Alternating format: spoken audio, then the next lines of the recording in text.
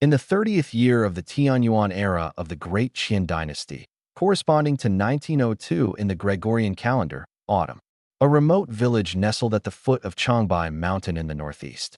Birds chirped endlessly. As I opened my eyes, it felt like my head had been split open with an axe. Eva, Sophia, get me some water. Why are my clothes off? What's with these raggedish shorts? No one responded. I looked around, and the scene froze me in place. A mud-brick Kong bed, a ceiling patched with old paper, wooden-framed windows without a single pane of glass. The air was thick with the earthy stench of damp soil. Did those girls sell me off to the mountains? Before I could finish the thought, a searing pain stabbed through my skull like needles piercing from every direction. I gritted my teeth as cold sweat immediately soaked my back. As the pain subsided, a flood of foreign memories poured into my mind. It all became clear. This was far worse than being sold into the mountains. I had transmigrated. No, to be precise, I had reincarnated. In my previous life, I was a man from Blue Star, a long-distance runner by training, with the physique of a champion. My father had been a renowned gang boss in the 1990s before retiring from his life of crime. When my parents passed away, I was 30 and had just inherited a fortune worth nearly 9 figures. I packed up and headed to the Far East, where I bought a private hunting ground. Life became an idyllic blur of drinking, hunting, and indulgence, a life fit for gods. But one drunken bender later, I woke up in this strange world. The Great Qin Empire, a vastly different world from anything I remembered. In the late Southern Song dynasty, the Great Qin's founding emperor rose to power, repelling the steppe cavalry with firearms and reclaiming the 16 prefectures of Yinyan. Over 600 years of history followed, during which the dynasty collapsed once but was later restored by a descendant of its founder, inaugurating a colonial era. Though the current emperor had grown inept and had lost much of the overseas territory, this industrialized behemoth was far from being a paper tiger. The empire remained the undisputed hegemon of the central continent. Yet all the supposed foresight of a transmigrator was utterly useless here. My hunting ground, my yacht, my mansion, it's all gone. Most people dream of transmigrating to another world. I didn't, not even a little. I had lived such a cushy life in my past existence, and now I was thrown into the chaos of a steam-powered era. Worse yet, the world was far from peaceful, and the emperor on the throne was notorious for unrest. The most damning part? The me of this life was no ordinary character either. At the age of 18, I had used a hornbow to tear through the outlaws of the North, with over 100 lives taken by my hand, a full-fledged young killing machine, a genuine psychopath. After venting my frustration, I calmed down. What's done is done. There was no going back, and I sure as hell wasn't going to gamble on dying again just for a slim chance of returning to my previous life. The hardest thing for anyone isn't accepting what they've gained, it's accepting what they've lost. Creak. The sound of a door opening pulled me out of my thoughts. Almost instinctively, my hand darted under the pillow. There should have been a hunting knife hidden there. But I came up empty. "You're awake," a woman's voice said as the curtain was lifted. I looked up at her. A single glance, and I froze slightly. The person entering the room was a woman about 25 or 26 years old. Her hair was neatly and gracefully tied up, her skin fair and radiant. She had a delicate oval-shaped face with refined features, especially those captivating fox-like eyes that seemed to pull at one's very soul. Her figure was full and shapely, exuding charm even in a simple coarse blouse that couldn't conceal her natural elegance. I didn't expect to find a woman like her in a secluded mountain village. "And you are?" I asked. She smiled faintly and put the freshly cleaned clothes down on the edge of the calm. "My name is Kai Wanqing. Folks around here just call me Kai Junya. I run a small tavern near the official road at the village entrance." She leaned in to touch my forehead. Her hand was cool to the touch. Using my years of martial arts knowledge, I guess she likely suffered from a bit of cold womb. "No fever. You're built like a mountain tiger, strong and sturdy." As she got closer, a faint aroma of wine lingered in the air. "Your clothes were torn to shreds. I thought about finding some of my late husband's old ones for you, but you're far too robust. They wouldn't fit you. I mended what you had instead. My sewing's nothing special, but it'll do." So she was a widow. "Your name is Chow Huai, correct?" "That's right. but you can just call me Hawaii, Big Sis. The village chief, Linbo, told me about you. You can stay at my place for the time being. Harvest season just passed, and most of the young men in the village are gone. Half of them followed your martial uncle Pai Lushu to Chunjiang province for work, while the other half went with Linbo to Songjiang to sell grain. The ones left here are mostly young girls and married women, so they might find it awkward to take you in. But I'm a widow. I don't mind such things. This piqued my interest. A widow, daring enough to let a stranger stay at her home. That kind of courage is not something you come by every day. Noticing the cautious look on my face, she simply smiled. You must be hungry. I've got water boiling on the stove. Let me whip up something for you. As soon as she left, I began piecing together my current situation. In my previous life, I had a warm and happy family. This life, however, had been far harsher. I was an orphan, born with faint, fragmented memories and capable of recalling them somewhat until I was about 3. I could only assume I was originally from a wealthy family. One particular memory stuck out: being chased, falling into the snow, and eventually being taken in by my godfather. My godfather, Chao Baosan, was an old hunter from the Solon territories in the northeast and a martial arts master of his era, renowned throughout the northern martial world. They called him Young Keeper of the Tiger's Head, as his skills in US-style freehand fighting were unmatched. He built my foundation with herbal baths and taught me everything there was to know: hand-to-hand combat, archery, hunting, wilderness survival, and even killing. Perhaps because of those reincarnated traces in my soul, I was remarkably talented, physically stronger than anyone around me, and learned most skills with unnatural speed. By the age of 16, I'd already earned a reputation in the northern martial world, surpassing even my godfather in skill. At 6'1" and weighing over 210 pounds of sheer muscle, I was essentially a one-man army in this era. But fate was cruel. The year now was 1901, and martial prowess alone could no longer dictate the tide of fate. The great Qin Empire had fallen into an age of firearms 3 centuries ago. Even the most advanced martial arts became meaningless in the face of bolt-action rifles and the deadly sweep of machine guns. 3 months ago, my godfather and I took on a job to escort rare medicinal herbs south. Here's the translation with American style and phrasing. On the way back from a business trip, we were ambushed. It was my godfather's enemies, colluding with merchants to set traps. Caught in a flurry of guns and blades, we managed to break through with sheer force, fast horses, and powerful bows, eventually fleeing toward the border. By the time we reached Spring River Prefecture, my godfather had reached the end of his strength. He passed away. With the help of my senior brother, Lu Qilin, I buried him. Before he took his last breath, he told me to visit his junior brother, Pai Changshan, in Mang village of Tong County. Apparently, he'd left something there for me. I made haste on horseback, only to fall into yet another ambush along the way. After dealing with my pursuers, I finally made it to Mang village, but not without a cost. Exhausted and wounded, I collapsed and became ill. Even the sharpest blade cannot cleave through the tides of an era. Godfather was once called the invincible archer, and yet even he was hunted down by rifles. The age of warriors is over, I sighed. I just wonder what exactly Uncle Pai left for me. Right then, a chime echoed through my mind. Ding! Career system loaded. Legacy from a past life, elite athlete. Converted into legacy gift, starter pack.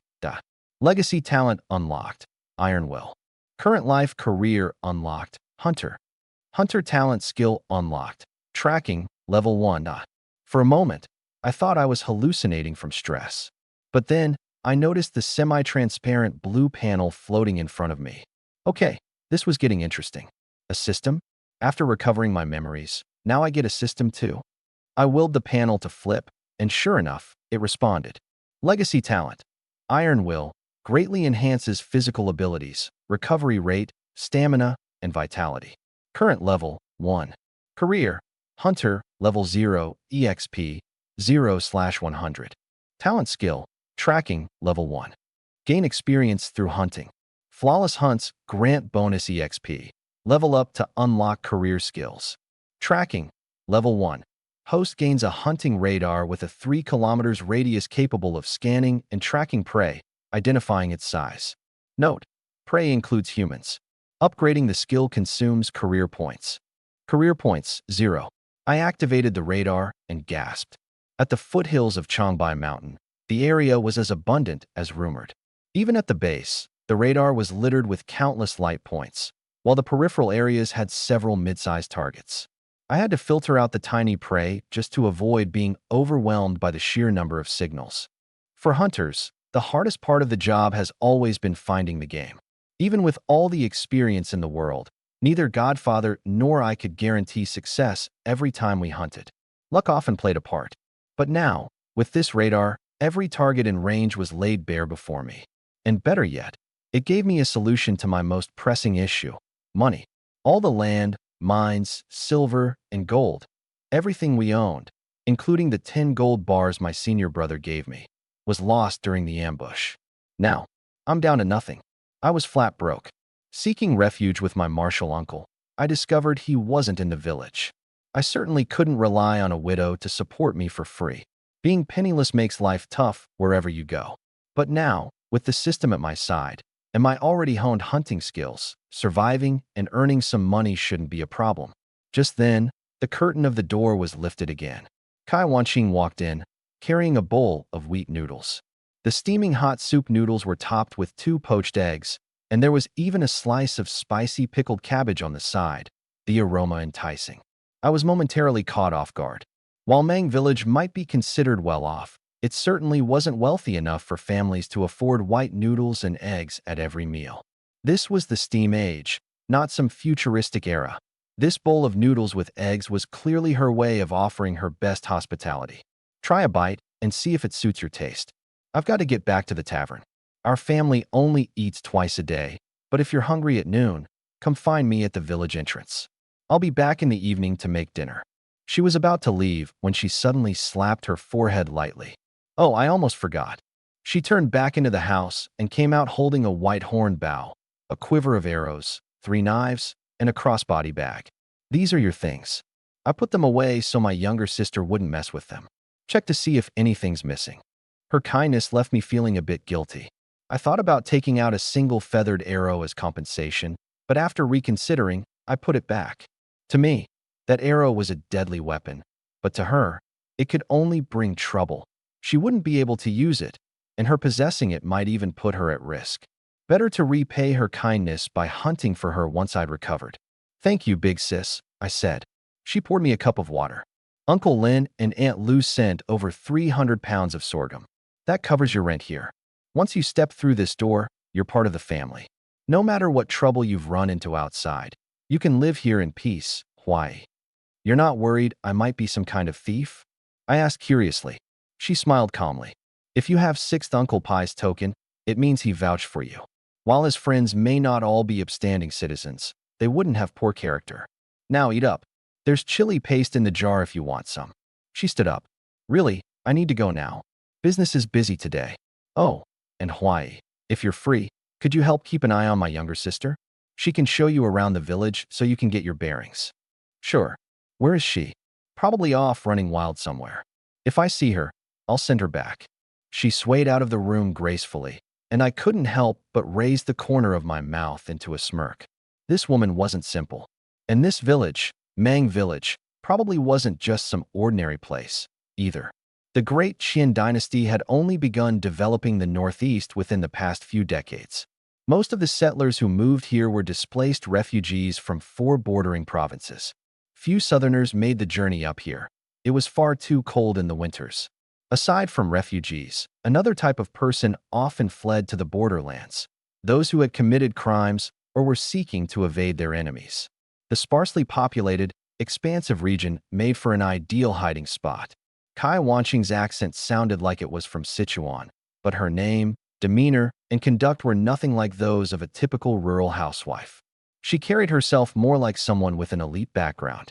Here's a translation adapted to fit American cultural and conversational nuances. Another woman with a story to tell.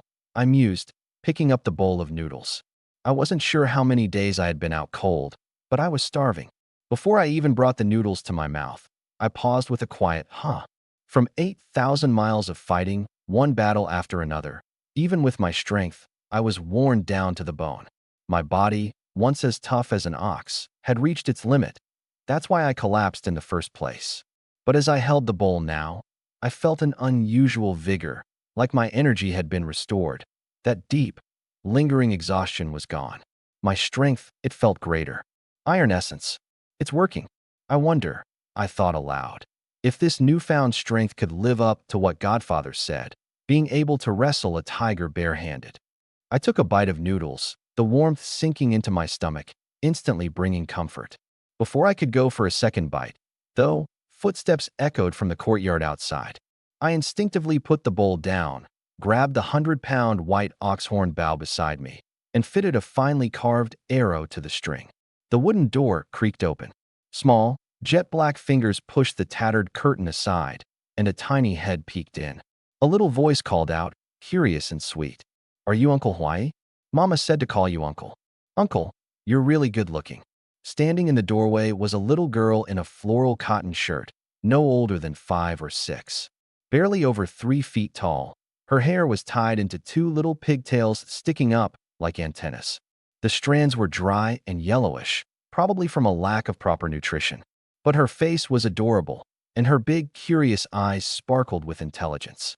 She'd grow up to break a few hearts, no doubt about that. "You must be Yao Mei. Come on in." "Coming, coming," she chirped, scrambling in with her stubby legs. She climbed straight onto the bed without a shred of shyness. Her eyes darted with interest to the bowl of noodles in my hand, particularly the egg floating on top. I caught the subtle gulp she tried to hide, though. Suddenly, she stretched out her tiny hand, offering something that looked like, well, a burnt, blackened mess. "Uncle here. This is for you. It's super tasty." I took a closer look, but for the life of me, I couldn't tell what it was. "Yao Mei, what is this?" "Roast sparrow," she declared proudly. My heart softened. It reminded me, back in my previous life, when I was a kid, sparrows weren't protected animals yet. Dad used to catch them and roast them for me. They really were delicious back then. Her cooking, though, could use some work. The poor thing overcooked it to bitterness, but I still polished it off. After all, it was a sweet gift from the kid.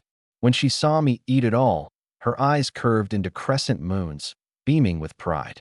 I picked up the egg from my noodles. "You gave me roast sparrow, so how about I give you this egg?" "Deal."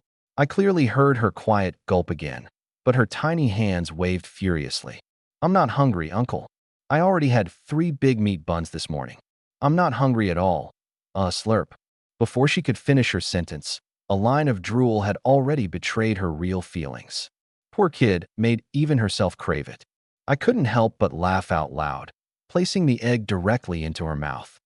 "Eat up, and after you're done, I'll take you out to play." I ladled out half my noodles and the other egg into a bowl for her. It wasn't hard to tell. This wasn't food she got to enjoy often. As for me, well, I had plenty to spare. Everyone was at her house, so how could we let the child just sit there watching? Slurp. "Uncle, this tastes amazing. When can I eat noodles with fried eggs every day?" I patted her little head. "Starting today." "Really?" Her eyes lit up. "Of course. Uncle wouldn't lie to a kid. Can I eat fish too?" "You can." "Wait for me, Uncle." She scrambled down the Kong bed stove and came back a moment later with a fishing rod. "Uncle, let's go catch some fish. I've been craving fish for so long. The last time I had it was during New Year's, and back then I was only this tall. Dogwa's dad is good at fishing. He used to tease me, saying if I married Dogwa, he'd let me eat fish every day." "Uncle, do you know how to fish?" I took the fishing rod with a smile. "Not only can I fish, I can hunt too." "Let's go." "Awesome. Uncle, you're the best." She's just a little kid, but her ability to make you feel valued is next level. For someone so young, she has such high emotional intelligence. Sure, part of it could be her natural smarts, but I bet it's mostly from Kai Wanqing's guidance and influence. Kids might not remember every lesson you try to teach them, but they'll grow up imitating how you treat others. I grabbed my shoulder bag, picked up my bow and the fishing rod, while she carried a wooden bucket and a little fish net, saying she'd catch shrimp for me. This girl knows everything about Mang Village. The place was originally named Mang, Python, Village because a massive 100-meter-long python was supposedly unearthed here. As people settled in, the name evolved into Mang, Reckless, Village, just a single letter changed, but it speaks volumes about the fierce and bold nature of the locals. The village has about 90 households and close to 500 people. Most of them migrated here from River Wing Province's Songqing or Qingzhou Province's Heqing, with a couple dozen families coming from North Gali Province and the Northern Steppe. Where there are people, there's always drama. Even such a small place has its factions. On one side are 7 prominent surnames: Lin, Tan, Zhang, Li, Yang, Pai, and Tai. These families are bound by a sworn pact, tight-knit like kin. My martial uncle, Pai Changshan, happens to be one of them. On the other side is the village's wealthy landowner, Diao Mingda. This guy is influential across the entire Tangshan County and owns over 80% of Mang village's fertile land, more than 6,000 acres. Many villagers rely on his land to make a living. There's some underlying tension between the 7 families and the Diao clan, but they keep it civil for the most part, largely because village chief Lin Tianzheng commands a great deal of respect. Listening to Yao Mei chatter, we made our way to the Qinggang River at the edge of the village. Before we got far, the rhythmic sound of clanging metal reached us. I looked up to see a flag with the word Smith written on it. "Is that a blacksmith shop?" I asked. "Sure is. It's Grandpa Yang's place. He's amazing. He can forge huge machetes. He said when I'm a little older, he'll give me one for free. Then I'll save up to buy a spear with a red tassel." I couldn't help but laugh. What kind of little girl dreams about machetes and spears? During all this running and escaping, I was down to only 3 arrows in my quiver. Not having more arrows made me feel uneasy. As we approached the smithy, the workshop was adorned with bundles of arrows hanging on the walls. This place sold arrows. Before I could even step through the doorway, a thunderous roar shot out from inside. "Why the hell are you dragging your feet? Are you even hammering with the right strength? Did you not eat? Or are you embroidering flowers? Did a wolf snatch your brain? When there's a woman on the forge, you move faster than anyone. Now swing that hammer another 100 times. If you don't finish today, no dinner for you." It was a sprawling courtyard. In the center stood a short but powerfully built young man, his entire body as tough as a chunk of iron, hammering away with great effort. At the corner, an older man in a sleeveless undershirt, his temper simmering, was carefully sharpening a bone arrowhead. I didn't barge in. Instead, I stood respectfully outside the door and clasped my hands in a polite gesture. "Master, excuse my interruption. Do you sell arrows here?" "Sell? Of course. Bone arrows, 5 for a penny. Sheet iron arrows, 3 for a penny. And iron-tipped arrows, 1 for a penny. Pick what you want." The prices were on the higher side but fair. After all, the Dacian currency was stable, and even the cheapest basic grain in the Tangshan region was 5 li per pound, while craftsmanship like arrows was a different matter altogether. Unfortunately, I didn't have any money on me. Pulling out a feathered arrow from my bag, I asked, "Master, would you take this arrow as a trade or as credit for now?" Before the old man could respond, a small voice interrupted cheerfully. "Uncle, no need. I've got money." My niece pulled out a few crumpled bills from her pocket. Her small face lifted with determination. "Grandpa Yang, give my uncle your best arrows. Forget the red-tasseled spear for now. Just get him the arrows." Without hesitation, she handed over 5 pennies, leaving me stunned. For a child, 5 pennies was a small fortune. Who knew how long she had saved it up for? This little girl was pure-hearted and loyal beyond words. The gruff old man immediately softened when he heard her voice, his stern face melting into warmth. "Ah, it's my little girl. Have you eaten yet? Grandpa's got some fruit here." "Yes, I've eaten already. 2 fried eggs and some noodles," she replied sweetly. Her honeyed words skewed the old man's grin until it seemed it would stretch clean off his face. Then, turning his head, he caught a clearer look at me and let out a surprised grunt. "Huh, thought you were just a passing merchant here to buy arrows. Now that I look closer, are you that apprentice of old Lu's nephew?" My mind raced, recalling the 7 family surnames my niece had mentioned: Lin, Tan, Zhang, Li, Yang, Pai, and Tai. Since she called him Grandpa Yang, then this must be the 5th family leader, Yang Taigang. I respectfully cupped my hands and bowed. "A pleasure to meet you, 5th great uncle. My name's Chao Huai." Yang Taigang gave me an appraising look, approval in his gaze. Well-mannered, refined, presentable, indeed. "If you're who I think you are, calling me great uncle is fine. But since we all defer to your godfather as eldest brother, you should call me fifth uncle instead. Fifth uncle, good day, I said with another polite bow. You need arrows? Come with me. He motioned for me to follow. As we walked, I noticed something subtle. He had a slight limp, likely from an old injury left over from past years. He shifted through a pile of arrows and said, pick whatever you like. No need to stand on ceremony. We're family. I didn't put on airs. Instead, I clasped my hands again. Fifth uncle, I'm taking my niece fishing later. I'll make sure to bring you something good afterward. Huh, good lad. The fresh fish from Chingang River is top-notch. This old man can't wait. Haven't tried it for a while. Pick out some yourself. I have other things to do. I selected 5 bone-tipped arrows and 5 with metal tips, leaving the most expensive ones with iron heads untouched.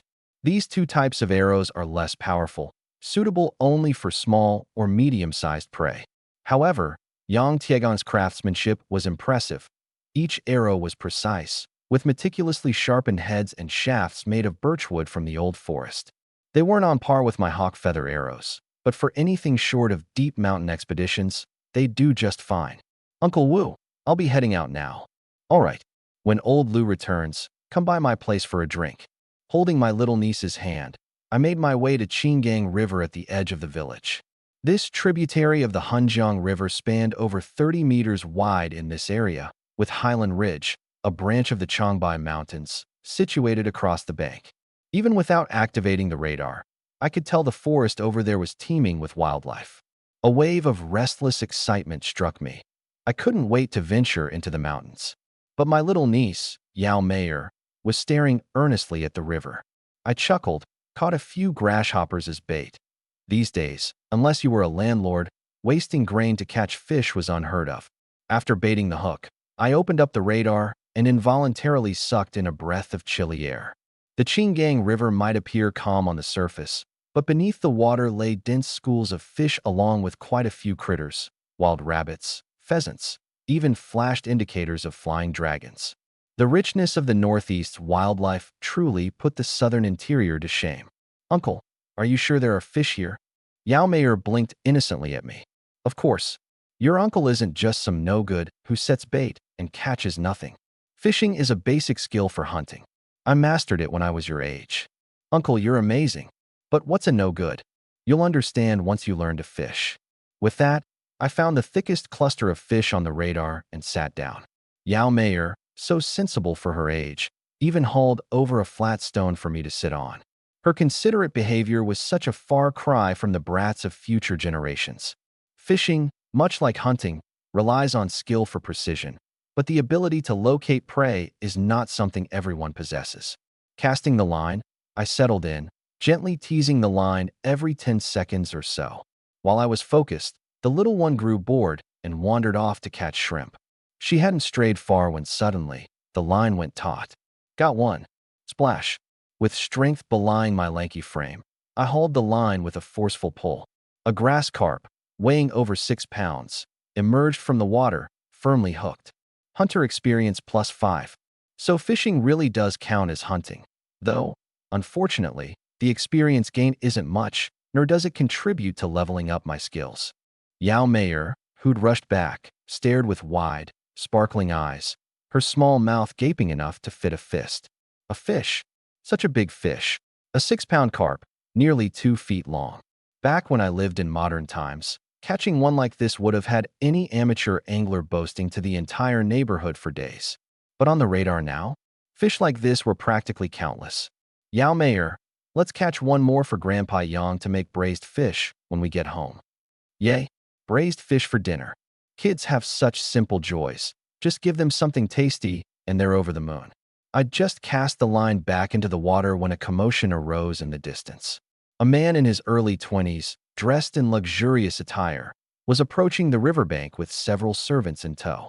A small table was set up with melons, fruits, snacks, and a few roasted rabbits.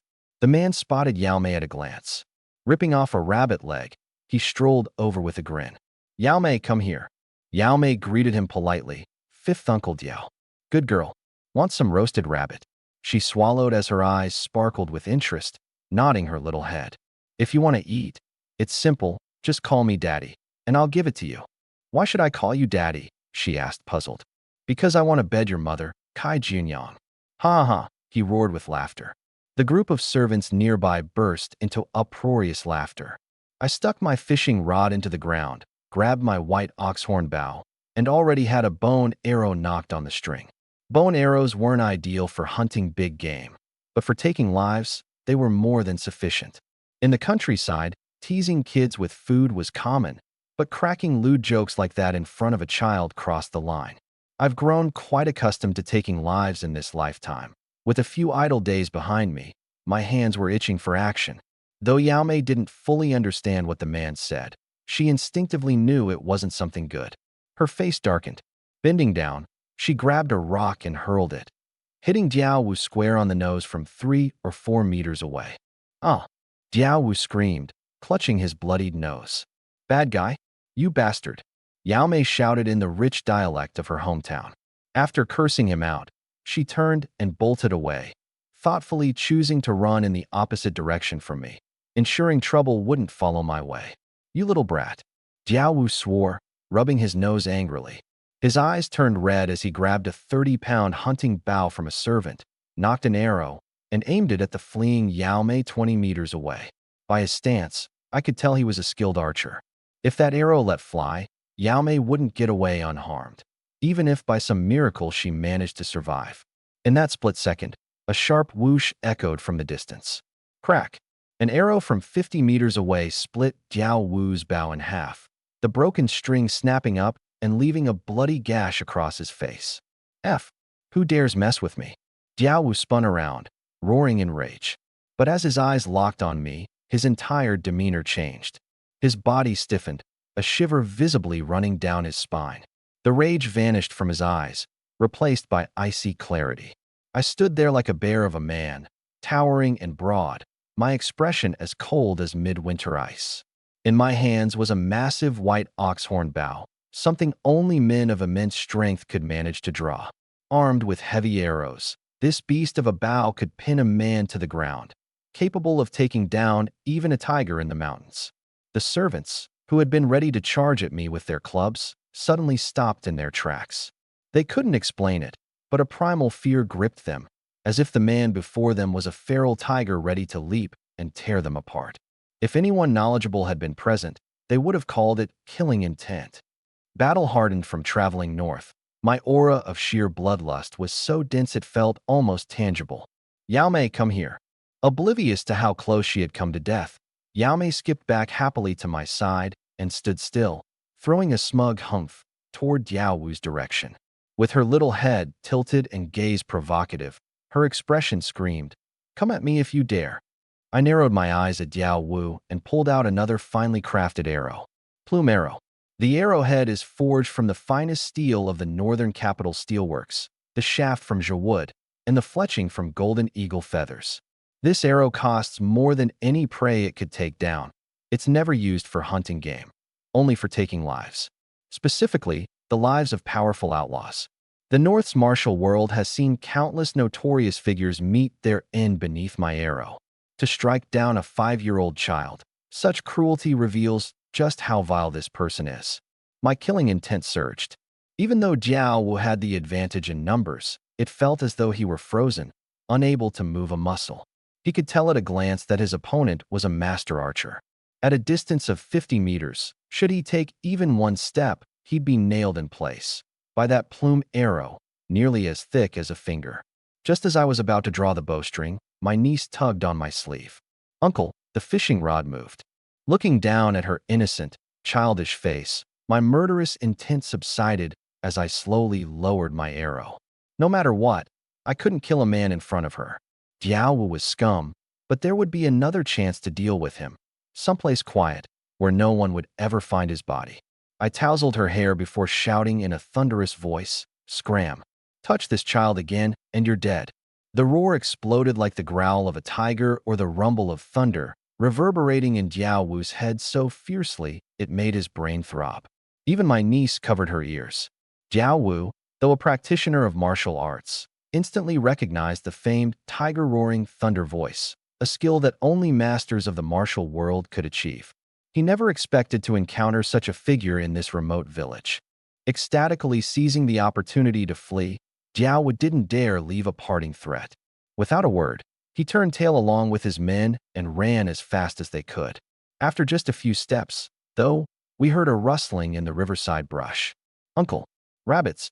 5 northeastern black rabbits bolted from their hiding spot, with the largest easily weighing 5 pounds. Niece, do you want to eat wild rabbit tonight? I asked. She nodded enthusiastically. Yes. Then let Uncle get a few for you. I set the plume arrow aside and picked up 5 bone-tipped arrows instead. Thwip, thwip, thwip, thwip, thwip. A 5-shot barrage rang out. The rabbits, startled by the earlier tiger-roaring thunder voice, dropped one after the other, each pinned precisely through the head. Every shot found its mark flawlessly. Jiao happened to glance back while running and froze in his tracks, cold sweat pouring down his back. He'd heard tales of the legendary 5-arrow combo, but had never seen it with his own eyes. Reeling from his narrow escape, he was certain of one thing. He would never forget my face. Perfect hunt, wild rabbit. Plus 10 hunter experience, plus 1 profession point. Perfect hunt, wild rabbit. So it turns out hunting gives much more than fishing.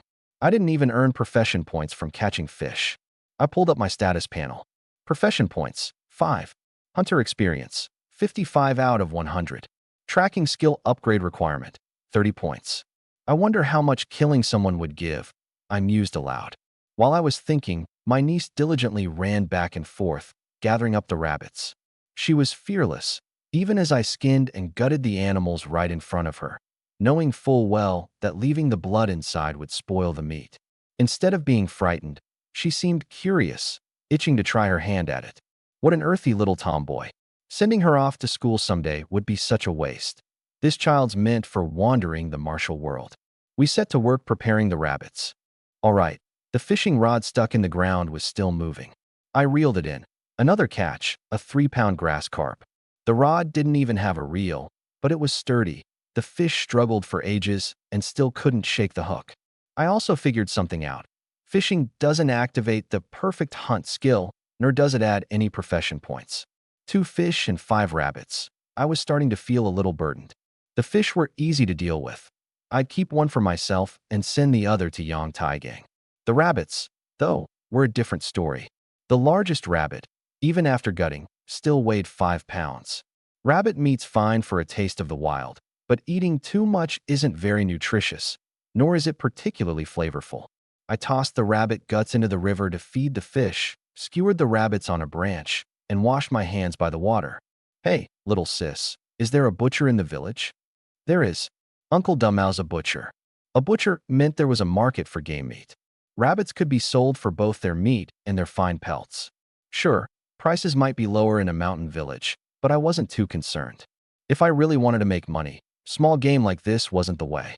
I'd already decided to head into the deeper Blackwood Ridge tomorrow.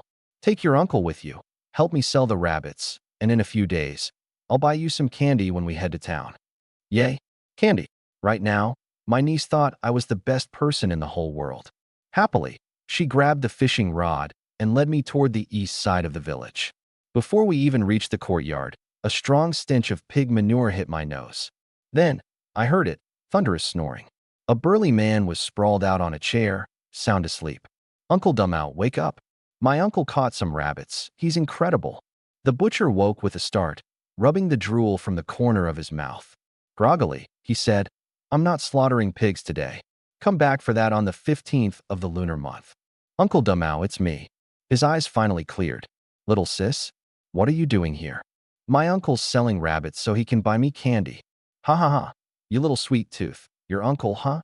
He looked at me, then laughed heartily and stepped forward with a clasped fist greeting. Brother Huai, I'm Zhang Dabiao. My father's Zhang Feihu, third among the 7 Zhang family brothers.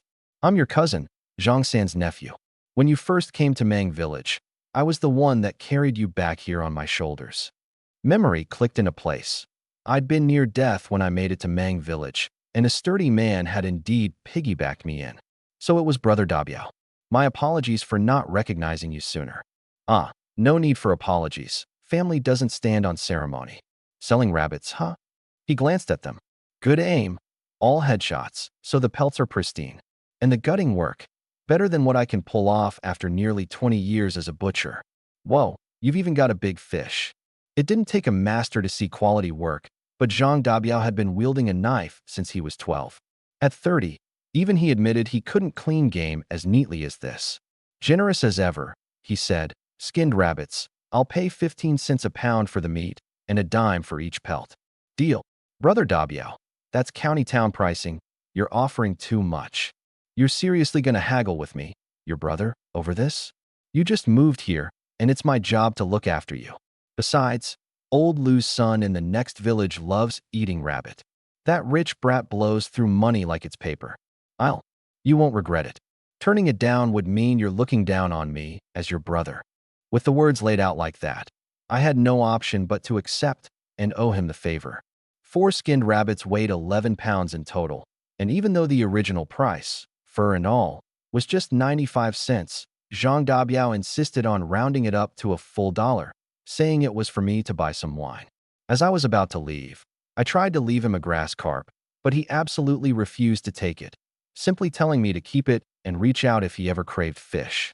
As I stepped outside, an uneasy sense of the unusualness of Mang Village crept over me again.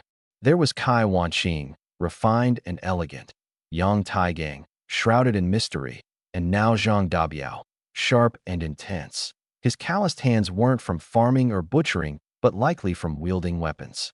And his casual use of "my father" in conversation didn't align with the background of a rural butcher. His generosity, too, resembled that of a hardy, free-spirited wanderer from the Jianghu rather than a person of humble means. One's background tends to slip out inadvertently, embedding itself in small details of their behavior and words. Don't be fooled. Getting even just $1 for selling rabbits was no small matter. In Mang Village, among the 7 surnames, families who farmed, did manual labor, or hunted rarely saw $20 a year. Tenant farmers and long-term laborers would struggle to make even 10. Zhang Dabiao's extravagance was certainly baffling. Mang Village, it's hiding something, I muttered to myself. I then had my niece, Yao Meier, take the grass carp over to Yang Taigang and return to Kai Wanqing's house. Initially, I planned to buy a few items and visit 6th Aunt, but a neighbor informed me she had gone to visit relatives and would be back the next day. Back home, I deftly skinned the rabbit I'd kept for us, propped it over a fire, and started roasting it. I saved the rabbit's hide. Once tanned, I planned to turn it into a winter hat for Yao Meier. The poor girl's ears bore old frostbite scars from winters past when she hadn't been properly kept warm. Now that she'd started calling me uncle, it was only right that I gift her something meaningful. Next, I gutted and scaled the grass carp. As the scales fell to the ground, Yao Meier carefully began collecting them. What are you gathering that for? Uncle, you can roast them. They're so yummy, she exclaimed, eyes wide with excitement. Her innocent smile stirred a strange ache in my chest. In my past life, a child her age might not even touch fish meat, and here she was treating fish scales like a delicacy. I flicked the tip of her nose. We'll eat the meat, not the scales. Trust Uncle on this one. Okay, Uncle. Are you thirsty? I'll get you some water. She trotted off on her short legs, bringing back a ladle of water. As for the fish, I didn't dare cook it myself. Fish dishes can be tricky, and culinary finesse wasn't exactly my strength. Word had it that Kai Wanqing was skilled in cooking fish, so I decided not to take any risks. With some spare time on my hands, I chopped wood, refilled the water jars, and kept myself busy around the house. By the time I was done, Kai Wanqing returned, carrying a bundle of tobacco leaves. She froze in surprise upon seeing the rabbit roasting over the fire and the large fish sprawled on the cutting board. This is... Mommy. Yao Meier ran over, her excitement bubbling. Uncle's amazing. He can fish. He even hunts rabbits. And he said he'd buy me sweets. Mommy, can you make fish? Please. Kai Wanqing turned her gaze to me, a flicker of astonishment in her eyes. Big brother, you're back. Yeah, I'm back. Hungry? Let me whip up a meal for you. Her expression remained curious and full of questions. Everyone says that those who live near the mountains rely on its resources, but who would have thought that? Not easy. Every winter, the villagers of Mang Village organize hunting trips in the mountains. The harvest entirely depends on fate, Forget about big game. Even catching a rabbit or a wild pheasant often comes down to pure luck. Fishing? That's nothing more than a pastime for the wealthy landowners. At this moment, as she looked at the much younger man in front of her, her gaze shifted. Turns out he wasn't just a pair of broad shoulders and nothing else. When she walked into the kitchen, she suddenly remembered the tobacco leaf in her hand.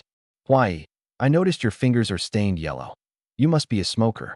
On the way back, I asked Aunt Lou for some real Northeast tobacco. It's not much, but make do with it. 2 lives, and I've had a smoking habit in both. As both my biological father in my past life and my foster father in this life would say, a man can't manage without a cigarette in hand. Without hesitation, I rolled one up. Sure, tobacco leaves are far inferior to the factory-made cigarettes you find in the city, but having something is still better than having nothing. Dodging Yao Mei, who was looking to get clingy, I stepped out to the courtyard gate and lit the cigarette. Smelling the aroma of the food cooking in the kitchen and the roasted rabbit in the yard, I suddenly thought to myself, this little life of ours, it's not too shabby after all. Dinner's ready. The sun was setting as the dishes were served. Yao Mei eagerly placed bowls and chopsticks on the table over the heated brick bed. We ate in the East Room, which was where Kai Wanqing and her daughter lived. It was the first time I'd stepped into her place, a typical Northeast earthen house, with paper-lined walls and ceiling. On the heated bed was a small cabinet, and the rest of the space was filled with various sized wine jars. The room was simple, with nothing valuable in sight, except for one photo frame that caught my attention. In the black and white photo, Kai Wanqing was holding hands with a teenage girl about 14 or 15 years old, while cradling baby Yao Mei in her arms. Getting a photo taken in these times was no trivial matter. That girl in the photo, Kai Wanqing had never mentioned her before. Why, come eat, she said, dishing out a bowl of millet rice for me. For Yao Mei, tonight was practically a feast. Fermented bean paste, stewed grass carp, a roasted wild rabbit, and stir-fried cabbage. She didn't know which dish to start with. The aroma of the bean paste stew was extraordinary. I had a bite of the fish. Big sister, this cooking of yours is wasted here in the village. You should open a restaurant in the county. She responded with a sly, beautiful smile. Flattering me, aren't you? My real specialty is Sichuan-style poached fish, but I didn't have the right ingredients. Just wait until Mid-Autumn Festival. I'll show you then. I'll hold you to that. Oh, I almost forgot. She got off the heated bed and pulled out a 2-pound sealed jar of wine from the pile of jars. With a meal this good, we can't go without wine. Did you brew this yourself? Just a way to make ends meet. With a pop, she broke the seal of hardened yellow clay. In an instant, the rich fragrance of the wine overpowered the aroma of the food. It was unlike anything I'd encountered before. She poured me a large bowl and even filled one for herself. Why, thank you for looking after Yao Mei all day today. No need to thank me for that. I heard about what happened by the river. Diao Wu is the youngest son of the well-known elder Diao, spoiled and arrogant as he is. He only drew a blade because he must have been really pushed to the edge today. Big sister, thank you for looking out for the little one. I was slightly taken aback. This was something I had specifically asked her not to talk about, worrying she might get anxious. Looks like I underestimated how fast news travels in the countryside. Glancing at the little one sitting there, her mouth smeared with grease as she ate, I chuckled. I feel a connection with this kid. Come on, big sister, let's have a toast. The sound of our cups meeting filled the quiet air. When the liquor hit my tongue, my eyebrows involuntarily shot up. In my previous life, I'd been something of a wealthy man and had tasted more fine liquors than I could count. Even in this life, my foster father had often indulged me with drinks. But this wine made by Kai Wanqing, was beyond any of the baijiu I had ever had. Calling it nectar wouldn't be an exaggeration. There's no way a simple country brewmistress should have this level of skill. I set my cup down. Big sister, your craft is wasted here.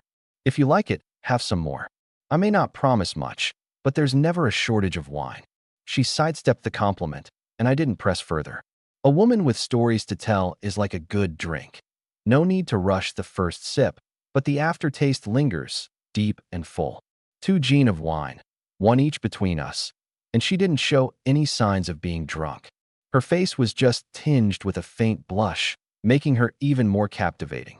When dinner was over, I offered to clear the table, but she shot that down instantly. That's not a man's job. Back in my West room, I began organizing my gear. Today's fishing venture had convinced me of the radar's power, so tomorrow, I'd head into the mountains, maybe catch sight of and deal with Diao Wu if I got lucky. This trip wasn't just about catching some big game. I needed to cash in for living expenses and save up enough to buy a gun. My foster father, a martial arts master of the old school, deeply disdained firearms. I had once shared that sentiment. However, since my memories awakened, I couldn't shake a deep sense of unease without one. A gun is a great equalizer. Even the little girl could bring down a master with one in hand. In my last life, my trophy room was stocked with walls upon walls of firearms, and I had even hired old Russian veterans as instructors. I dare say my marksmanship wasn't inferior to my archery. While my skill with a bow had reached its peak, I had to admit, no matter how great an archer is, they can't outmatch a trained frontier soldier of the Great Qian Army. By now, their rifles were standard-issue 5-shot bolt actions, outclassing bows in power and rate of fire. The age of the bow and arrow ended 3 centuries ago. Had I been armed with even a single rifle during the ambush, my foster father might still be alive. No matter how fast a bow fires, it can't outrun the pull of a modern trigger. As I finished prepping my bow and blade, I realized one more thing was missing: a face covering. For most hunters, this wasn't essential, but for me, it absolutely was. It would help conceal my identity in case of disputes and could double as a quick makeshift gas mask to block the forest miasma. After rummaging around, I couldn't find any suitable fabric in the room. I decided to go bother Kai Wanqing for a piece. Stepping outside, I saw her walking toward the house with a large bucket in hand. Steam was rising from the stove. It seemed she was heating water for a bath. I gave her a quick greeting before discreetly stepping out into the courtyard for a stroll. The charming widow was undoubtedly attractive, but at the end of the day, I was still a man, so I needed to keep my distance for propriety's sake. Inside the East Room, after bathing both herself and the little one, Kai Wanqing glanced thoughtfully out the window. The night was deep, the moonlight casting a serene glow as a tall figure paced in the courtyard. She couldn't help but chuckle at the thought of him deliberately keeping his distance. "Why, there's still some water in the pot. Why don't you wash up too?" It was 1901, in the rural outskirts of the Dacian era, where electricity was unheard of. As darkness fell, people retired to bed early. Those with spouses busied themselves with marital affairs, while the unmarried simply drifted to sleep alone. Entertainment was scarce. Kai Wanqing, however, didn't turn in early. A single candle flickered in the East Room as she knitted a pair of cloth shoes, a project she'd been working on for several days and was nearing completion. Although her hands were busy, her mind wandered. Recalling the words Aunt Six had said when arranging for her to stay at his home, her cheeks flushed slightly. "Big sister, could you spare a piece of coarse cloth? I want to make a face covering." From outside, my voice suddenly broke the quiet, snapping her out of her shy daydreams. There are some scraps on the table. "Help yourself," she replied. I paused before pushing the door open. Her attire was proper, not leaving much room for awkwardness, but still, alone at night, with just the two of us, there was an undeniable touch of ambiguity in the room. "Is Yaomei asleep?" I asked, pretending to make casual conversation as I rifled through the scraps. Before she could answer, Yaomei shot out from beneath her blankets like a little whirlwind. "I'm not asleep. Uncle, are we going fishing tomorrow?" she chirped, all excitement and zero drowsiness. "Tomorrow, Uncle's going hunting in the mountains. We'll have different meat to eat," I replied. "Yay, I want to come too." "No way, you're too little. Maybe when you're older." "Fine, when I'm older then." Hearing me mention heading into the mountains, a look of concern dawned on Kai Wanqing's face. "Are you planning to go to the Blackridge Forest?" "Yup. Farming isn't really my thing, and the harvest season's already over. Hunting is one of the skills I've got, and it brings in money quickly," I said casually, though I withheld the detail that I could also kill people if necessary. Hawaii, the Blackridge Forest is also known as Dragon Gang Mountain. It stretches over 500 miles and is filled with dense woods. There are mountain tigers, bears, and wolves. You wouldn't believe how many. Even the marksmen from Landlord Diao's manor have met their end there. Why not just hunt near the Dragon Gang River? At least wait until Uncle Lin gets back. He could organize a group of men to accompany you. It's safer that way. Her concern was reasonable. Even the most skilled hunters rarely ventured into the deep woods alone. The forest teemed with creatures adept at ambush, tigers, leopards, and wolf packs, often getting so close you wouldn't even have time to react. Going solo into the depths was practically a death wish without a capable team and trained hunting dogs. But they didn't know I had a mini-map hack. With a 3-kilometer radius of awareness, I could detect a Siberian tiger trying to ambush me and land a killing shot before it even made a move. I smiled reassuringly. Don't worry, big sister. I won't go too deep, just keeping an eye out for elk, wild boars, or roe deer. I'll stay within 3 to 5 miles. She relaxed a little at that. 3 to 5 miles wasn't too far. Within this range, there's plenty of food in the wilderness, so wild animals rarely ventured close to humans unless under extraordinary circumstances. All right, just leave early tomorrow. I'll make you some provisions. Don't stay too long in the forest, and make sure to return before nightfall. All right. I rummaged through the desk under the dim light, and my eyes fell on a piece of white cloth. If you're not in a rush, I can make it for you after I finish what I'm doing, she offered.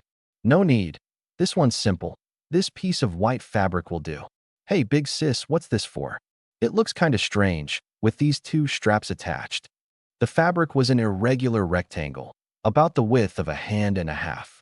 With a quick slack sound, I cut it, just the right size for a face covering. Even the strap length seemed perfect. Kai Wanqing looked up, hearing the noise. She didn't remember having any white fabric scraps. But when she saw it, her face flushed bright red. The light was dim, so I hadn't noticed anything unusual, and I didn't dare stare at a pretty widow too long, especially at night. People might get the wrong idea.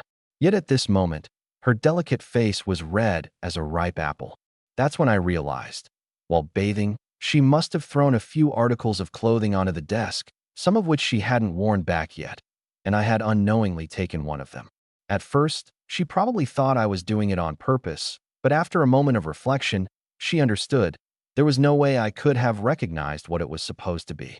Despite my usual calm demeanor and imposing stature, I was only 18 in this lifetime. Having grown up in remote mountains and forests, it wasn't unusual for someone like me to have never seen a woman's intimate clothing before. Holding the fabric, I turned to leave. She stayed silent. Logic would suggest that once I left, the awkwardness would dissipate. But right then, her little daughter popped out of bed with a sudden thwomp. Mama, isn't that your chest wrap? Silence. Utter, deathly silence. If Kai Wanqing could have dug a hole and buried herself, she would have. Meanwhile, I was frozen in place. Like hell I meant to take advantage of anybody. I swore to the heavens I had no idea. I met plenty of women in my last life, but this chest binder thing? I had never even seen one before, let alone touched one. Nobody wore such things back in those days. You little rascal, what are you doing up causing trouble in the middle of the night? Go to sleep. Usually as gentle as water, Kai Wanqing suddenly turned into a volcano. Her little one was dumbfounded. Mama, I'll sleep. Mama, I'm being good. Mama, stop pinching my thigh. It hurts. Hearing the poor child repeatedly crying out, Mama, hoping to awaken some motherly love, I quietly slipped out of the room without a sound. This place had turned into a lair of southwestern volcanic fury, safer to retreat. It wasn't until I stepped outside that I realized I was still holding the fabric, or rather, the modified face cover. I was stuck. If I didn't return it, I'd look like a creep. But if I went back, well, judging by the shrieks inside, better not. After all, she couldn't hit me if she was already punishing her little girl. Returning to the west wing, I lay down. But no matter how much I tossed and turned, I couldn't fall asleep. There was this faint, indescribable scent in the air. I guess that's just how it is when you're young, full of fire. That night, Kai Wanqing couldn't sleep either. After being widowed for so many years, something seemed to shift within her after tonight's mishap. Before the sun even rose, Kai Wanqing got up. Throwing some corn stalks into a pot to make porridge, she walked over to the rice jar and took out a small bag of flour. Flour, in these times, was a luxury for most households. Inside the bag, however, was only a jean of flour was originally saved for making dumplings during the Mid-Autumn Festival. She kneaded the dough, rolled out the wrappers, and chopped spring onions, all in one swift motion. Then she fired up the stove to make scallion pancakes and, while at it, steamed 5 coarse-grained cornbread buns. She was not only beautiful, but also incredibly efficient. At the crack of dawn, I woke up to the smell of food drifting through the air and the sound of someone bustling in the kitchen outside. When I pushed the door open, Kai Wanqing was busy preparing breakfast. "You're awake? There's warm water in the basin and a folded willow twig. Go freshen up," she said. "Thanks for all your hard work, big sister," I replied. "What hard work? Breakfast will be ready soon," she answered. Neither of us mentioned last night when we met again, as if nothing had happened. But after I left, her face turned red once again. For all her life, apart from her late husband, I was the first man to accidentally glimpse her undergarments. I brushed my teeth with the willow twig and washed my face. Though industrialized Qian had toothbrushes, tooth powders, and even toothpaste, those luxuries were out of reach for the average village folks like us. When I returned to the room, breakfast was ready, and the youngest sister was folding the quilt with impressive speed. Her eyes lit up when Kai Wanqing brought over freshly made scallion pancakes. "Mom, pancakes," the little one exclaimed. "Pancakes? What pancakes? Go wash your face first. You're eating cornbread buns. These pancakes are for your uncle to take up the mountain," her mom scolded. After dealing with the youngest sister, Kai Wanqing handed me a wooden lunchbox and said, "There are scallion pancakes in here. I also packed the rabbit meat from yesterday. It's for your meal on the mountain." Her considerate nature warmed my heart. Women like her might have been common in this era, but back in my past life, they were one-in-a-million treasures. The little sister bounced onto the Kong. Seeing the mother and daughter about to grab the cornbread buns, I grabbed 2 scallion pancakes and put them in their bowls. "You eat these. I'll have the buns instead. It's been a while since I've last had them." Before Kai Wanqing could protest, I had already taken all 5 cornbread buns. The youngest sister stared longingly at the golden scallion pancake in her bowl, then looked up at her mom. "Mom, just eat it," her mother said. The first bite of the cornbread bun immediately scratched at my throat. In this era, cornbread buns were made with the coarsest grains, a mix that seemed to me like someone ground corn cobs straight into flour. What was livestock feed in my past world was staple food for regular households here. Despite the poor taste, I devoured the 5 buns, a scallion pancake, and washed it all down with 2 large bowls of millet porridge. After the meal, Kai Wanqing, as usual, didn't let me clean the dishes. So I took the chance to return to the West Room to prepare my supplies. First up, weapons. My 100-pound white buffalo horn bow was indispensable. I had plenty of arrows too, though before heading into the mountains, I'd stopped by Yang Tiegong's shop to buy a few iron-tipped arrows. Bone or scrap iron arrows were too fragile for bigger game. I tied up my leg wraps, strapped a hunting knife to my waist, and secured a 30-centimeter infantry spearhead to my lower leg, a trick the old forest hands called a leg spear. If danger struck, you could quickly lift your leg to draw the blade to face a threat. Then I checked my backpack. Matches, compass, medical kit, seasonings, water flask, lasso, rope, everything was accounted for. Suddenly, I slapped my forehead, exclaiming, "Still missing a carrying frame." The carrying frame is used for hauling prey. I never needed one before. Our family had plenty of good horses, and every time I went up the mountain, I'd take 5 or 6 horses or mules with me. But now, I'm so broke I'd almost pee blood, my old account got shut down, and I'm starting from scratch. Just as I was pondering where to find one, a flash caught my eye. There it was, a carrying frame standing quietly in the corner of the West Room. "Why, try on these shoes," Kai Wanqing said, walking in with a pair of black cloth shoes. I glanced down at my leather boots. My big toe was sticking out. These shoes were clearly stitched together by her overnight. "Big sis, thank you. No need to be formal. Try them on."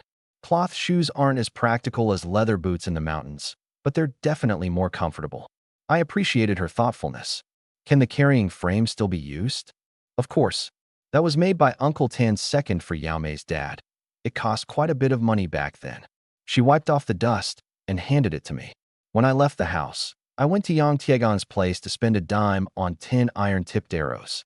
After that, Kai Wanqing and Yao Mei walked me to the edge of the village. It was at a fork in the road that she stopped. To the west is Liao Prefecture's territory. Up north, across the bridge, is Black Forest Ridge. The mountain path our village dug reaches about 20 miles in. Stick to the trail and check the areas on either side, but do not go too deep and don't stay overnight in the mountains. Even if you don't get anything, come back before dark. Mountain spirits, bears, wolf packs, they're all out there. Let's promise this. Return by dusk. If we don't see you by then, I'll have Aunt Lynn gather people to search for you. Over the years, she hadn't seen many young people venture into the mountains alone, so she was genuinely worried. I grinned and replied, "Got it, big sis.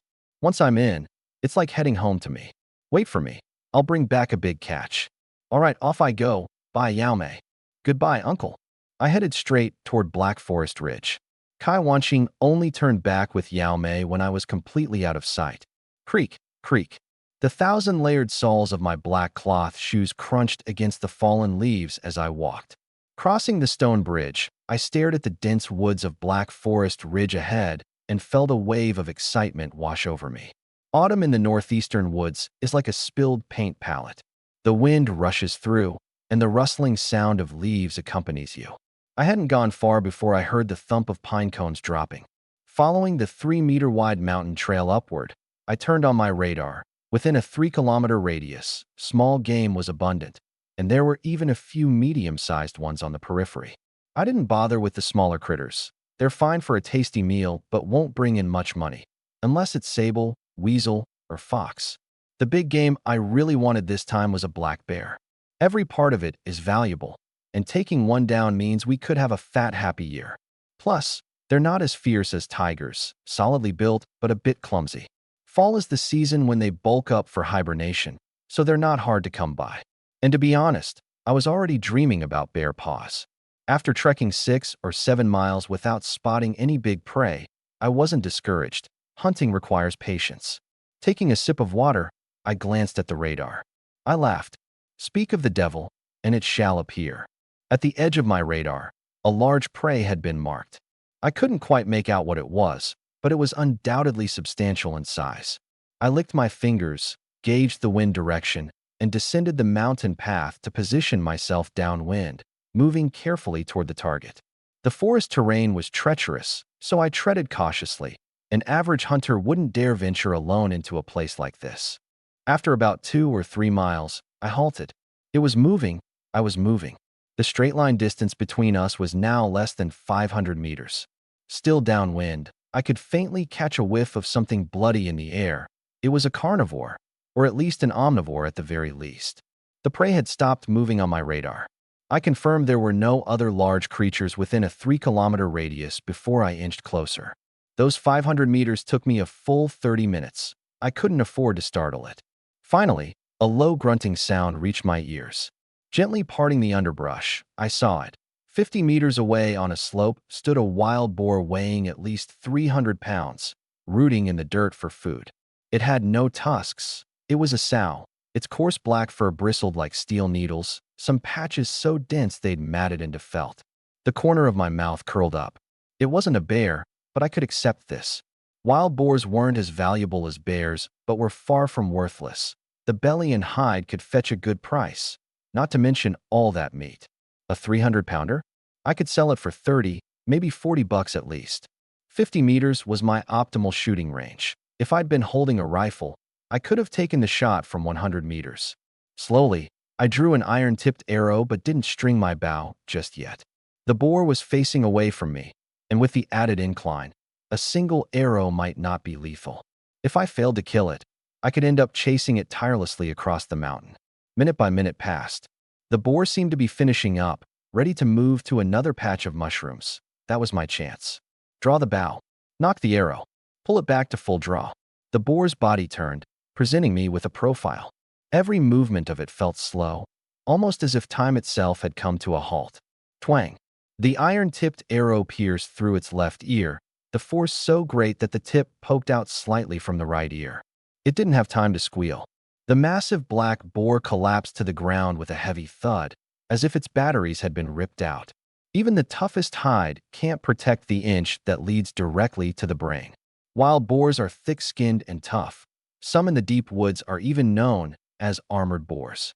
But no matter how resilient a carbon-based life form is, it has weaknesses: ears, eyes, under the tail, especially the ear hole, which gives direct access to the brain. A severe hit means instant death. Of course, it's no easy task. Most hunters wouldn't dare claim they could hit such vital spots with certainty, especially with a bow. More often than not, hunters rely on dogs to take down boars. But me? I'm skilled enough, confident enough, to pull it off solo. Still, following the code of seasoned hunters, I loosely notched another arrow as I approached to deliver a finisher. That's just what you do. No matter how confident you are, you always make sure, or you risk paying for it yourself. However, my radar already showed it was dead, so the backup was unnecessary. Perfect hunt of a large prey. Hunter experience plus 50. Profession points plus 5. Experience points sufficient for level up. Level up successful. Hunter. Level up. Unlocked new skill. Eagle Eye level 1. Eagle Eye significantly boosts all shooting abilities, covering guns, crossbows, throwing knives, and projectiles. Special ability. Wind listening, allowing the user to determine a target's position based on sound. Skill points, 10. Current skills, tracking, level 1, Eagle Eye, level 1. Hiking into the mountains and immediately stumbling onto a big catch. Plus leveling up? Yeah, I was feeling pretty good. The shooting enhancements hadn't kicked in fully yet, but once I calmed myself, every tiny movement within 50 meters, be it the rustle of grass or the flutter of leaves, was crystal clear to me. This kind of skill? Perfect for both hunting and dealing with enemies. I drew my iron-headed arrow. It was a bit worn, but still decent enough for a backup. After binding the boar's hind legs with rope and hanging it upside down from a sturdy tree, I let the blood flow out before gutting it. The intestines? Those went up on the tree as per tradition, a way to honor the mountain spirits in exchange for their blessing. Now, honoring spirits aside, from a hunter's perspective, intestines spoil quickly, stink up your gear, and are a pain to carry. Best to leave them. I kept the heart, liver, and kidneys but side-eyed the stomach. Not a single scar or boil on it. No use selling that for much. Once the blood was drained, I scattered the leftover innards in the vicinity for warding off evil spirits. Truth was, it might buy me some time against scavengers. Finally, I hoisted the boar onto my back rack. Blood and guts removed. It weighed less than 300 pounds. Not exactly light, but manageable enough for me. One boar was more than enough. If I killed another, I wouldn't be able to carry it down alone. By the time I rounded up help from the village, what'd be left? Just bones, thanks to the mountain predators. Now that I've got this hauled, it's time to think about my next purchase, a gun, and maybe look into getting a horse. Even a mule would do. Humming a little tune, I made my way down the trail. I hadn't gone more than a couple hundred steps before I caught on. Didn't need a radar to know. I'd attracted some hangers-on. Now, hangers-on aren't actual ghosts. I may have reincarnated with memories of my past life, but I skipped the trip across the afterlife's famed Bridge of Forgetfulness. Around here, though, that's just what we call predators tracking hunters for an easy meal. These creatures aren't stupid. Why bother chasing your own kill when you can steal someone else's prize? Freshly hunted meat always tastes better too. 2 gray wolves, each the size of a large domestic dog, had been tailing me from about 200 meters away. Drawn by the boar's blood scent, they were eyeing it like the feast of a lifetime. The only catch: the boar was strapped to me, a tall and imposing 2-legged beast, and that alone made them hesitate. Out of the corner of my eye, I spotted them. A faint smirk played on my lips. My hand rested casually on my knife as I kept walking, unconcerned. Radar showed the area was clear of other wolves within 3 kilometers. No pack here, just 2 daring scouts. And since they weren't howling to summon backup, it seemed they were hoping to hog the spoils for themselves. Wolves, alone or in pairs. Please. As long as they weren't swarming, they were no real threat. When I was 13, I'd taken down a wild wolf barehanded without a scratch to show for it. That was the moment my godfather acknowledged me as a proper hunter. These 2 trailed me for another few hundred meters. Eventually, figuring I was alone, they judged their odds again. Despite my apparent vulnerabilities, something about me screamed danger. Their instincts whispered that if they made a move, one or both of them wouldn't make it out alive. After a few moments of indecision, they turned back, slinking off into the bushes. Maybe there was already some leftover carcass nearby, enough for a quick meal. As for me, Too risky. They'd return later with backup if it still felt worth it. Smart choice, I thought to myself.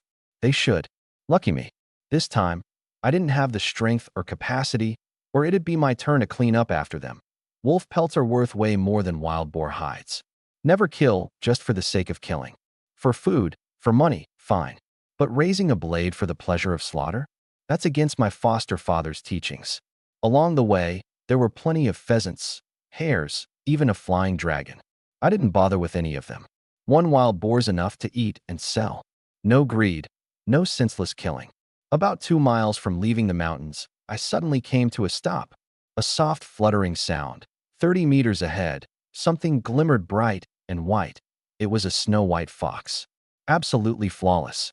Its fur was pure brilliance, a prize above prizes in the fur trade. White foxes, red foxes, they're exceptional even among the best-conditioned pelts.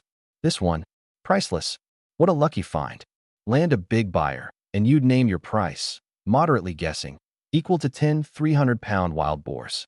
She was a beauty, too, with sly, foxy eyes, a delicate oval face, and a charm that almost kept me from lifting my hand. For any ordinary hunter, they'd be stringing an arrow already. But me? I've seen money, lots of it. White foxes are rare, sure, but they're also seen as auspicious. I hesitated. Just then, the little white fox stood on her hind legs, put her front paws together, and bowed with a yipping sound. That adorable gesture completely washed away any killing intent in me, and I burst into laughter. You're hungry, little one. I sliced off some boar liver and tossed it her way. Meat like that is delicacy for a carnivore. But she ignored it, instead trotting closer to bow once more. What's this? Not after food. You think I'm an emperor or a general now? I stepped forward a few paces, and she didn't flinch or flee. My hand reached out, and she gently tugged at my pant leg, motioning for me to follow. This little fox had a request for me. The radar showed no immediate danger, and the 2 wolves were long gone. Curious about her intelligence, I followed. Sure enough, not far off, the painful cries of another creature filled the air. It was another fox. A bright, fiery red one, crying out on the ground with a paw stuck in a tree hollow, unable to pull free.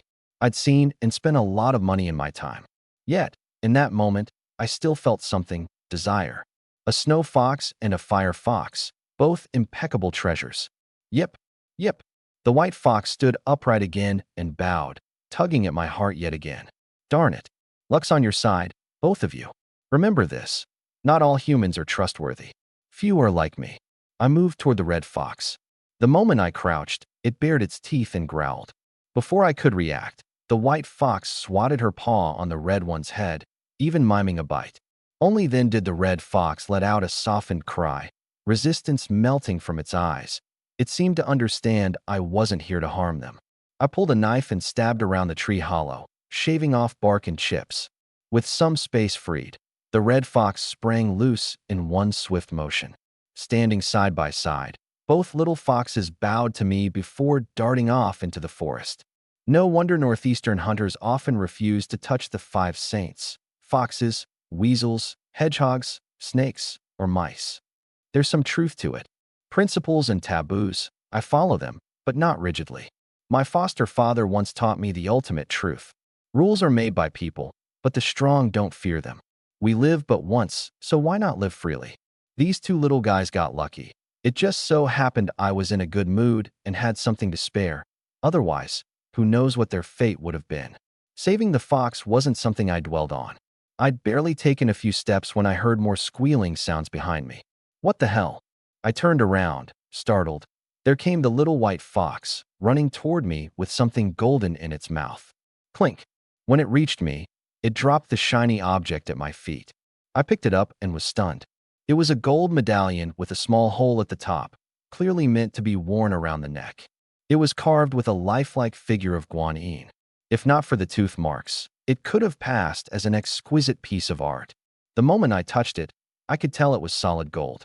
The craftsmanship was extraordinary, something worthy of even the finest artisans in Luocheng, Yinyang, or Jinling.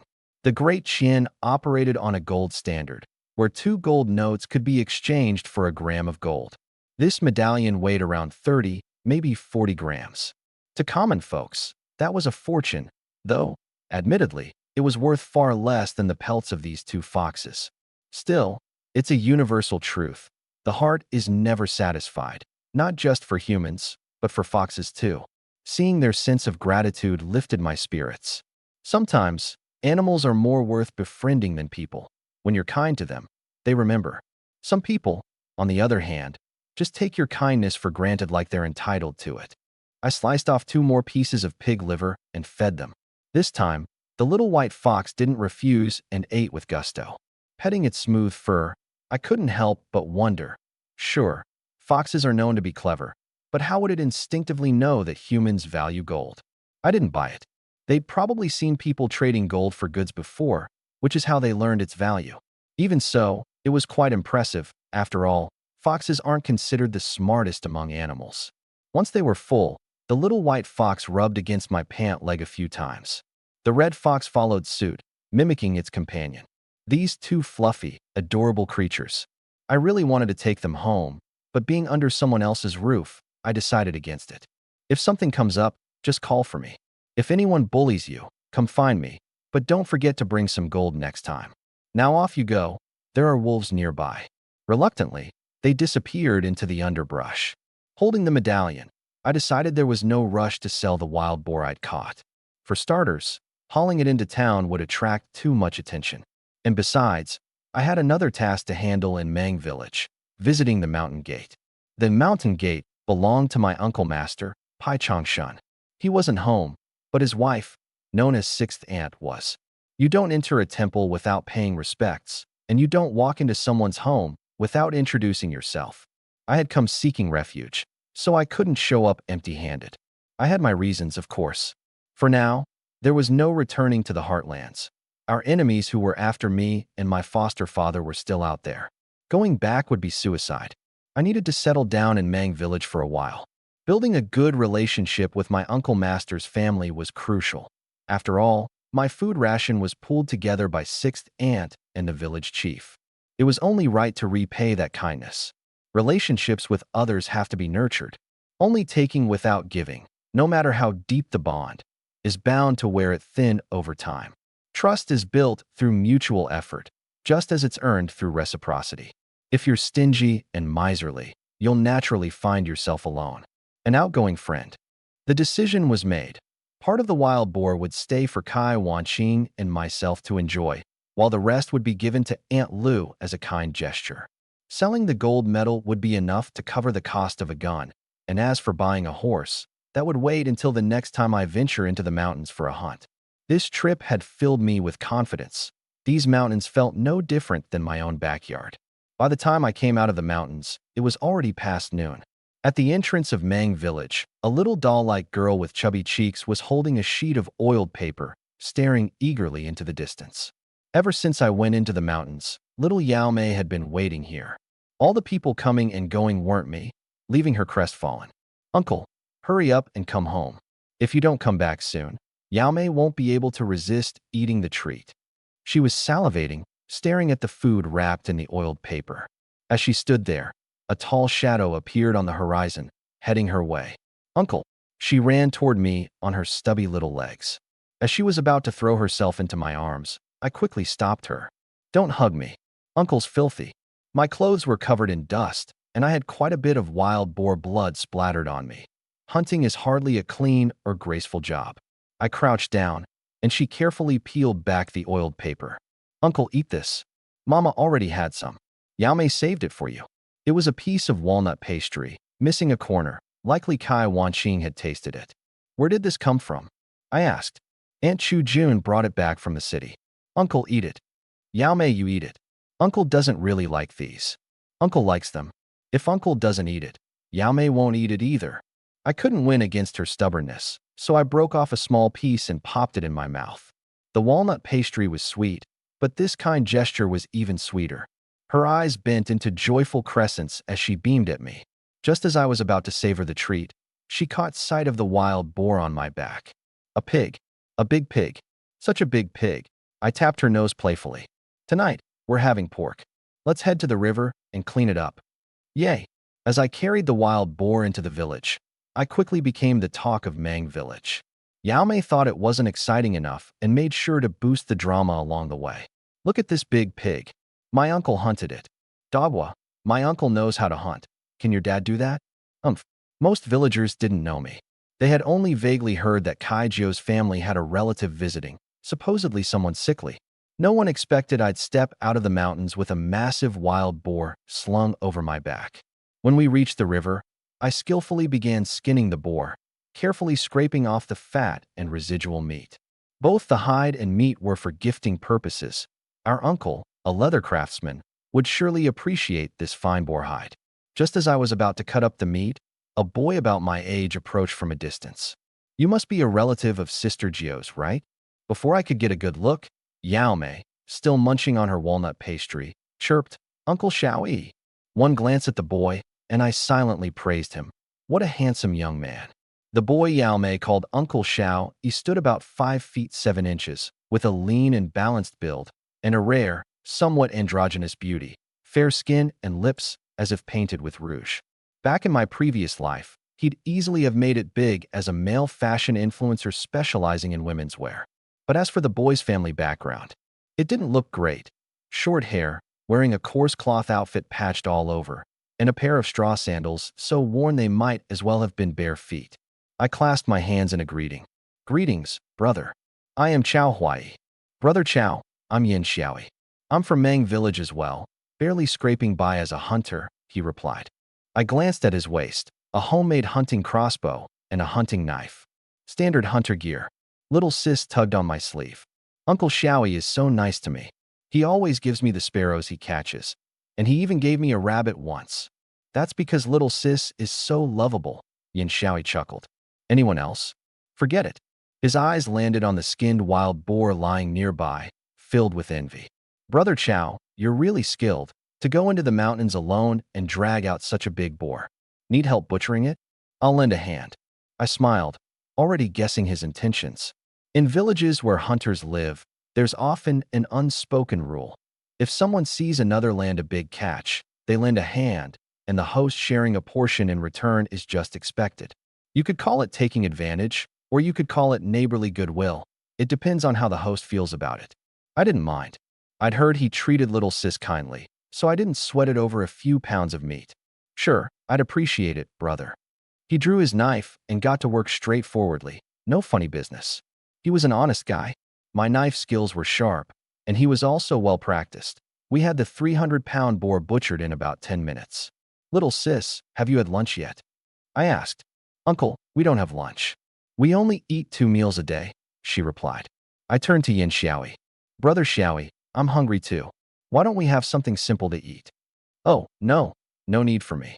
I'll head back once we're done here. No rush. Help me carve a few wooden skewers, longer and thinner. He didn't refuse once there was work to do. As he whittled the skewers, I diced the pork into cubes, lit a campfire, and threaded 4 pounds of meat onto 3 of the skewers to roast. Sizzle. The moment the oil dripped from the meat and hit the flames, I heard 2 stomachs growling. One belonged to little sis, the other to Yin Xiaoyi. When I glanced at him, he quickly looked away, though the aroma was clearly driving him crazy as he swallowed hard. I opened my bag and pulled out some spices, salt, sugar, cumin, chili powder. I had it all.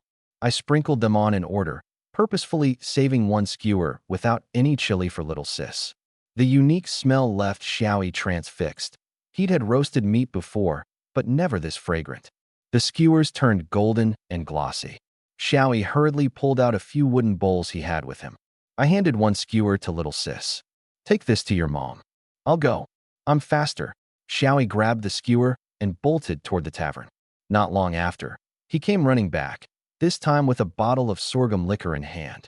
The tavern mistress asked me to bring this. Well then, meat and booze were set. Time to eat. I reheated some scallion pancakes from the morning.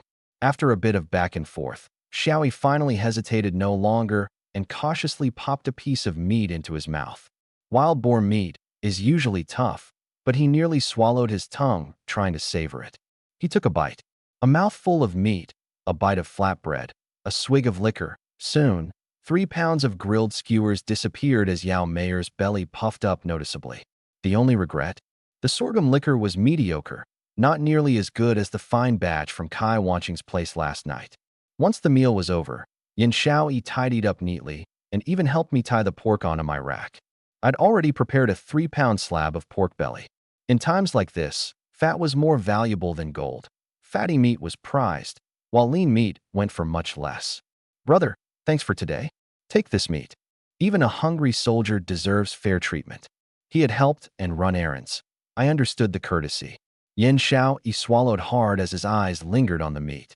Then, as if suddenly remembering something, he quickly waved it off. No, it's all right, Brother Chow. I already ate nearly a pound of your roasted meat. I'm full. I can't take this. Don't be shy. Wait, hey. Where are you running off to? I assumed he was just being courteous. But no, the man turned tail and bolted without a second glance. I stood there dumbfounded until he was completely out of sight, and only then couldn't hold back a laugh. That guy is something. Come on, Yao Mayer. Let's head home and cook up some pork. Yay, pork stew at home. First, I stopped by Kai Wanching's tavern. There weren't any customers at the time, and she was flipping through her ledger. When she saw me enter, she smiled. Shaoyi said you caught a big wild boar. I didn't believe him. How'd you carve it up? I plopped a pig leg, 2 pounds of pork belly, 3 pounds of tenderloin, and the heart, liver, and kidneys onto the table. Obviously carved it up for eating. Keep these, and I'll bring the rest to Aunt Lou. Has she made it back? Oh, wow. She looked stunned. This was a good haul. A wild boar like this could fetch dozens of dollars if sold in town. Just giving it away? But the animal was my prize, and Aunt Lou was my master's widow. It wasn't her place to argue. She's back. She got in early this morning. Oh, by the way, Shaoyi bought a bottle of liquor when he dropped off the roast meat. He bought the liquor?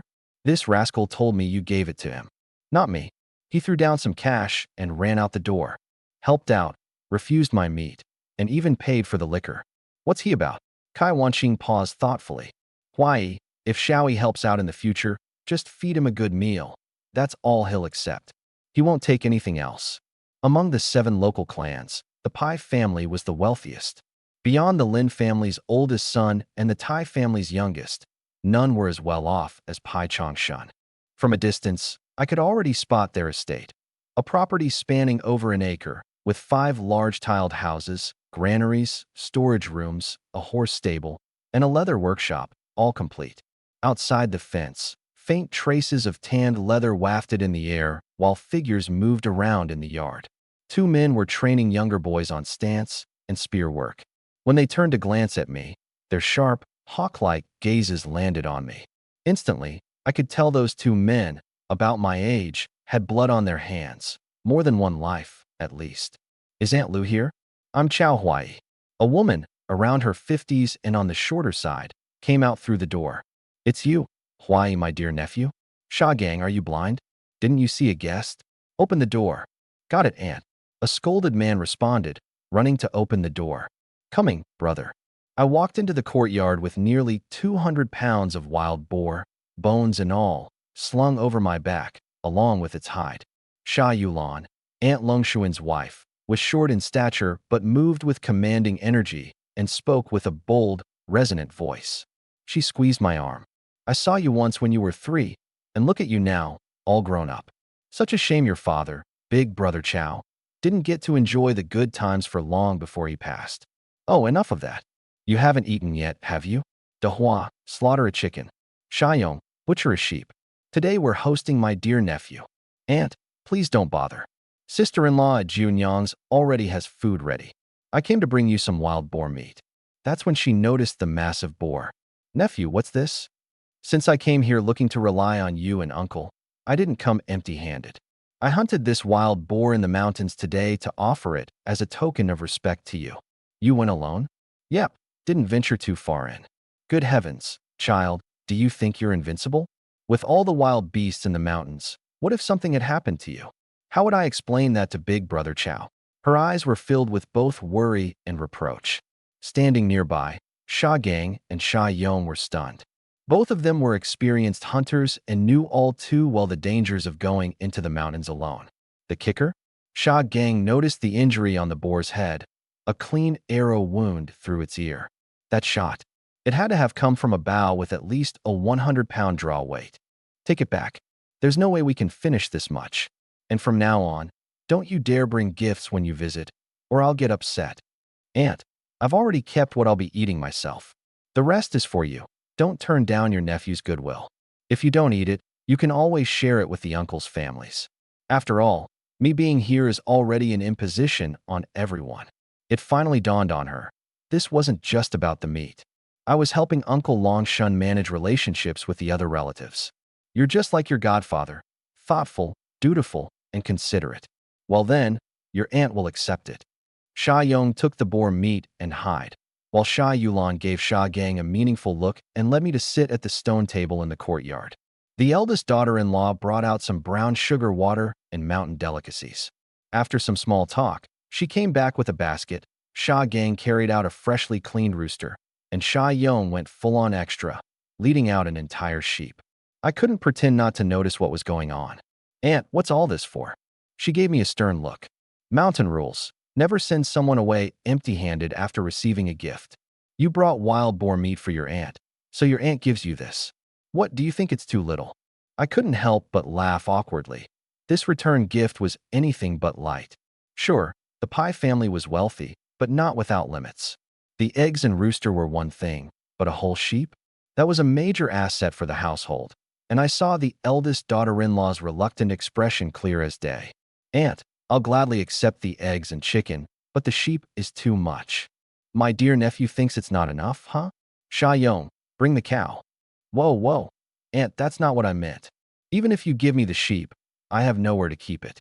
And if I butcher it, I won't have a place to store the meat. How about this? I'll bring you back a copper hot pot next time. Can I come to your place if I get hungry? If you don't agree, I'll take off running, and you won't catch me anyway. Sha Yulan chuckled. You cheeky kid, all right. Auntie Lu will save some lamb for you until the new year. If you don't come, I'll slaughter it and send it to you myself. With that, I left her yard carrying a big rooster and a basket of 100 eggs. As she was seeing me off, she sent her family away. It was clear she had something to say. I thought it might be something serious, but instead, she squinted her eyes and smiled, saying, So, nephew, what do you think about that girl, Kai Junyang? Oh, what? I was completely taken aback. Don't be too picky, child. Sure, Junyang is a widow and has a child, but her daughter's a girl. You won't have to worry about her in the future. Aside from those two things, Junyang's personality, looks, and figure, a woman like her doesn't come along often. Not within 10 villages, not even the whole county of Tongshan. You fled in from the Central Plains. Teaming up with her to get through life would be perfect. That's when I realized why they'd placed me in Kai Wanqing's house. It all made sense now. Clearly, Kai Wanqing knew too, and she didn't seem against it. I just hadn't thought about it like that before. Seeing my silence, Sha Yulan pressed on. Even I, as a woman, envy Junyang's figure.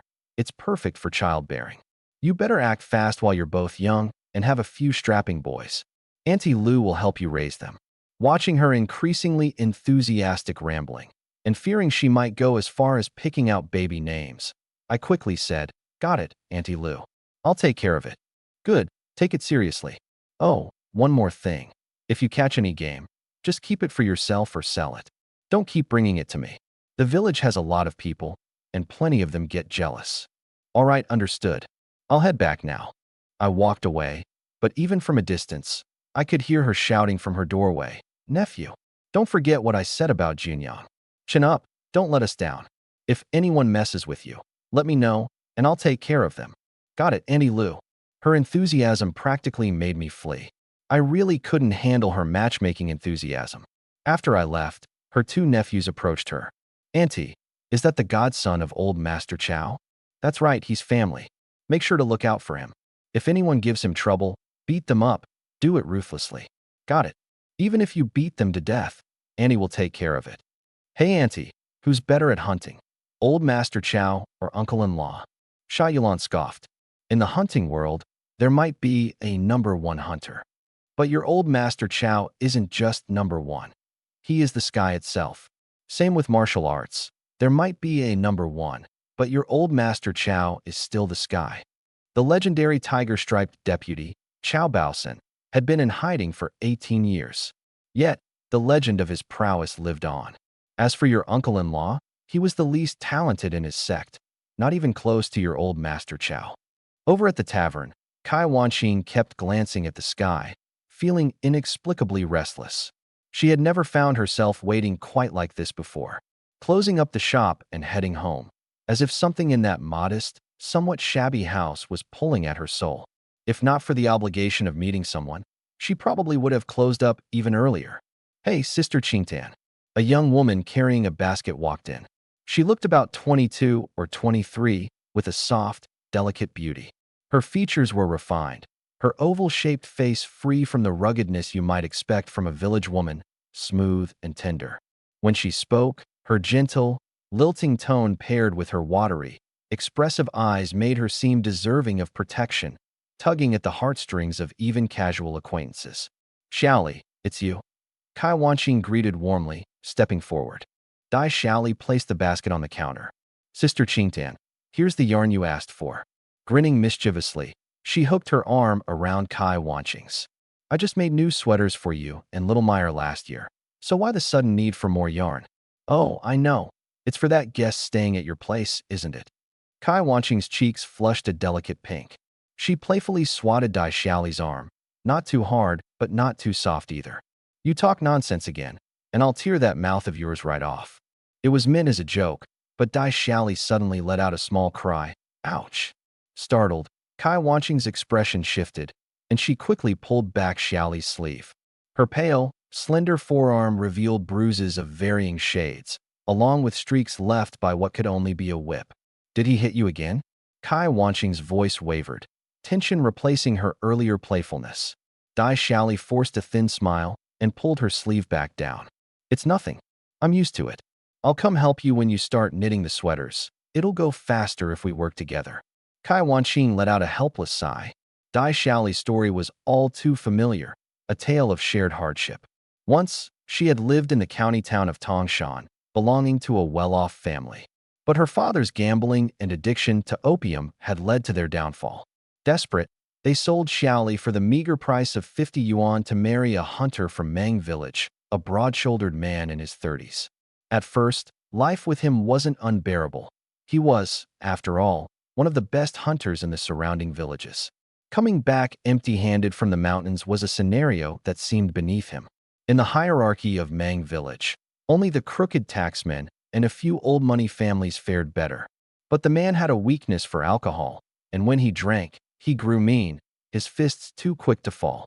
Over the last year or two, his addiction to opium worsened, dragging the family further into disrepair. Now, everything depended on their dwindling savings and Xiaoli's backbreaking labor as she took on odd jobs around the village. All Kai Wanqing could offer were words of comfort, but if they were to compare hardships, her own life wasn't any brighter. I'll grab the money for you, Kai Wanqing offered, walking towards the register. No need for money this time. Just give me some wine. Kai Wanqing sighed again, her chest heavy with pity, and slid a bottle of sorghum wine into the basket. After exchanging a few more words, they parted ways, Xiaoli disappearing into the evening. Kai Wanqing locked up the shop and headed home herself. When she stepped into the courtyard, her nose was immediately greeted by a delicious aroma. Little Meyer was running around, giggling and shrieking with joy as she dashed around the yard. I was crouched near a makeshift stove, feeding small sticks of firewood into the flames. On top of the stove, a clay pot simmered with chicken and mushrooms. The chicken was one of the free-ranging ones from Sha Yulan's place, and the mushrooms were sun-dried hazelnut mushrooms from her storehouse. This simple, unembellished recipe was something I hadn't tasted in years. As Kai Wanqing stood there watching the scene, the side of me half focused on managing the fire while occasionally teasing the little girl overwhelmed her with an unexpected sense of warmth. It's the little details that show someone's true nature. We hadn't been acquainted for very long, but somehow, she found my presence reassuring, solid, even. Whether it was how I treated her or little Meyer, there was an underlying sense of respect woven into my every gesture. And during these times, showing respect toward women and children was no small feat. The barbecue sent back by someone reminded her vividly. The last time someone cared for her like this was probably 10 years ago. Mama, Uncle brought a big rooster. We're having chicken tonight. Got it. Now go play and don't bother your uncle. I stepped up and said, Sis, I've stewed some chicken. Why don't you whip up a couple more dishes? I only know how to roast wild boar. All right, you rest up. I'll boil water for you to wash up, she replied. Kai Wanqing's cooking skills, I genuinely admired them. Before my chicken stew was even done, she'd already made 3 dishes: sautéed pork heart, liver, and kidney, stir-fried cabbage with pork loin, and a fried egg. Once she was done, she glanced at the wild boar stomach I brought back. Want me to clean this up for you? No ulcers on it. It's good to sell in town or even at the county market. You could easily get $5 for it. Wild boar stomachs are highly sought after in the Great Qian herbal market. Good for health and treating stomach issues. Definitely worth a decent price. No need, sis, I said. Clean it up, and we'll make a cold dish with it tomorrow. She gave a faint, amused smile. Just from the fact that I would give away wild boar as gifts or use its stomach for a dish, she could tell. This guy has definitely seen real money before, though he might be down on his luck for now. But with the way he's going, it's only a matter of time before he bounces back. That dinner was practically a holiday for my youngest sister. She even knew how to savor the good days for an extended time. After all, she'd seen Kai Wanqing lower the remaining ingredients into the cold well for storage, and there was a huge boar leg at home being hung to cure.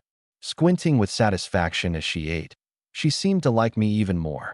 Kids, after all, can easily tell who treats them well. After dinner, Kai Wanqing cleared the table and even came to my room to prepare the bed. By now, she was starting to feel a bit embarrassed. After all, the ingredients I'd brought back had far exceeded what normal rent would cover. The least she could do was to look out for me in daily life. The next morning, she woke up early as usual to cook.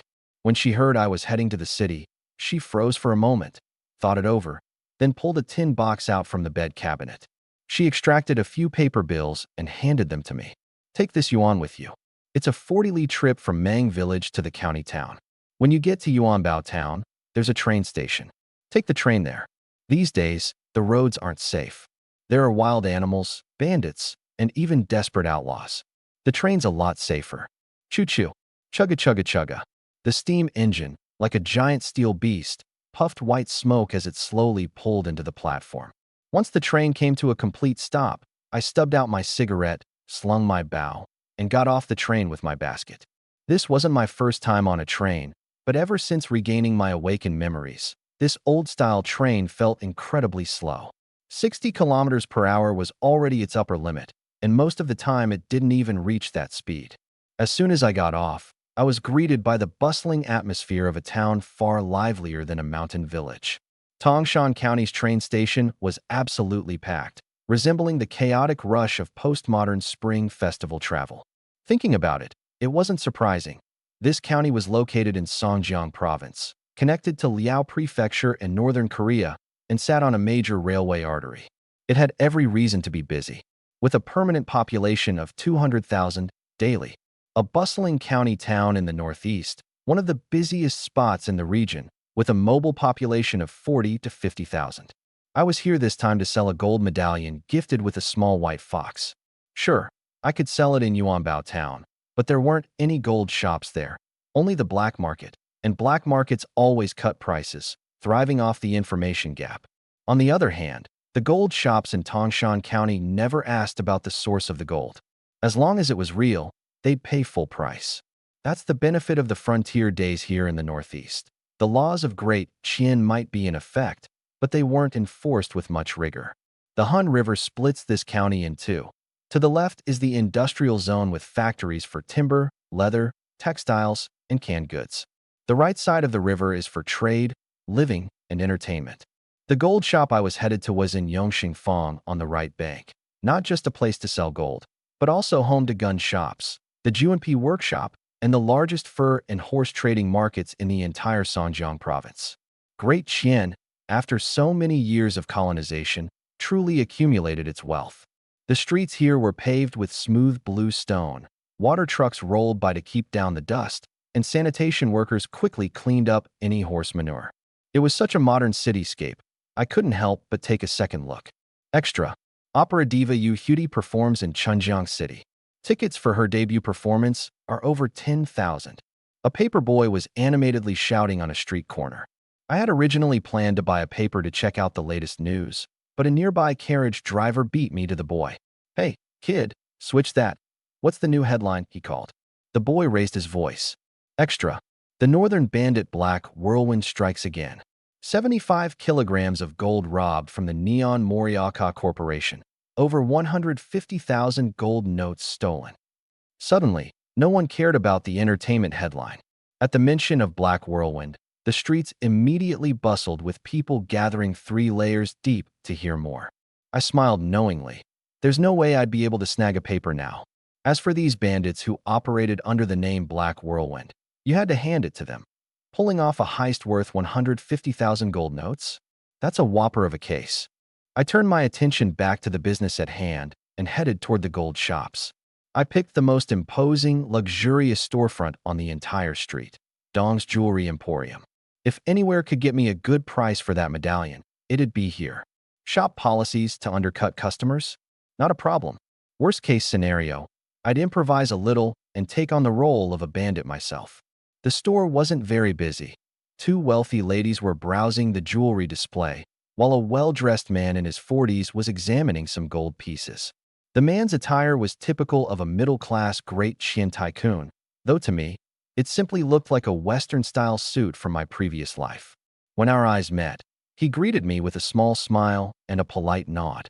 I didn't think much of it until my involuntary glance rested on his hands that had, without a doubt, spent years handling firearms. A proper gunman's hands. "What can I get for you, sir?" "All our pieces are crafted by master artisans," the shop attendant asked warmly, despite my tattered clothing. "I'm here to sell gold." In the buyback section, an elderly goldsmith, probably in his 60s, took the medallion from me.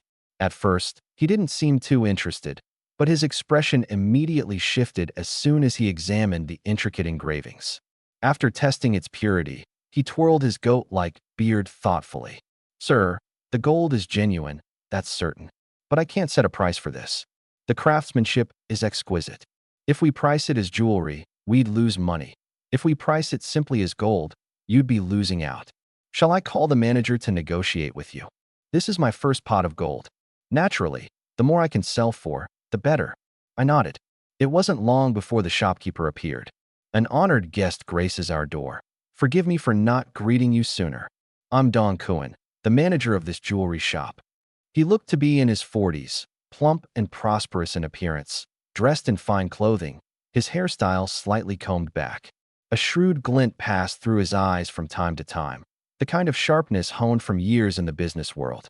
He picked up the gold piece, inspecting it carefully, clicking his tongue in admiration. "Craftsmanship like this is unparalleled. Old Jean, how heavy is it?" 35 grams, subtracting the loss from smelting and crafting. "We'll cover those expenses. Let's call it 40 grams even." "Sir, gold in Great Qian is priced at 2 coins per gram outside of the black market and consistent elsewhere too. For this gold piece, how about 80 coins? I squinted slightly. Plenty of merchants play hardball and lowball, but one who intentionally offers more? That's a rare sight. I'm no paper money. Not everyone likes me. If something seems off, there's always more to the story. But I'm skilled and confident, so such things don't worry me.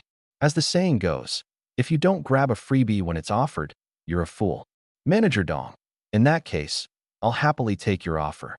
"Please, it's nothing."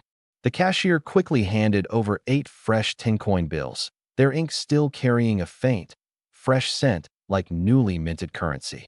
"Would you care to count them?" "No need. Take care." I was about to leave when Dong Kuan suddenly stopped me. I narrowed my eyes. "Manager Dong, is there something else?" Just that one gesture of narrowing my eyes sent a chill down Dong Kuan's spine. Even old Jean and the other staff couldn't help but glance over. Though the shop was warm and inviting, an unexplainable coldness seemed to arise. My voice wasn't loud, but it was cold, sharp as if it could spill blood. Dong Kuan had surely encountered such expressions before, but rarely paired with such raw presence. Those with a bearing like this are either fierce generals or infamous criminals, and certainly not someone as young as me. Swallowing his nerves, he awkwardly withdrew his hand. "Please don't misunderstand. I'd like to propose a matter of fortune for you." "Fortune? Could I invite you to the back room to discuss it?" As he spoke, I activated my radar, not just for observing beasts, but for people too. Including Dong Kuan, there were 7 people in the shop, and no one was in the back room. Besides, Dong Kuan clearly wasn't someone who practiced martial arts. I had nothing to fear. All right, lead the way. In the back room, a worker brought out fine tea and snacks, none of which I touched. Dong Kuan sighed inwardly. This man isn't ordinary. He's well versed in the ways of the world. May I have the honor of knowing your name? Get to the point. You're a businessman. Pleasantries aren't necessary. Haha. Judging by your attire, you're a hunter, yes? This gold piece has tiny bite marks from a small beast, so I assume it came from your adventures in the wild. Yes, I found it on Lone Peak Mountain in the Lord's Ridge. I casually threw out misleading details. Black Forest Ridge and the Lord's Ridge are both mountain ranges in Tangshan territory, but they're polar opposites. One remark, and I'd sent his assumptions spinning far off track. Dong Kuan smirked ever so slightly, thinking to himself, so young, still easy to fool. Yet he kept his polite smile intact. Have you ever heard of the great thief of the Central Pass, the flying bat, Kumo? The corner of my mouth twitched imperceptibly, my gaze turning strange. Of course, this Kumo is a notorious thief in the northern regions. About half a Last year, he pulled off a string of 18 high-profile burglaries in Baidu, stealing treasures beyond measure. But most importantly, he also made off with a map to the Dragon King's treasure. The 18 families banded together to hunt him down, only to lose his trail in Tangshan County. Sir, if I may speak frankly, that golden plaque you have? It's stolen goods from back then. Kumo's whereabouts must lie in Laoi Ridge. If you can track down the treasure he's hidden, especially that treasure map, I'll pay you a hefty sum. Even just a clue would do. I listened intently, at least I looked intent. Inside, though, I was on the verge of laughing out loud. The Dragon King's treasure is no fabrication. About 20 years ago, there was a devastating flood along the Huai River. The imperial court was in disarray, relief efforts were feeble, and famine triggered waves of uprisings, including the most savage of them all, led by the White Dragon King of the White Dragon sect. At its peak, his army was just shy of storming Yenyang in the northern capital. But within a year, his forces were crushed, and he was killed in battle. Rumor has it that before raising his army, the White Dragon King amassed a fortune in treasures and hid them in 8 different locations. Collect all 8 treasure maps to claim 8 different caches of treasure, and it's said that uniting the 8 reveals an earth-shattering secret. Over the years, people have acquired pieces of the map, but no one has ever uncovered the treasure. On the surface, Dong Kuan's story checks out. It's like a business deal. Securing goodwill or buying a lead on the treasure sounds like an investment. But there's one massive flaw in his tale, the so-called flying bat Kumo. I know him personally. He's my house servant. When I was 15, my foster father and I had our wallet stolen while staying at an inn. I chased the thief from Shishan province all the way to the western regions, through spring and into winter. The thief was Kumo. After giving him a good beating, he ended up as my servant. As for the time period Dong Kuan is talking about, Kumo was on my estate taking care of my dogs. He didn't have the time or opportunity to be robbing houses in Baidu.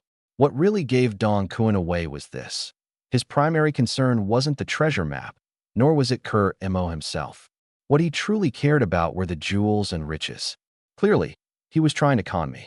Having figured out his game, I nodded and said, I'll keep you posted if I find any leads. Sir, I'll see you out.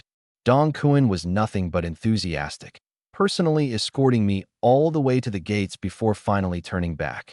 Once I returned to the inn, old Jean approached me. Boss, should we send someone to tail him? Not a chance. That young man is seasoned and sharp.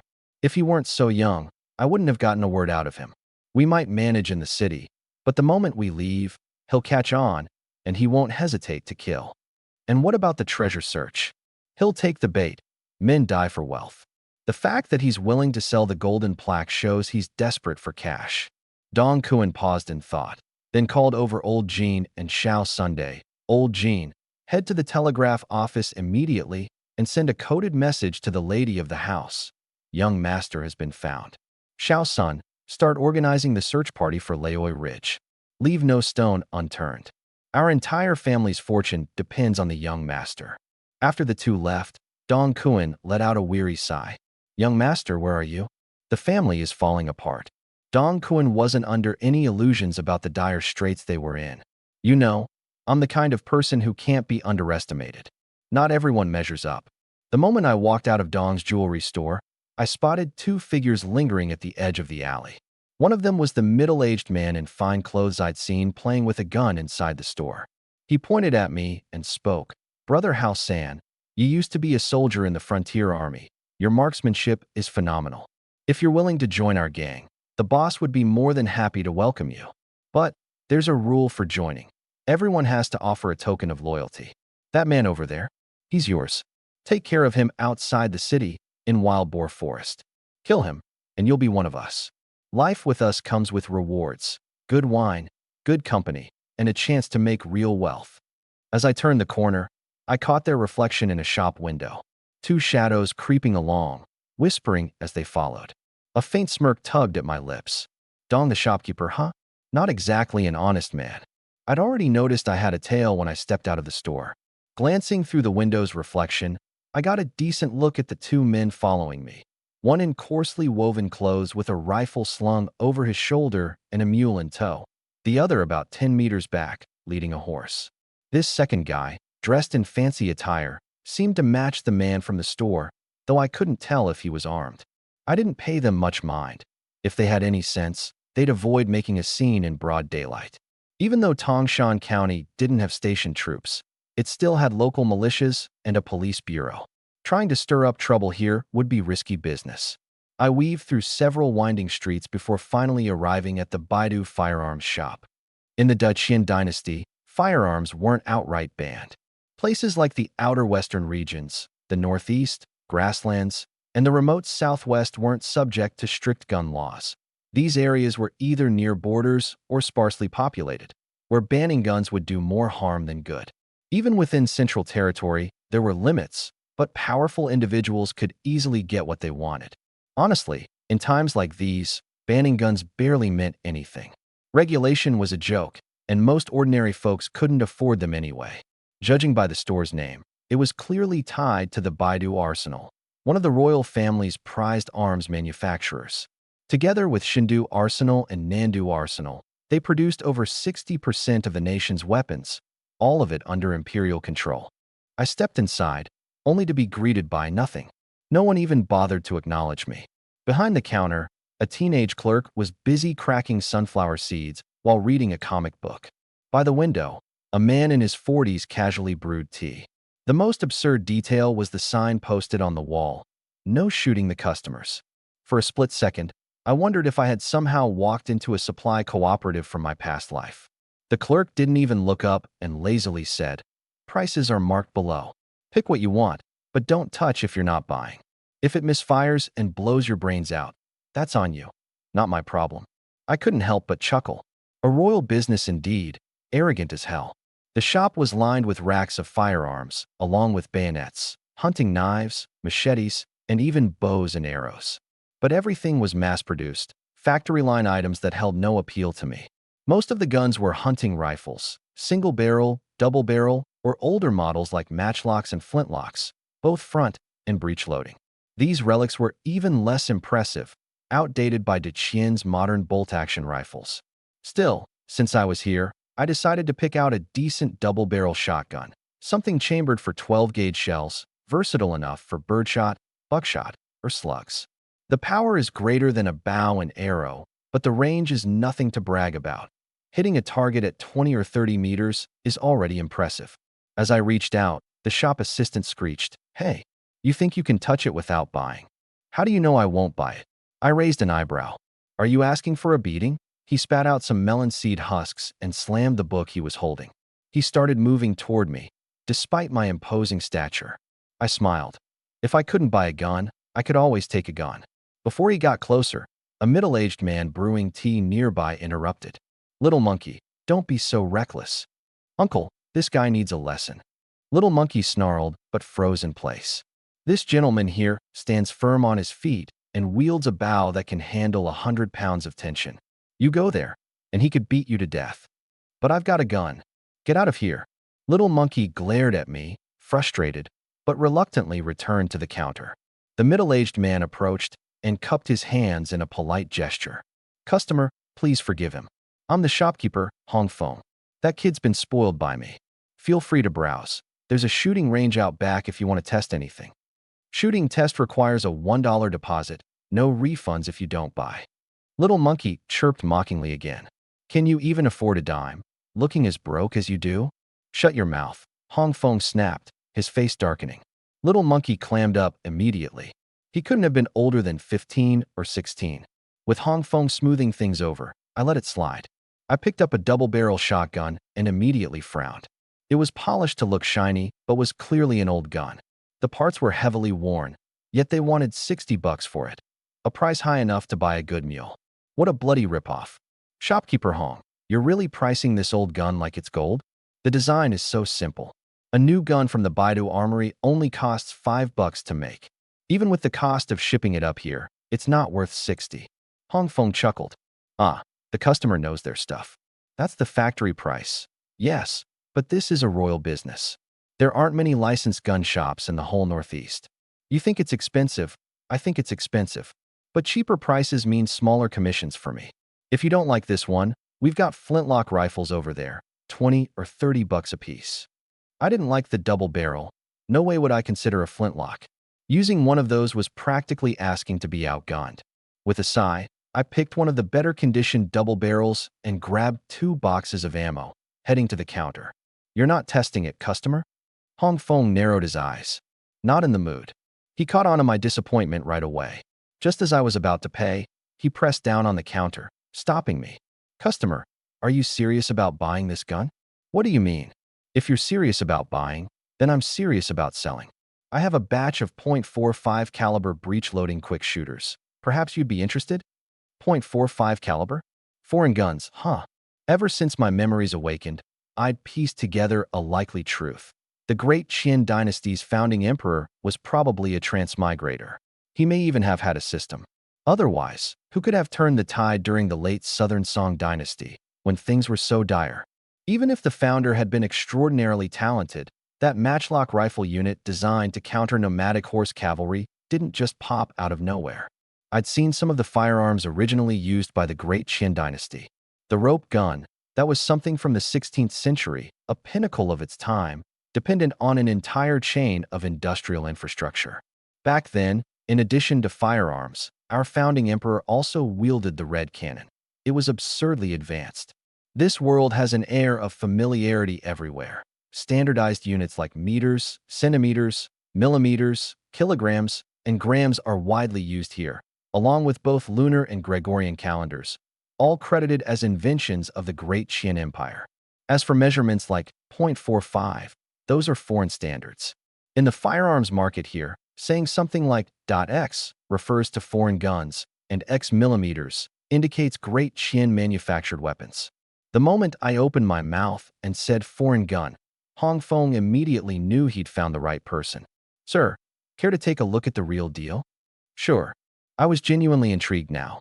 At its height, the great Qin Empire was the so-called empire on which the sun never sets, with colonies spanning every corner of the globe except for Western Europe.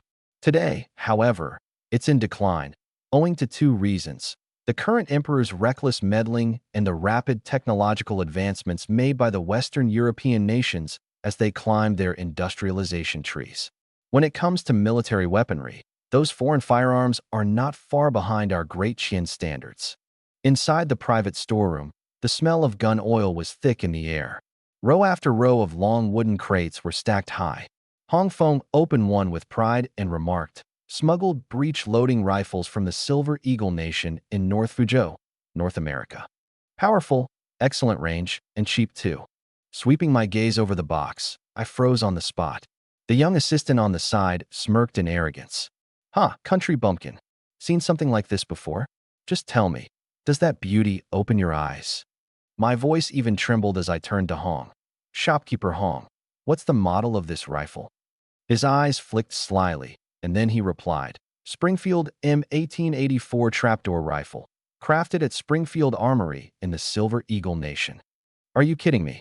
I couldn't help but curse aloud, not because he was bluffing, but because this rifle absolutely should not exist.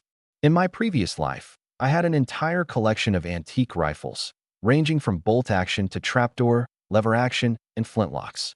The one he claimed was an M1884 was actually an M1865. The two look similar but are leagues apart in quality. The M1865 was a conversion from muzzleloaders with a .58 caliber bore. In contrast, the M1884 was the near-ultimate evolution of the design, emerging well after the clearing out of old stock. The moment a transmigrator appears, the butterfly effect kicks in. In the original timeline, the Silver Eagle Nation should have been the industrial superpower of the planet. But in this world, they were locked down in the eastern parts of North Fuzhou, suppressed by the native Indian Empire they once massacred into near extinction. In such a twist of events, the Springfield trapdoor rifle should not exist here, not to mention appearing exactly identical to what I knew from my past life. At that moment, I regretted not being pushed harder by my adoptive father to study more. The history of this world? My knowledge of it comes only in fragments, pieced together from the tales of storytellers. I couldn't even give you a clear narrative of the world's trajectory. But there's no point losing control over it. It only takes a moment to recalibrate. No matter how strange things get, could they ever be stranger than the system running in my own mind? Sir, is something wrong? Hong Feng asked. No, I shook my head. But shopkeeper Hong, you're a little sneaky, aren't you? Passing off converted. Trying to scrape it out with your fingers until you're dead in the water. Hong Feng paused, then laughed nervously. Turns out you're not just a gun enthusiast. You're practically a walking encyclopedia. I won't waste your time. I'll have someone swap them for brass rounds. A few moments later, Xiao Ho hustled over with the proper rounds, muttering under his breath. We'll see if you can actually hit something with all that fancy talk. I smirked, but didn't reply. Sliding one of the brass .45-70 rounds into the chamber, I steadied the M1868 on my shoulder, set my sights on the furthest of the dangling clay pots, and fired. Bang! One clean shot, and the pot shattered into dust. The recoil pushed back hard against my shoulder, not a beginner's weapon by any means. Before the dust settled, I cocked the rifle, loaded another round, and took out the second pot with equal precision. By the third shot, I could hear Xiao Ho swallow nervously behind me. 5 shots, 5 pots gone. Each smash echoing in the yard like a declaration, not just of the rifle's power, but of my own intent. I turned, casually handing the rifle back to Hong Feng. His usual cocky smirk had been replaced with grudging respect. Damn, he muttered, shaking his head. I knew you knew your way around guns, but I didn't think you'd have sniper-quality aim too. Who are you, really? I didn't answer. People like Hong Feng like to guess, and I figured letting him wonder would work to my advantage more than anything I said. Instead, I simply reached into my pocket, produced $30, and dropped it on the counter. This rifle'll do just fine, I said, tucking the brass rounds into my bag. Pleasure doing business with you. As I walked out, Xiao Ho called after me, his earlier bravado completely gone. If you, need anything else, just let us know, he stammered, voice carrying a mix of awe and regret. I didn't look back. My mind was already racing ahead, strategizing the next steps. With this rifle in hand, the game had changed entirely. Guns weren't just tools, they were power, leverage. And if my aim stayed true, one rifle might just be enough to tip the scales across the region. In the grand scheme of things, $30 was a small price for such a big opportunity. Completely screwed. A gun with no bullets is no better than a stick. This problem, only brass ammo can fix it. In a war in some country in a past life, an entire army was wiped out because casings got jammed in the chamber. That's the fatal flaw of hinge breech firearms. Little Monkey and Hong Feng were stunned. After a moment, Hong Feng slapped his thigh and said, no wonder the longtime customers always complained about this gun. The root of the problem is here. My friend, I'll throw in 100 brass rounds for you next time. After Mid-Autumn Festival, I'll even have a new shipment in, Russian Mosin Nagants and a batch of pistols. Having handled the Springfield earlier, I remained composed. Hearing about the famed Mosin Nagant from my past life's memory, I merely let out the faintest smile. I pulled back the hinged breech, loaded in a round, locked it, and raised the rifle to aim at an earthen jar 100 meters away. It was about the size of a fist, but from here, It looked like a tiny dot. As soon as I raised the gun, Hong Feng's heart skipped a beat. This guy's a pro, on par with elite troops. I only had eyes for the target. In that moment, time seemed to slow. The earthen jar began to magnify in my view, as though my own eyes were equipped with a scope, Hawkeye vision. Bang! Crash! Smoke billowed up, and the jar shattered into pieces. With a click, the hinged breech popped open, ejecting the smoking shell casing. Impressive shot. Hong Feng gave me a thumbs up. Probably a lucky fluke, Little Monkey muttered with a pout. I ignored him, loaded another round, bang. Crash. I shattered a second jar. Eject, load, fire. The third and fourth followed in quick succession. The two of them were dumbfounded. Breaking one jar might have been luck, but breaking four? That was pure skill. Not to mention how absurdly fast I was firing. On the fifth and final jar, I decided to show off a little. It wasn't the jar I aimed at this time, but the thin string holding it up. 100 meters away, it was practically invisible to the naked eye. But I could see it clear as day. Bang! Ping! The jar didn't shatter. Instead, it dropped cleanly to the ground as the string snapped. Hong Feng was completely stunned. He had seen skilled marksmen before, sure, but hitting a string from 100 meters? This was in a league of its own. It reminded him of a famous scene from the novel Romance of the Three Kingdoms, where Lu Bu shot an arrow to cut the halberd tied at the gate. This was no less impressive. Sir, your marksmanship, you could hit a willow leaf at 100 paces.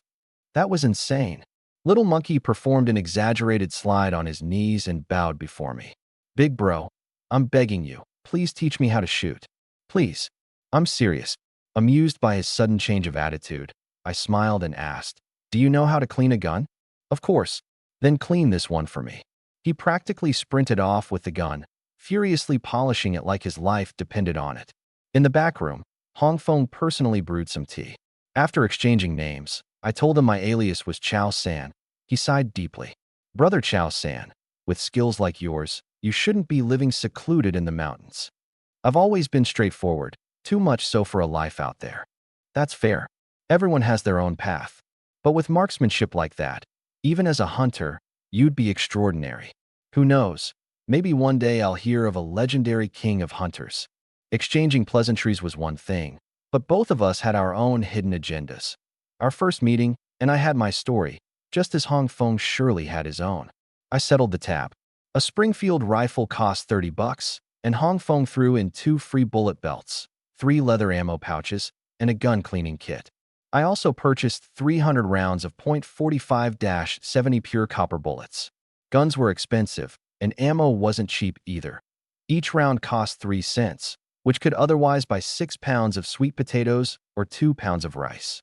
The young guy, Little Monkey, brought the polished gun over, gave me an awkward grin, and said, Brother, I was rude earlier. I really love shooting, but can never hit the mark. Will you teach me? He looked like a little fanboy. I chuckled. You want to learn how to shoot? Yeah. Kid, first you've got to learn how to be a good person before you can handle any skills.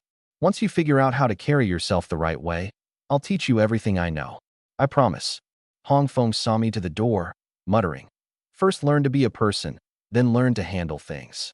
This man is no ordinary guy. The more he looked at me, the more mysterious I must have seemed to him.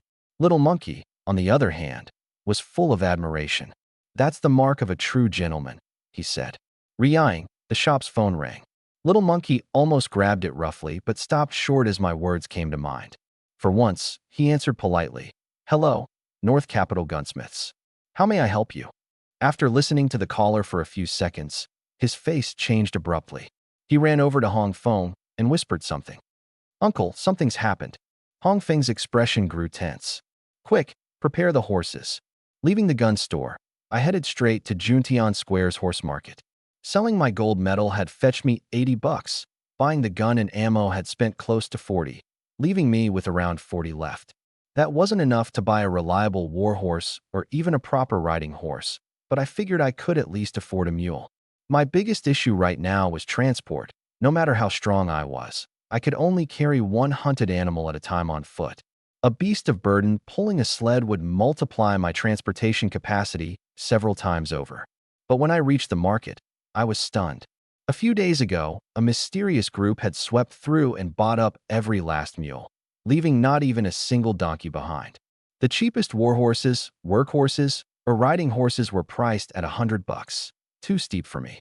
In these times, owning a horse was akin to owning a car in the future, except it cost even more. Unable to afford a horse, I turned back toward Yongsheng Square to pick up some supplies. Whenever I had cash on hand, I didn't believe in skimping unnecessarily. Passing by a 3-story building, a waft of perfume blew my way. I looked up to see 20 or 30 scantily dressed women standing on the second and third floor balconies, arms, chests, and legs openly on display. It was enough to make my blood race. One of the women, her cleavage half exposed, called down in a sweet voice, "Hey there, handsome, why not come up and have some fun?" A quick glance at the signboard confirmed that it was a brothel. I smiled awkwardly. Another time, maybe. To be honest, I did have a twinge of regret. 18 years into this new life, and I had never stepped foot into a brothel or listened to music in a pleasure house. Back then, I hadn't been aware of such things. Now, I simply couldn't afford it. If I were ever flush with cash, I'd definitely have to investigate one of these infamous dens of debauchery. But for now, money was tight. First, you think about buying a horse before learning how to ride it, right? With thoughts of criticizing brothels and horse riding mingling in my head, I stepped into the largest fabric shop in Tangshan, Su Embroidery Pavilion. Before I could even step through the door, a woman with a graceful figure dressed in riding gear rushed out in a hurry. Thankfully, I dodged quickly enough to avoid bumping into her. Following her were 4 burly men in their 40s, their stride oozing a military vibe. They likely had lives on their hands, given their lethal aura. The woman climbed into a luxurious carriage, but just before she got in, my sharp hearing caught her whisper to one of the men beside her, "Go to the estate, fetch the guns, and wait for my orders. These old geezers have truly gone mad." Her voice was barely audible. I only gave the carriage a curious glance before stepping into the shop. The commercial atmosphere in Deqian was robust.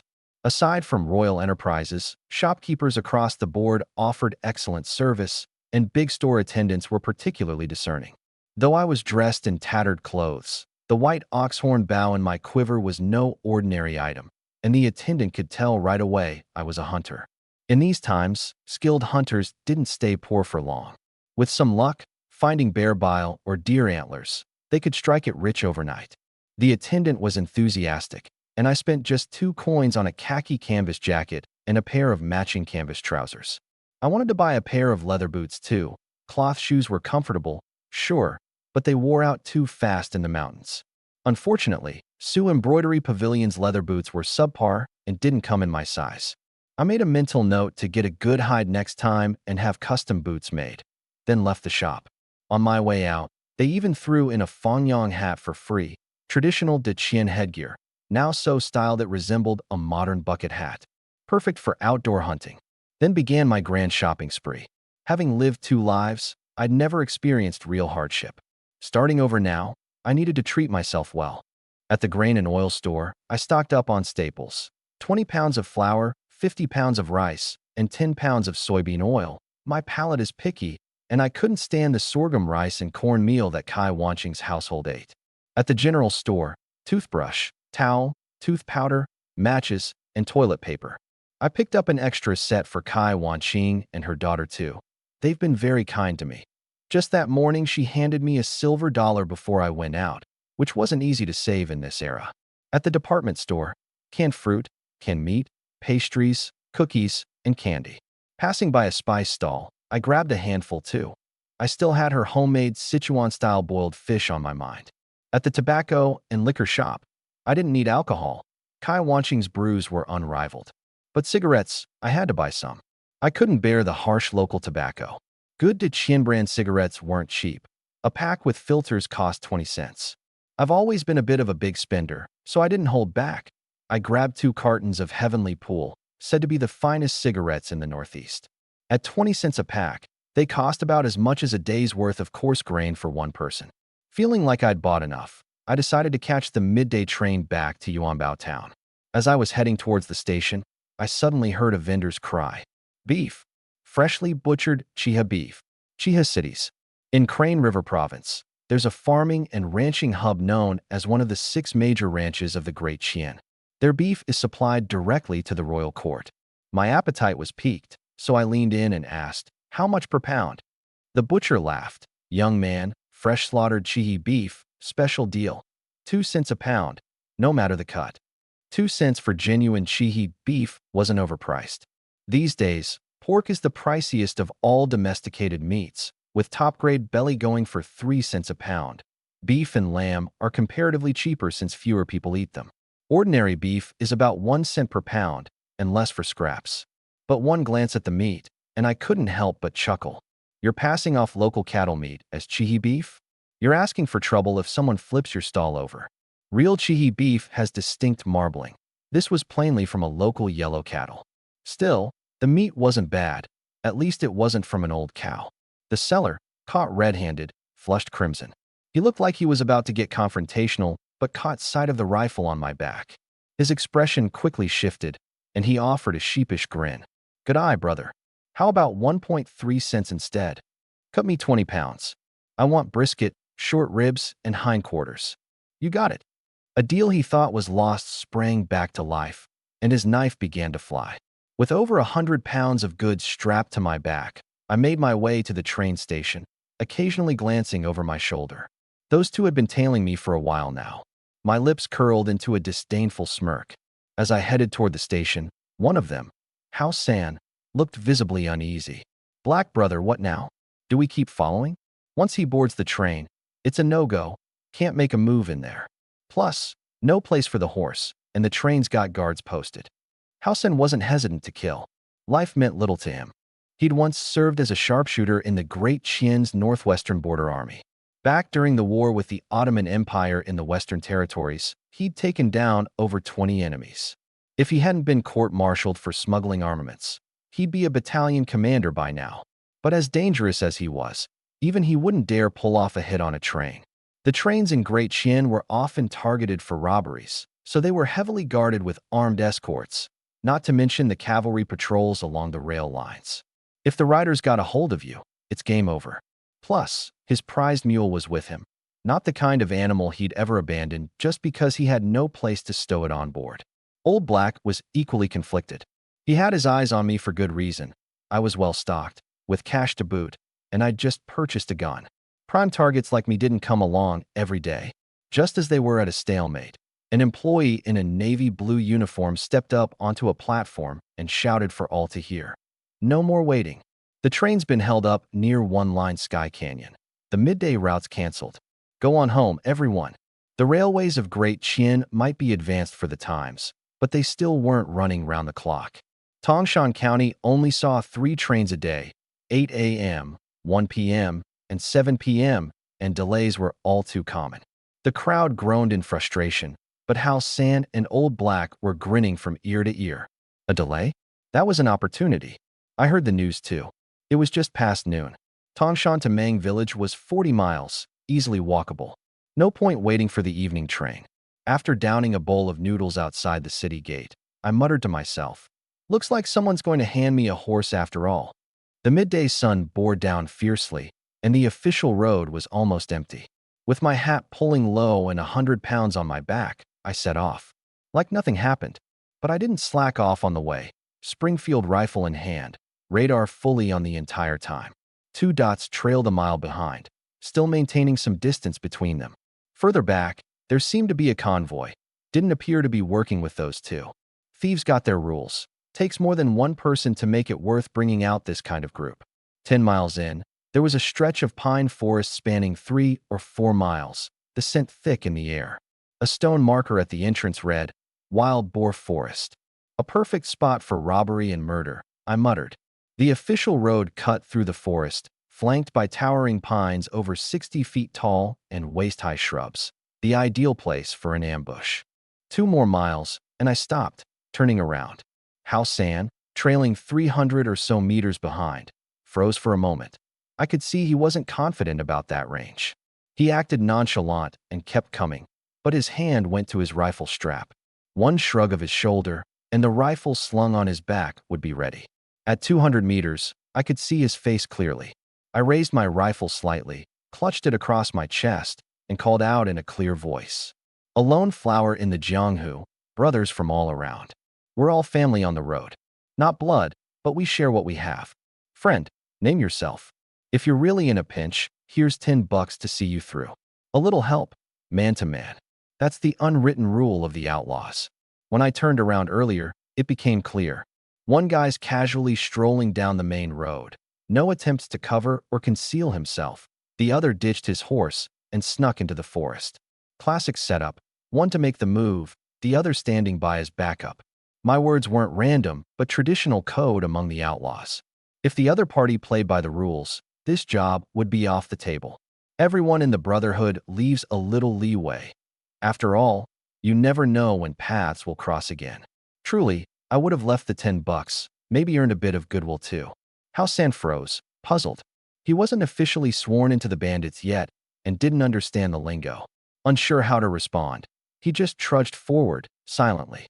Only a few more dozen meters, and he'd be within sure range for a clean shot. I glanced at an old pine tree on the roadside. The real watcher was hiding there. San was a rookie, but that one in the shadows? Surely part of the outlaw world, and no doubt fluent in the code. My words were for his ears. The underbrush remained utterly still, not a single response. Guess I'd run into someone who ignored the rules. If so, no point holding back. I tilted my muzzle downward, about to raise it. San must have sensed the brewing hostility too. He stopped and readied his rifle. When someone offers a throwing down the gauntlet challenge like this, the tradition is straightforward. No dodging, no tricks. Fight it out, fair and square. We both had our weapons braced, but neither quite aimed yet, for the convoy behind San had just picked up speed. The jingling of brass bells rang out, a lavish horse-drawn carriage coming into view. 12 mounted guards rode fore and aft, each rugged and well past 40. Fierce expressions. Their weapons said everything. Dacian standard-issue Tiger, Might 1890 bolt-action rifles, and German-made Mauser C96 pistols strapped to their waists. Armed to the teeth, truly. Their guns pointed downward but were ready to fire in an instant. That stance alone was a piece of Jianghu code. Muzzles down meant no hostile intent. Whatever beef we had, best let it wait. We moved out after everything was settled. The opposing side understood the protocol. I didn't fire. San didn't know the convoy's specific signals, but even he understood this wasn't the time to shoot. Both of us, skilled marksmen, knew that pulling the trigger now would only lead to chaos and a full-on shootout. The breeze swirled leaves in the air as the convoy advanced slowly. They approached San first, then brushed past me, the vehicles mere inches away. When they were about 100 meters away, the curtain on one of the cars lifted slightly. A pale, delicate hand raised a pair of binoculars, glanced in our direction, and then lowered them. Su Pao Tu, Cannonhead Su. Who do you think will live, and who will die between these two? Bang! Before the words had even fully settled, the crack of a gunshot echoed in the distance. The woman immediately raised her binoculars again. The moment she saw what had happened, her eyes lit up with excitement. What incredible marksmanship! Stop the car. Screech. The sound of a match being struck broke the silence as I lit a cigarette with a filter, casually exhaling a puff of smoke. Ejecting the spent cartridge, I reloaded my gun and began walking forward slowly. About 150 meters out, San lay flat on the ground, eyes wide open, a clean bullet hole in his forehead. Even as he died, he couldn't comprehend how someone could draw their gun so fast and shoot with such precision. When the convoy reached a safe distance, San instinctively went to lower his gun. But before he could make a single move, I fired. One shot was all it took to end him. Just like that, this renowned frontier soldier from Daiqian fell flat, dying where he stood. As I walked toward him, my focus shifted to the dense bush behind him, standing nearly 2 meters tall. Emerging from it was the unmistakable glint of a gun barrel, a revolver. This person was lying in wait, primed for an ambush, planning to shoot me while I got closer to loot San's body. Because in this line of work, looting bodies is simply procedure, especially when San still had that sturdy mule of his. A mule so fearless it didn't even flinch at the sound of gunfire. Hiding behind the bush, Lao He, Old He, felt his heart pounding in his chest. He had never witnessed such sharpshooting before. Not even the leaders of his gang, those bandit big shots they call Pao Tu, or gunners, could pull this off. In reality, if someone around these parts had that skill, their name would be legendary, akin to one of the mythical 8 great cannon heads of the Northeast. There was no point in trying to face me head-on. He wouldn't win. Running was also futile. You can't outrun a bullet. His only chance was to kill me first. Closer, just a little closer. He whispered, clutching the revolver tightly, his prayers desperate. His gun, a new revolver, could reach 50 meters, but his shooting skills weren't accurate at that distance. He needed me to move in, closer to within 20 or 30 meters, or at the very least, inside 20. Just as he willed me to step forward, I stopped. His pupils dilated instantly. I had already raised my gun and was aiming straight at his hiding spot. Oh no! Bang! He instinctively tried to run, but it was too late. The bullet struck him square in the shoulder, forcing him to drop his revolver to the ground. Enduring the pain, he turned to flee. Bang! He crumpled to the ground as if shoved harshly from behind. Pain radiated through his entire body. He knew he wasn't dead, but quickly realized he couldn't move. That second shot had shattered his spine. Clink! I ejected another shell and glanced at the convoy. They hadn't left, nor did they appear hostile. I ignored them and walked toward the bush. Hearing my footsteps approach, Lao He began to shout out in panic. The Northwest's lone flower of Xiantian. We're all brothers of the Greenwood. Have mercy. You're a man of our world. Show some compassion, please. I kicked him over with one swift motion. Which gang are you with? From Duliang Mountain. Big Boss Flying Blade Hong is my leader. Spare me, old Hai. I swear there will be a hefty reward. I messed up today, and I admit it. I sneered coldly. So you're one of those lackeys trying to recruit people? I thought you were sent by the Dong jewelry firm. The thug's black eyes darted quickly, and he tried to play along. Old Hai, there is something about them. They gave me a gold bar to take you out. It's still at my place. Spare me, and I. Before he could finish, I stomped down hard on his chest. That one blow was enough. He was dead on the spot. Just from these two guys' moves, I'd already figured out that this had nothing to do with the Dong jewelry firm. His second sentence was nothing but a lie under pressure. That moment he tried to roll with my bluff, I had my answer. And once I had it, there was no reason he needed to stay alive. As for this so-called Duliang Mountain or Flying Blade Hong, never heard of them. Clearly not anyone significant in the underworld. I picked up the revolver he dropped. A quick look, and I identified it right away. Colt single-action army revolver from the Silver Eagle Nation, an M1873 model. Not exactly the kind of gun that should exist in this world. Single action, meaning you have to cock the hammer for every shot. Not modern by any means, but reliable, with decent stopping power. Perfectly fine for close-quarter defense. This one, a premium piece, polished stainless steel frame, walnut grip, absolutely gorgeous. I unstrapped its holster, fastened it at my hip, and slid the revolver into place. I searched his body and found quite a haul. A 10-gram gold ring, a pure silver belt buckle, a wad of golden banknotes, and the real jackpot, a silver pocket watch. I'd been looking to buy a watch back at the department store, but even the cheapest copper ones were over $50, daylight robbery. On top of that, he had over 100.45 caliber bullets compatible with the revolver. His greatest asset, though, was tied up not too far away, a pitch-black Mongolian horse. Even from afar, I could tell it was a war horse. Close up, I grinned. 4 years old, in its prime, and a mare, which means she could breed foals in the future. A horse like this would sell for no less than $150 at the Mountain Pass horse market. She wasn't skittish either, even sticking her tongue out to lick my hand. I patted her neck, untied the reins, and led her away. Then I moved on to search Hao San. A broke loser through and through. Aside from a measly 5 cents, he had nothing. Well, almost nothing. There was his prized rifle, a Tiger Power 1840 breechloader, the standard army issue from the last era of the Dacian dynasty. About on par with my Springfield in firepower, perfectly compatible with its ammo, maybe even slightly better in performance. Too bad the rifling was nearly worn out. It could only serve as a backup weapon. Ammunition-wise, pitiful. Including the single round chambered, just 5 bullets. Hao San's priciest possession wasn't on him, but grazing nearby. A mule. And what a mule it was. My eyes lit up the moment I saw it. A 4-year-old stallion, standing a towering 1.7 meters at the shoulder. a full 5 centimeters taller than the black mare I'd just found. Most mules don't grow that big, so this one must have had excellent breeding stock, likely from a large draft horse. 2 animals in one haul. Not a bad day. I am very happy. Placing the packed basket onto the mule's back, I glanced at Hao San, then looked off into the distance where Lao He was lying. My thoughts turned, and I decided to drag Hao San first to the side of the road under a large willow tree. Then, I went back to Lao He. As soon as my hand touched his clothing, I let out a surprised huh. It seemed like there was a hidden compartment stitched inside. There was something in it. With a forceful tug, I revealed the hidden pocket. Inside, I pulled out a piece of animal hide and unfolded it. It was marked with a stretch of mountains and an old, dilapidated temple. The piece wasn't large, and I couldn't tell the exact location, but I recognized what this was. Hidden this well, so it's a treasure map.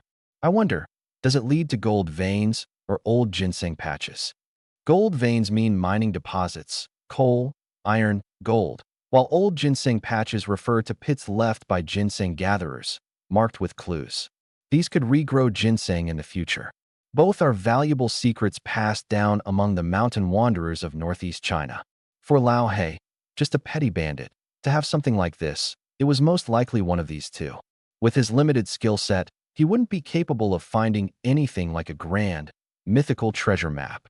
Still, even with a map, I couldn't pinpoint the location right away. A real treasure map isn't like a video game. Just having the map doesn't automatically mark the spot. You need insider oral knowledge to get the general direction for reference. Whether this fortune could become a reality would depend entirely on luck. I stashed the seemingly ordinary map away, not realizing that this small scrap of animal hide would one day almost flip the entire underground world of northern China upside down. After that, I dragged both bodies under the willow tree. Using my knife, I sliced off a piece of bark and began to carve words into it. From the luxurious carriage in the distance, the woman watching was captivated, first stunned by my precise marksmanship, then by my sharp instincts and ruthlessness in killing Lao He, and lastly by what I was doing now. After a moment's thought, she took out a small dagger, Su Pao Tu. Yes, miss. Take this small divine blade and deliver it to that young man. Find out his name and establish friendly ties. While you're there, see what he's writing. Su Pao Tu handed his rifle to a companion and walked over on foot. Just as my carving was finished, he arrived. Peering down, he burst out laughing. In the 30th year of Tianyuan of the Great Qin Dynasty, executed 2 infamous Liangshan bandits in the wild boar forest. Rewards available to those who verify the bodies. Written by Chao San. Looks like you're trying to make a name for yourself, aren't you, young brother? I clasped my hands in an arch salute. Apologies for the cheek, elder brother, but people ought to know my capabilities. He returned the clasped-handed greeting. From that small gesture, I could tell this man had years of experience traveling this treacherous path of the Jianghu. Anything your younger brother can help you with? Not at the moment. My employer, however, was impressed with your remarkable skills and would like to connect with you. She has pressing matters and cannot come in person, so she sent me to deliver this small divine blade as a token of goodwill. My employer's name is Su Hongxiu, the founder of the Su Embroidery Pavilion. Should you find yourself in trouble, bring this blade to any Su embroidery location in the Northeast, and we will provide our full support. The name Su Embroidery Pavilion was unfamiliar to me in the Central Plains, but judging by Su Pao Tu's tone, in the Northeast, his influence would indeed be substantial. I took the dagger, examined it, about the length of a palm, with a simple sheath, sharp enough to cut through iron as if it were mud. I sheathed the dagger, cupped my fists, and said, "Thank you, Miss Su, for the gift. Should you need anything in the future, feel free to seek my help. Don't mention it. May I ask, what is your name, young man?" "My family name is Chao, given name San. Brother Chao San, farewell." The convoy moved forward. Not long after, Su Hongxiu asked, "Su Cannonhead, what is that young man up to?" "Building his reputation." "Oh, seems like Tongshan County might be witnessing the rise of a notable figure." Su Cannonhead sighed. "Miss, it's not just Tongshan. From Songjiang to the entire Northeast, a legend might emerge from this. This man calls himself Chao San. It's clearly an alias. Someone of such skill wouldn't be unknown in the mainland. He's a dragon crossing the river. Always the number 3, because his hands make precise circles. This isn't a simple alias. Intriguing. Meanwhile, I was silently sizing her up as well. A merchant from a wealthy family, but adept in the ways of the Jianghu. This woman's no ordinary person. I didn't come to Tongshan to live in anonymity. My foster father, Chao Baosan, raised me as his own. Although he died with nothing left to give, I still hold the traitor from his martial sect responsible for his death. Revenge requires resources and manpower.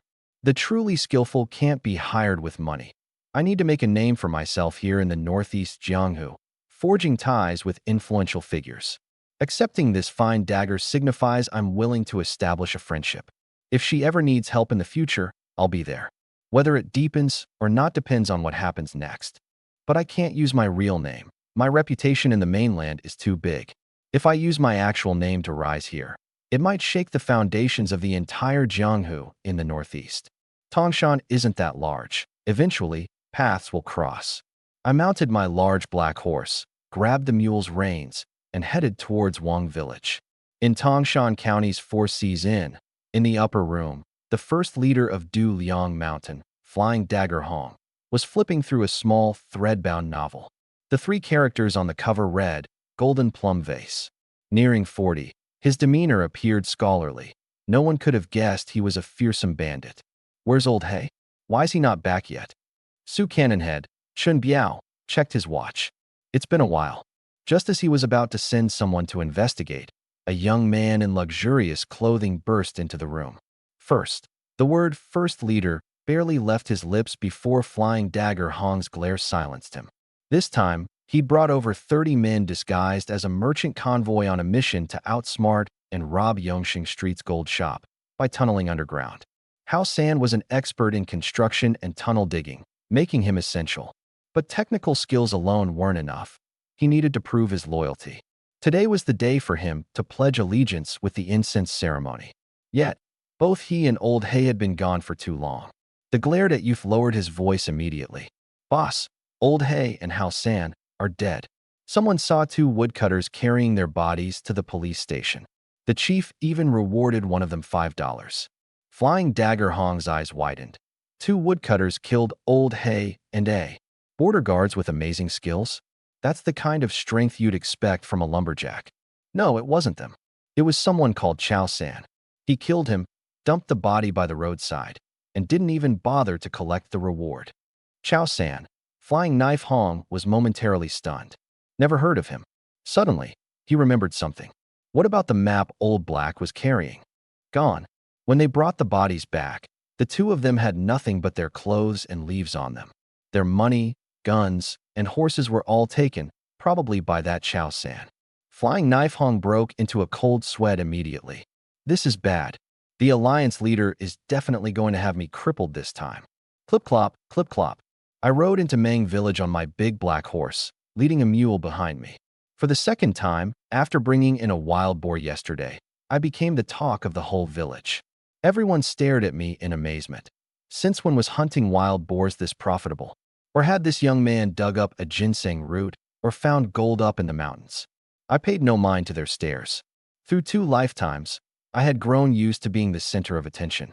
At this moment, I was fully immersed in studying the newly unlocked system feature. Elite Marksman, reward, plus 20 EXP, plus 2 skill points. Hunter Marksman, reward, plus 10 EXP, plus 1 skill point. Prerequisites met. New professional class unlocked. Marksman, skill points, 13. Profession 2, Marksman, level 0. Talent skill, Deadeye, upgrade cost, 100 points. Deadeye, guaranteed critical hit within a 500-meter range. Cooldown, 24 hours. Note, weapon must have a maximum range of over 500 meters. Back in the Wild Boar Forest, the system had already prompted me about unlocking this new class. Another free talent skill, ridiculously overpowered, 100% accuracy on a critical shot within 500 meters. This causal-level shooting ability definitely lives up to the name Deadeye. It's practically a cheat code. Normally, hitting a target at 500 meters with a rifle isn't impossible, but during this era, sharpshooters with that kind of ability are extremely rare. Even with talent, you'd still need a scope.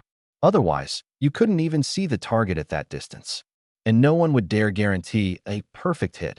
Hitting the target and never missing are two entirely different concepts. With this skill, forget hunting. Even if I wanted to assassinate the Emperor of Deqian, I'd stand a chance. Both of my modified black powder shotguns have effective ranges exceeding 1,000 meters. After hitting the city jackpot earlier, I was in high spirits. To celebrate, I decided we'd have dumplings tonight, because in these times, dumpling meals were basically equivalent to celebrating the new year. Before I even reached the tavern, I saw a cloud of dust and heard shouting and fighting. Well, how about that? Yao Mayer was leading a group of about 10 kids, all 4 or 5 years old, chasing down another group of 5 or 6 older boys, who were probably 6 or 7. Yao Mayer was the fiercest of them all, wielding a half-meter-long cornstalk like a warrior, smacking the opposing kids until they cried for mercy. I stood there stunned. The organizational skills of a 5-year-old? When she noticed me, pride gleamed in her eyes. She tilted her little head, grinned widely, and started sprinting over with her arms open. "Uncle!" I jumped off the horse and picked her up. "Look at you, you little rascal. Your face is all dirty like a little cat." She giggled. "They bullied me, said I don't have a dad, so I hit them. Little sister did the right thing. We don't bully others, but we also don't let anyone bully us." She pulled out a tea egg wrapped in yellow paper from her pocket. It was from Aunt Chu Jun, specially saved for me. Even her mom couldn't bring herself to eat it. I laughed, pinching her cheek. "Let your mom heat it up for you to eat later. Today we're having dumplings." Her eyes crinkled into a big smile. She likes one thing about me the most. I always keep my promises. Unlike her mom, who always says she'll save her New Year money, and then it vanishes like smoke. I pulled a craft paper package from the basket and handed it to her. She opened it and was absolutely stunned. Inside was a colorful assortment of candies. "Candy." She hugged my neck and gave me a big kiss. The other kids around us looked on greedily, swallowing hard. She hesitated for a moment before whispering, "Uncle, can I share some with them? I'll eat less myself." I was taken aback. Young kids usually guard their treats like treasure, especially candy, which is like their lifeblood. Even though I bought the candy, I hadn't expected her to be so generous. "You sure about this?" "Not really," she admitted. "But they all call me Big Sister. If I have something good, we should share it. If I keep all the good stuff to myself, they won't listen to me anymore. By giving out some candy, they'll follow me even more. And their little brothers and sisters will listen to me too." I was completely floored. The wisdom of sharing wealth to gather people. A truth that some adults can't grasp their entire lives. She had figured out at 5 years old. "The candy is yours, so it's up to you how you want to share it." She was overjoyed, handing one piece of candy to each child. A dozen or so sniffly kids all chorused, "Thank you, Big Sister." She put on her serious face and said, "And my uncle, too." "Thank you, Uncle," the kids echoed. This kid was practically born to run a gang. A whole little crew was already forming, loyal from the start. I lifted her onto the horse. She was fearless, even daring to shout that she wanted to learn how to ride. When we arrived at the tavern, she ran to the counter, clutching the candy. "Mom, eat some candy. Auntie Shaoli, you too." It wasn't until then that I noticed Kai Wanqing sitting there knitting with another young woman. One quick glance at Shaoli Dai, and I was stunned. Her beauty was no less striking than Kai Wanqing's, but her aura was entirely different. While Kai Wanqing had an aloof look that softened into warmth when she wanted, making her hard outside but tender inside, Shaoli Dai was the delicate and fragile type. She had watery, deer-like eyes that instantly evoked a protective instinct in anyone who saw her. When Kai Wanqing saw me enter, she smiled at first but then froze briefly, noticing my new clothes and the rifle slung on my back. It wasn't cheap to own either in these times. She put down her knitting. "You're back. Do you know how to wrap dumplings?" "Of course I do. It's not like it's some kind of holiday." Why am I suddenly craving dumplings? Must be the appetite kicking in. Fortunately, I just bought some beef. Dai Shaoli kept sneaking glances at me. With my appearance and build, even for a married woman like her, it made her cheeks flush a little. But what she envied even more was my personality. Good looks, able to provide, and gentle to top it off. Men like that were what countless women dreamt of. "Sister Junyang, you go home and make the dumplings first. I'll watch the shop for you." "Well, all right then." Kai Wanqing handed her a bottle of sorghum liquor. Take this home, Sister Junyang. With a look from Kai Wanqing, Dai Xiaoli stopped speaking, her eyes welling up with gratitude. The bottle of liquor meant she probably wouldn't be beaten anytime soon. This wasn't just any liquor. It was Kai Wanqing's special brew, a 3-year-aged knockout mix. Kai Wanqing and her sister followed me out of the store. The moment they saw the horses and mule by the entrance, they were stunned. Wait, did you rob a bank in town, Hawaii? I laughed as I led the horse away. The banks in the county aren't worth robbing. If I were to rob one, I'd aim for a provincial one. These were given to me as a gift. My casual tone made her not press further, but as her eyes drifted down, she caught sight of the blood stains near my shoes. She nodded slightly and said, I'll heat some water for you when we get back. We've got a wooden tub at home. You can wash up. Traveling back brings bad luck sometimes. I'll scrub your shoes too. Her words gave me pause, and I looked down to notice the faint traces of blood as well. I smirked, but didn't say a thing. This woman, her observations were sharp, and her heart was even kinder. Once we got home, she didn't seem to pay mind to the rice or flour I'd brought back. Instead, it was the canned goods, biscuits, pastries, candy, and toiletries that left her in a daze. Staring at the sweets in my younger sister's arms, you could tell her heart ached. Prices in Deqian were polarizing. Grain and salt were cheap, but sugar and industrial goods weren't. The pound of sugar my little sister held in her arms, even at its cheapest, cost 50 cents, which was enough to buy 100 pounds of coarse grain. I handed her a toothbrush and toothpaste, and a tinge of embarrassment flashed across her face. Why, with how you're treating us, I should be giving you money for meals at this point. I chuckled. Big sister, I've got picky tastes and only eat good stuff. Can't have myself eating while you and the little one just watch, can I? One day, if I truly can't afford food, just give me a bowl and we'll call it even. No need for formalities between us. She let out a helpless sigh, but kept the kindness firmly in her heart. To feed and take care of them, I don't bat an eye.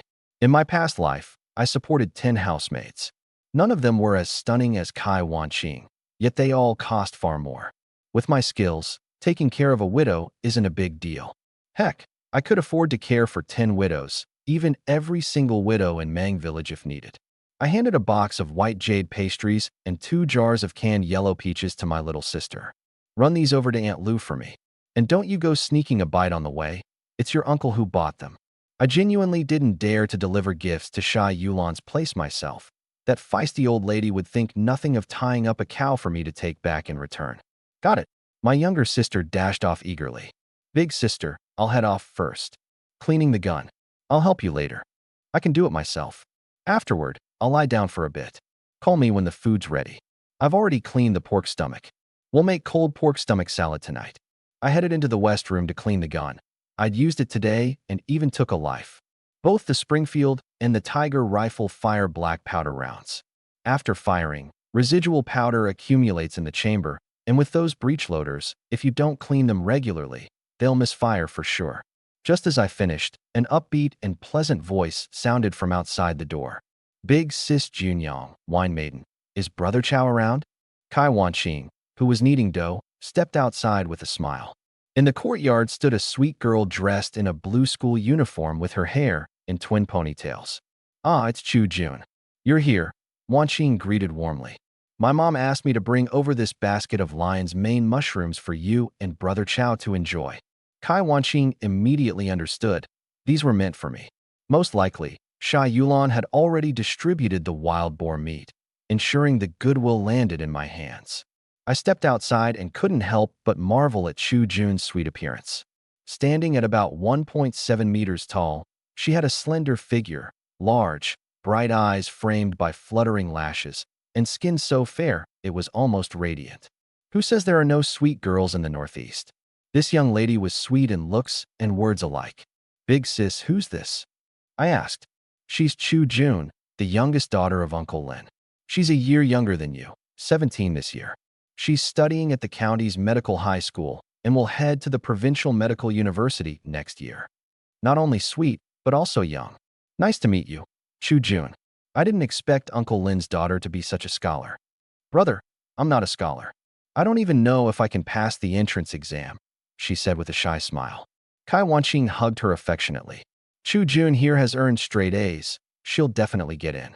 Soon our Wang village will have its own esteemed medical expert. Despite her age, Chu Jun couldn't help but blush under all the praise, beaming with joy. She quickly waved off my offer to stay for lunch and said, "No need, Brother Chow. Actually, I came with another task. I'm here to deliver your residency papers." On my dad's way out, he selected 2 homestead plots for you. If you're free, can you come check them out with me? Residency papers? Now that caught my attention. Though the Qin dynasty doesn't restrict movement, being without official residency can be a hassle. Getting registered can be simple. Just someone like the village chief or a local leader vouching for you, and a place willing to accept you. However, it's often hard. Without close connections, few are willing to vouch since it involves liability. Having the papers settled would save me a lot of trouble. As for the homestead, well, that was no small matter either. I couldn't stay at Kai Wanqing's forever, and even if I did someday make her mine, this adobe house was far too cramped. All right, little sister, give me a moment to grab a few things, and we'll go. Back in the West Room, I grabbed my rifle, holstered my revolver, stuffed some bullets into my pocket, and put on my Fanyong hat before heading out. Chu Jun blinked her big eyes at me and said, "Brother, there aren't any wild beasts in the village. You don't need a gun. Maybe I'll spot a pheasant or two for soup or dumplings." I quipped carelessly, fully aware my rifles were overkill for such a small target. But in truth, I never left my weapons behind. Wang village might be peaceful now, but caution has kept me alive so far. Danger can come knocking when you least expect it. But with a gun in hand, I'm almost invincible. You're amazing, big brother. Out of all the hunters in the village, no one else could haul back such a big wild boar alone. The little girl's eyes sparkled with admiration, clearly impressed by my strength. As we made our way, Lin Chujuan's good reputation was evident. Everyone we passed greeted her warmly. Some even teased her, asking if I was her boyfriend, making her blush furiously. But despite her embarrassment, she couldn't help but sneak glances at me. She attended the county's medical middle school, one of the top schools in Tangshan. In Qian's educational system, there's elementary school, basic and compulsory, followed by middle school, which is divided into academic and vocational tracks, and then university. Her school was vocational. In this day and age, even if you couldn't get into college, graduating from a vocational school meant you could at least secure a decent livelihood. Becoming a worker was considered a high-paying job. With her grades, she'd have no trouble becoming a nurse or a township doctor. There were plenty of boys at her school, most from well-off families. But for some reason, when she compared them to me, those clean-cut, polished boys just didn't catch her eye. She couldn't quite explain it. She just found my rugged masculinity more attractive. We arrived at a plot of farmland. I noticed about an acre of vegetable fields, dark, fertile soil with trenches between rows and the remnants of rotting leaves scattered about. The area was surrounded by 7 brick-tile houses. No need to ask. I already knew this must belong to the 7 households family. In all of Mang village, aside from the licentiate Diao, only the 7 households and a few others had brick-tile homes. "Big brother, this is a potential housing site," Lin Chujun explained. "It used to be a vegetable plot for a few uncles. It wouldn't need leveling, so you could start building by next spring. But it is small, just barely over an acre. Land is vast in the northeast, so an acre was considered small. Given that, here, an acre was actually the larger northeastern unit, measuring over 1,000 square meters. I could clearly tell this was a favor from Lin Tianjin. This piece of fertile land, perfect for growing produce, was no small gift. Just handing it over like that showed his generosity. "How about another plot? Is there another one nearby? Let's take a look," I said. She led me east of the village, not far from Kai Wanqing's house. Not long after, an endless stretch of farmland sprawled out before us, easily thousands of acres. Running along the edge of the fields was a man-made drainage ditch, dividing the village from the farmland like an invisible border between kingdoms. "That's the land owned by that greedy old landlord Diao," she said, her voice tinged with resentment. "Most of it used to belong to my family and a few uncles. He tricked them out of it." Though her expression became fierce as she spoke about him, her demeanor was still endearingly cute. But I detected another undercurrent here. The 7 households of this Mang village weren't exactly pushovers themselves. If Jiao was able to take land from them, it spoke volumes about his cunning and ruthlessness. Thinking back to what I'd seen of Jiao Wu, I could understand. To amass wealth in these times, you had to be cutthroat. Without a taste for bloodshed, claiming land and building a fortune was near impossible. She pointed to a 6-acre patch of overgrown meadow. This would be the other potential building site, she said. The land was covered in wild grasses, fescue, blue wildry, and clover. Not many families in the village keep horses, so it's been left and used for a while. My eyes lit up. 6. More than an acre. A good size for building a decent estate. Enough space for raising dogs, horses, and maybe even a bear. Plus, it's the perfect time to harvest the pasture grass. My family already owns a horse and a mule. I crouched down and grabbed a handful of soil. Rich, fertile land. Why hasn't anyone cultivated it? After all, folks in the countryside rely heavily on farming. When there's not enough land, they clear the wilds. It's hard work, but once the land is cleared, it can stay in the family for generations. Lin Chujun frowned slightly. It's all because of that scoundrel, old bastard Diao. Hearing this name again, I couldn't help but chuckle. However, Lin Chujun went on to tell me an old story. Brother, this grassland used to be over 20 acres, stretching all the way to that farmland over there. 7 years ago, a family of 7, fleeing hardship, settled here. They spent 2 years clearing 13 acres of wild land. The autumn they finished the work, before they could harvest a thing, their house caught fire, and all 7 of them perished in the flames. The youngest was only 5. My father reckons it was old bastard Diao's doing. After the fire, that scoundrel helped bury them, then claimed the 13 acres for himself. Ever since then, no one's dared to cultivate near his property. My dad didn't want trouble, so he left this land untouched. I was stunned. 13 acres of land. Was it really worth annihilating an entire family? This old bastard, Jiao, must truly be heartless. Brother, don't choose this one. Jiao's trouble, Lin Chujun urged in her soft voice. But in that moment, I suddenly understood what was happening. This wasn't just about picking a piece of land. Lin Tianzheng was testing my mettle.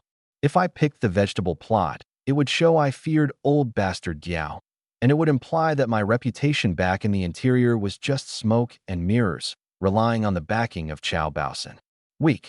But if I picked this grassland, it would prove I wasn't afraid. My choice would directly influence how Lin Tianjing treated me in the future. If I was seen as all talk, he'd only regard me as nothing more than a junior, a nobody. Having figured it out, I couldn't afford to let myself be underestimated. 2 lifetimes in, my pride meant everything. Besides, I genuinely liked this grassland. By next summer, with a fully built estate, raising dogs, horses, and if lucky, maybe even a bear, this place would be perfect. Sis, I want this one. I like it here. Brother, this land is dangerous. Don't worry. I'm more dangerous than old bastard Diao. She didn't quite understand what I meant and tried urging me again, but eventually gave up. Still, I could tell she was thinking to herself, with Brother Chao's build, maybe Jiao wouldn't dare mess with him. She pulled out the registration papers and land titles. The household registration was like a modern residency book, already filled in with a fake name, Chao San. There were 2 land titles as well, one for the vegetable plot and one for the grassland, complete with stamps from Mang Village and Yuanbao Town, along with Lin Tianjing's signature. All that was left was for me to sign and leave my fingerprint. She had everything prepared. Taking the papers, I officially became a resident of Mang Village from that moment onward. Sis, it's getting late. Come to my place for dinner. No, thanks. Dinner's already made at home, and I have to organize my schoolwork. I'm heading back to school tomorrow. Let me walk you home then. I'll treat you to a meal in the county next time. Let's head to the county town. Chu Jun is inviting you over. She just opened an authentic Shandong cuisine restaurant, and wow, it's delicious. We had barely taken a few steps when a familiar figure approached, a slender, fair-faced young man with rosy lips, carrying 2 rabbits and a pheasant tied to his waist. Brother Chao, Sister Chu Jun. Yin Xiaoi greeted us with a cheerful smile as he jogged over. Not bad. Looks like a good catch. I remarked. Yeah, went out to check my traps today. Lucky, I guess, he said, scratching his head bashfully. Hunters have their tiers. Not everyone bags big game like I do. Most rely on trapping rabbits or wild chickens. Checking traps or running the traps is all about seeing if anything got snared overnight. Are you keeping these or selling them? I'm selling them to Brother Dabio's family. Do you want one, Brother Chow? I'll take the pheasant. 2 dimes for it. Back in my previous life, pheasants were a protected species, but now they're not worth much. A pound goes for only 8 cents, and this bird is barely worth 10 in total. I'm actually offering a high price. If you want it, just take it. No need to pay, Xiaoyi insisted. No, that's not how it works. Here's the deal. Since I didn't bring my wallet, you can drop the pheasant off at Sister Junyang's house. Tell her my money pouch is in my backpack, and she can give you the cash. I need to take Chu Jun home. Xiaoyi hesitated, but then quickly nodded in agreement after a moment of thought. Before he left, I called out to him, Xiaoyi, what do you usually work on these days? Just hunting and wandering around nearby. I've got a job for you. Interested? I pointed toward some pasture land. You know how to cut grass? Of course. I'll pay you 2 dimes a day to mow this field. It's for winter feed for the horses. Take your time. There's no rush. Payment once it's done. 2 dimes a day? Xiaoyi froze. Even Chu Jun looked astonished. Her school teachers were earning 15 yuan a month, a coveted high salary. 2 dimes a day would buy 40 pounds of coarse grains. Chu Jun felt something was off, but couldn't quite put her finger on it. Brother Chow, you don't need to pay me. Just feed me, and I'll get started tomorrow. No, listen to me. 2 dimes a day, or I'll hire someone else. Seeing my firm stance, Xiaoyi had no choice but to agree. He headed home to deliver the pheasant, while I escorted Chu Jun back. On the way, she seemed like she wanted to say something, but held back since we weren't that close yet. After dropping her off, I politely declined an invitation to dine at her house and returned to Kai Wanqing's place. The moment I walked in, I asked, Big sis, did you give Xiaoyi the money? Kai Wanqing, who was rolling dough, paused mid-motion. What money? Xiaoyi just dropped off 2 rabbits and a pheasant and left. He said you caught them and wanted them brought back. Following her pointing finger, I spotted the rabbits and the pheasant neatly placed in the yard. Not only had Xiaoyi dropped them off, but he'd also taken care of the processing. Both rabbit skins were cleaned and hung out to dry. This kid has some character. I chuckled as I headed to the stable. Kai Wanqing's family had an old and used stable where I kept the horses and mules I had brought back. I was planning to lead them out to graze. She glanced at the trough and froze on the spot. The horse and mule were happily munching on corn kernels, devouring them with gusto. Corn kernels are a real feast for livestock. She herself eats sorghum rice and corn stalks, yet she fed the animals with plain corn kernels. This woman, truly generous.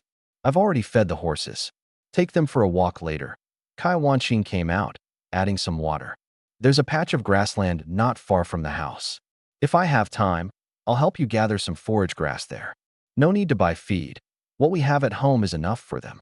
I saw that grassland. That's where our homestead will eventually be. Don't worry about the forage. I'll have Xiaoyi handle it tomorrow. He charges 20 cents a day. At first, she was concerned, just like Lin Chujun, fearing trouble from Old Man Diao, the sly landlord. But after a moment's thought, she realized her worries were unnecessary. With Chow Huai's abilities, it wasn't certain who'd outsmart whom. This distinction between a mature woman and a young girl was evident. She saw things more clearly. Still, she quickly noticed that the wages being offered were rather high. Tying that to the fact that I'd asked about money when I arrived, she started to piece things together. Why, you're trying to give that boy a hand, aren't you?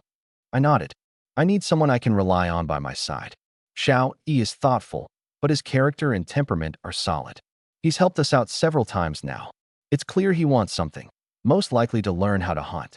Despite his overthinking, he's a decent person, and I don't mind him. Whether or not I really pull him up, though, depends. We'll see. Kai Wanqing understood.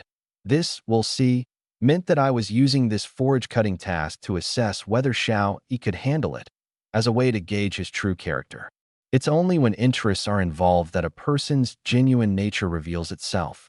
If he were someone solely motivated by money, he might intentionally drag it out to prolong the job. In times like these, finding a fool who pays well isn't easy.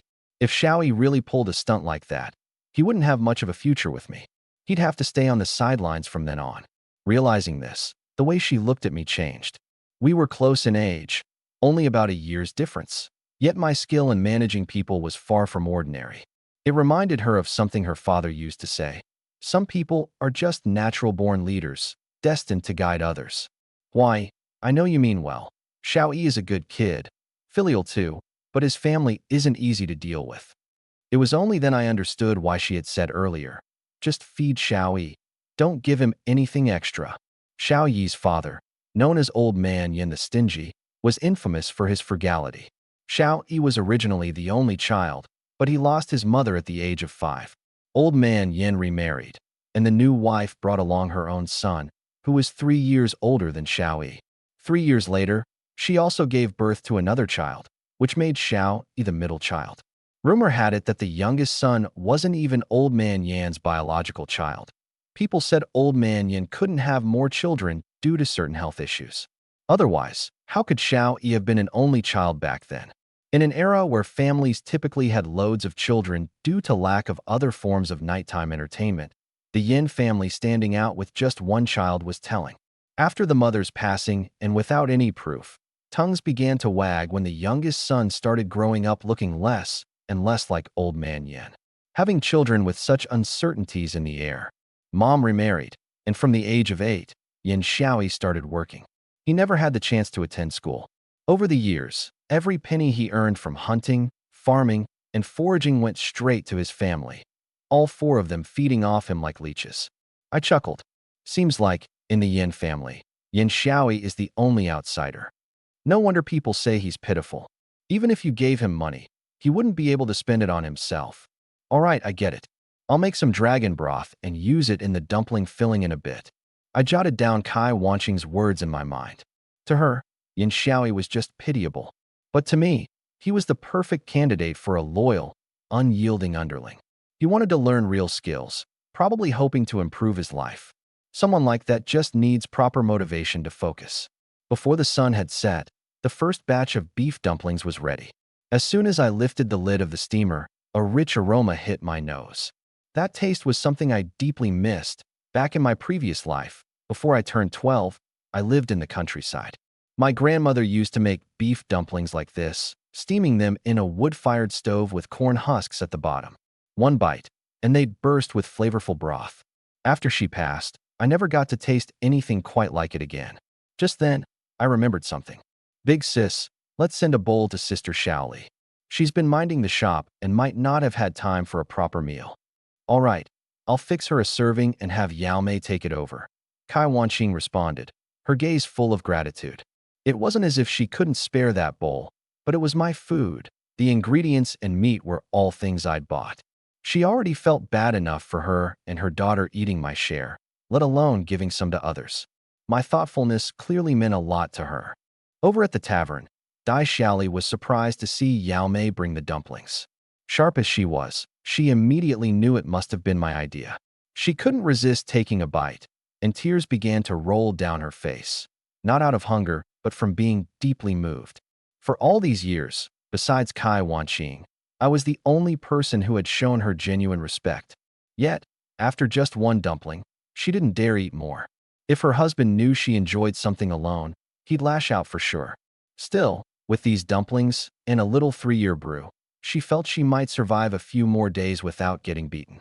While lost in thought, a group of villagers walked into the tavern.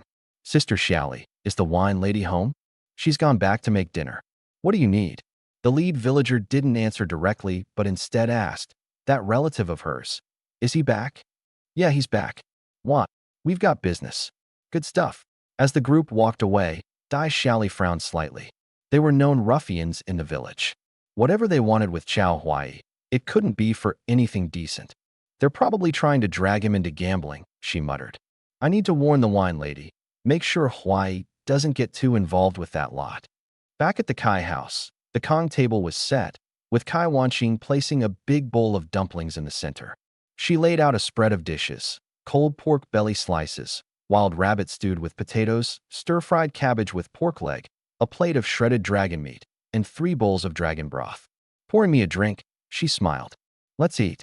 I set my holster aside and picked up a dumpling with my chopsticks. I had to admit, Kai Wanqing was a skilled cook, better than anyone I'd known back in the day. The cook's skills are unmatched, Even the head chef at the Yinyang Grand Restaurant in Baidu might not compare to hers. As I was eating, Yaomei suddenly fixed her gaze on the revolver atop the heated brick cabinet. She put down her bowl and reached for it. Yaomei, what are you doing? Always getting into trouble. Kai Wanqing shot her an angry look. Mama, this is a gun. It's way cooler than a big machete. Cool or not, it's not for you to play with. If you so much as touch your uncle's gun, I'll leave your thigh black and blue from pinching. Pure and simple familial discipline. Seeing her still reluctant to let it go, I chuckled and said, when you're a bit older, Uncle will teach you how to shoot. But you're too young right now. I'll buy you an air rifle to play with instead. Thank you, Uncle. She beamed, then gave me a sweet kiss. Kai Wanqing laughed. You're spoiling her. Kids should be a little tough. She could tell I genuinely liked Yaomei. These days, most people preferred having sons. Lower productivity in tough times made sons a form of security.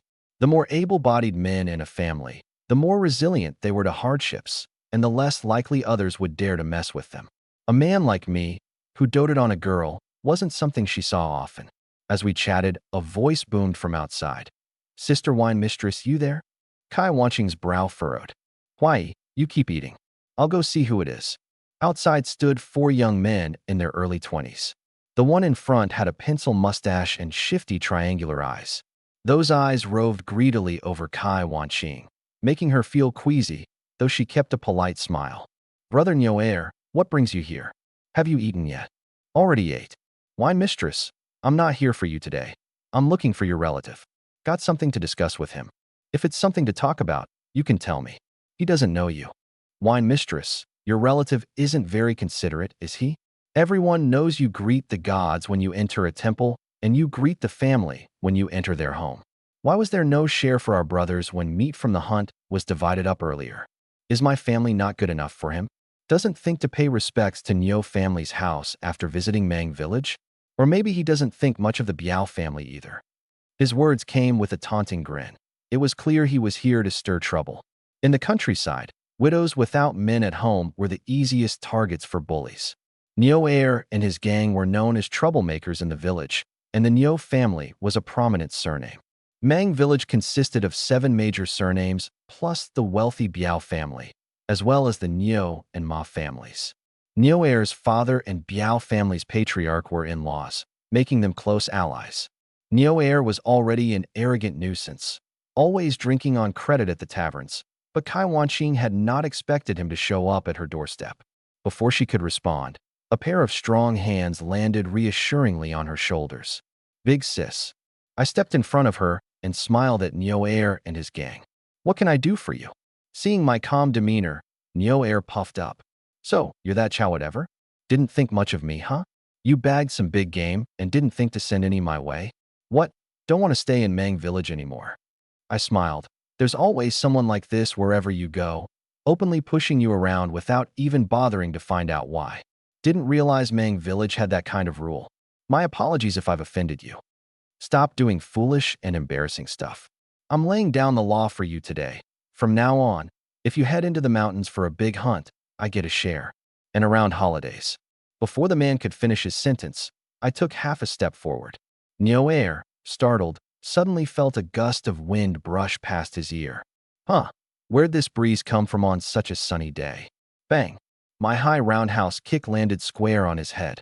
Without so much as a grunt, Nyo Air dropped to the ground like a log. I had held back. Otherwise, that kick could have killed him. Even so, he wouldn't be getting out of bed for the next month. At minimum, he'd be nursing a concussion. Nobody saw it coming. Not even Kai Wanqing expected me to move so decisively. A portly thug who had come along with Nyo Air grabbed a knife and lunged at me. I'll gut you. Bam! Before he even got close, my sidekick sent him flying into a stable. The mule inside, mid-chew on some corn, got spooked and lashed out with its legs, kicking the guy out the other side of the stable. If not for the ropes holding the mule in place, it might have taken a bite out of him too. The last 2 stooges stood frozen in shock. Nyo Air, nearly 180 pounds and supposedly a skilled fighter, had been floored in seconds. And their 200-pound fat friend? I had booted him like he weighed no more than a child. They realized they had kicked a steel plate. I smiled. Go ahead, both of you come at me. I've got lunch waiting. Neither dared move. Their strongest guys were down, Stepping up would just add to the body count. They were fumbling for an excuse to back down when suddenly, a shrill, young voice rang out from inside the house. "You scumbags! Bully my uncle, and I'll kill you all." My heart nearly stopped. Standing there was Yao Mei, clutching my Colt revolver. The hammer was already cocked, ready to fire.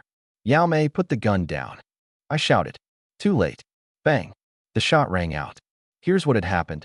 As soon as Kai Wanqing and I had stepped outside, Yao Mei had climbed up by the window, watching the confrontation. When she saw we were outnumbered, she grabbed a kitchen knife, ready to charge out and help. But just as she reached the door, she remembered my revolver was sitting on the bedside cabinet. She dropped the knife, grabbed the gun, and ran out with it. Smart kid. She must have seen someone in the Biao family use the Colt before, and knew cocking the hammer meant the gun would fire. Worried we were about to lose, she stormed out to even the playing field. Her courage impressed me, but it also terrified me. Not because she might have killed someone. Let's be real, these lowlifes had it coming. I was terrified that the recoil from such a powerful gun would go wild in her hands, accidentally hurting herself or Kai Wanqing. I shouted for her to stop, but she had already locked both hands around the pistol, her tiny finger pulling the trigger. Without thinking, I grabbed Kai Wanqing, pulling us both sideways to dodge. She let out a soft gasp as we tumbled to the ground together. The gun went off. I didn't even have time to notice how Kai Wanqing's figure fell against me. I scrambled back to my feet to grab the gun from Yao Mei. "Yao Mei, are your wrists okay?" I asked breathlessly. That .45 Colt packed a hell of a recoil. I wouldn't have been surprised if it had sprained her wrist or worse. Yet there she stood, jaw clenched, tiny tiger teeth bared. "Uncle, give it back to me." "Gun, I'll shoot them dead." I tapped her on the forehead and jokingly scolded. "You little rascal, go back inside." "Uncle, listen to me." Putting the gun away, I helped up Kai Wanqing. "You're not hurt, are you?" She was a sensible woman. Fighting with fists was one thing, but guns were a different story entirely. Fist fights might leave bruises, but bullets? Even if you don't die, you're in for serious injuries. Thankfully, those two thugs were untouched, not even a scratch. It wasn't clear where that shot from Yao Mei's gun even went. "I'm fine," Kai said. And even if those two had died, it wouldn't matter. The two scoundrels immediately fell to their knees, slapping their own faces and begging for mercy. I pointed to Nyo Air and the fat guy lying on the ground. "Drag them away and scram." Like receiving a pardon, they quickly grabbed their unconscious buddies and ran off. Even still, Kai Wanqing was shaken. Then she remembered how I had thrown myself at her earlier to shield her, a move that ended with my hand pressing against her chest as I fell. Her face flushed bright red as an awkward heat swept over her. To cover her embarrassment, she turned around, ready to scold Yao Mei. I grabbed her hand. "Big sis, Yao Mei meant well. She's a good kid. Here, let me check if her hand is injured." At my touch, her body softened, and she let out a faint, nasal MHM. Kids raised in the countryside are built tough. Even with the strong recoil from the gun, Yao Mei didn't seem hurt at all. Her sturdy bones were remarkable. I've lost count of how many bandit leaders I've taken down over the years. A couple of village thugs like these, they didn't faze me. I didn't think much of it, and was just sitting down for a meal when chaos erupted again in the distance. Scanning the scene, it looked like nearly 100 people were rushing toward us. Kai Wanqing hurried out to see what was happening and returned quickly. "Huai, you need to escape through the back window. The Niu family's people are coming. Head to Uncle Lin's house. They wouldn't dare cause trouble there." I smiled. "If I go, what about you?" "Don't worry about me. They're all from the village. They won't really harm me. It's fine. I'll deal with them." I went to the west room to grab the gun, loaded a round, and walked back to her with a calm expression. "Big sis, I've taken down countless bandit camps in my time and killed more men than I can count. I've seen it all, but I've never taken an innocent life. If they want to stand against me today, then they've made themselves my enemy. And if they don't fear death, well, I won't hesitate to wipe out the whole village. But if something does happen, you won't be safe here anymore. Would you be willing to come with me? From now on, I'll take care of you and Yao Mei." "Why don't but?" Yes, I'd be willing. Few women could resist such commanding confidence. Kai Wanqing knew better than to argue further, and for the first time, she began to imagine a future under his protection. Haha, then there's nothing to worry about. With me here, there's nothing to fear. Yao Mei piped up. Uncle, let me have the small gun. We'll fight together. How about you heat me a cup of wine? I'll be back before it's even warm. I walked to the door. Kai Wanqing sent Yao Mei out through the back window to Grandma Lu's house to deliver a message. Then she reached for a machete, tucking it into her clothing, before stepping outside to follow me. The calm before the storm loomed over the mountains. Village brawls like this weren't uncommon. She'd seen too many, and they rarely ended without a few lives lost. But facing this alone, just one man, Chao Huai, left her genuinely terrified. I lit a cigarette, striking a match against the sole of my shoe, and exhaled slowly. By then, the courtyard gate was already crowded with people. At the front stood a rotund woman, easily pushing 400 pounds. In these lean times, it wasn't easy to find someone overweight, let alone a fat woman. You little bastard, so you're the one who hit my son? Today, you're not walking away alive, roared Niu Zhangshi, cursing ferociously. Around her, the villagers waved their weapons and shouted threats. I raised my gun and fired a shot on purpose, knocking a strong man's flat cap clean off his head. Everyone froze. I ejected the spent cartridge and chambered another round, shouting, "Come on! Whoever takes another step, I'll blow their damn head off." Niu Zhangshi was formidable, unfazed even with a firearm aimed at her. There are over 100 of us. How many bullets do you have? Go ahead, kill us all, she barked defiantly. Her words were tough, but her actions betrayed her nerves. While yelling, she hauled her youngest son closer and whispered, "Run to your brother-in-law's house. Tell him to grab his gun and come quick." The standoff dragged on for a few moments before Niu Zhangshi called out, "Listen, kid. Don't put on airs here. You better give me a damn explanation, or else." "Explain my ass." Before I could finish, a thunderous yell erupted from the distance, not mine. I looked up sharply. 2 rising clouds of dust approached, fanning out left and right, both heading straight for the Kai family compound. "Slow down, Grandma. Don't hurt yourself."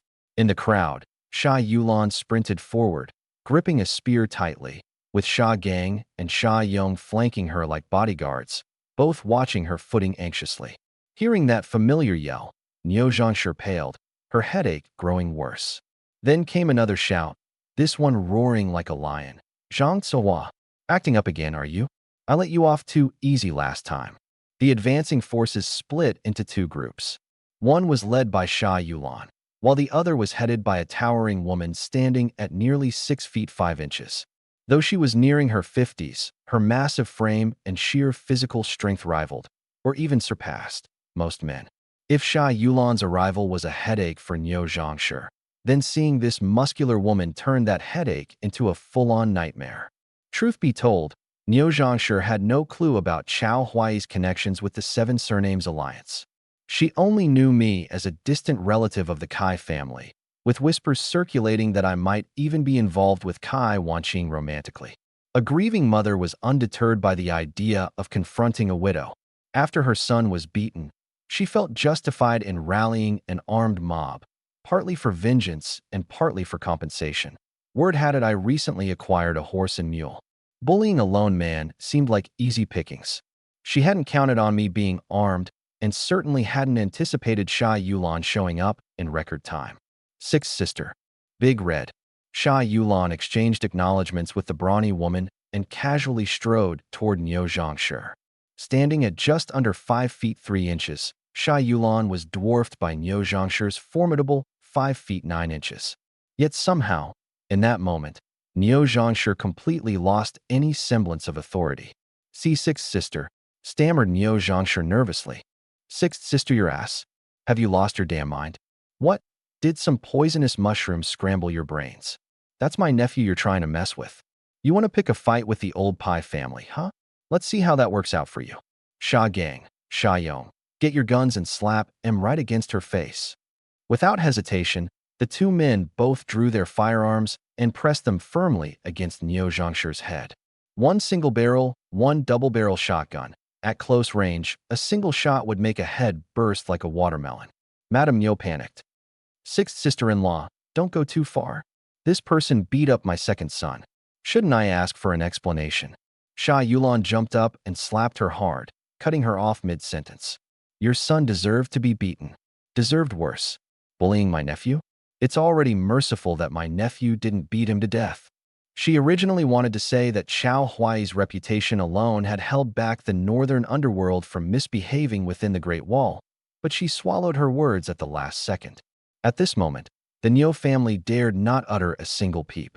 The crew Sha Yulan and Da Hong had brought consisted mostly of women, children, and teenagers around 13 or 14. But they were certainly well armed. The women had waist knives and spears, while the kids carried bows and crossbows, with several holding matchlock guns.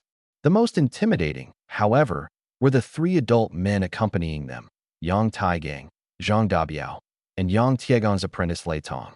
Two of them carried breech-loading flintlock rifles, and Lei Tong had a powerful crossbow in hand. But the real trouble lay in the Sha brothers, Sha Gang and Sha Yong.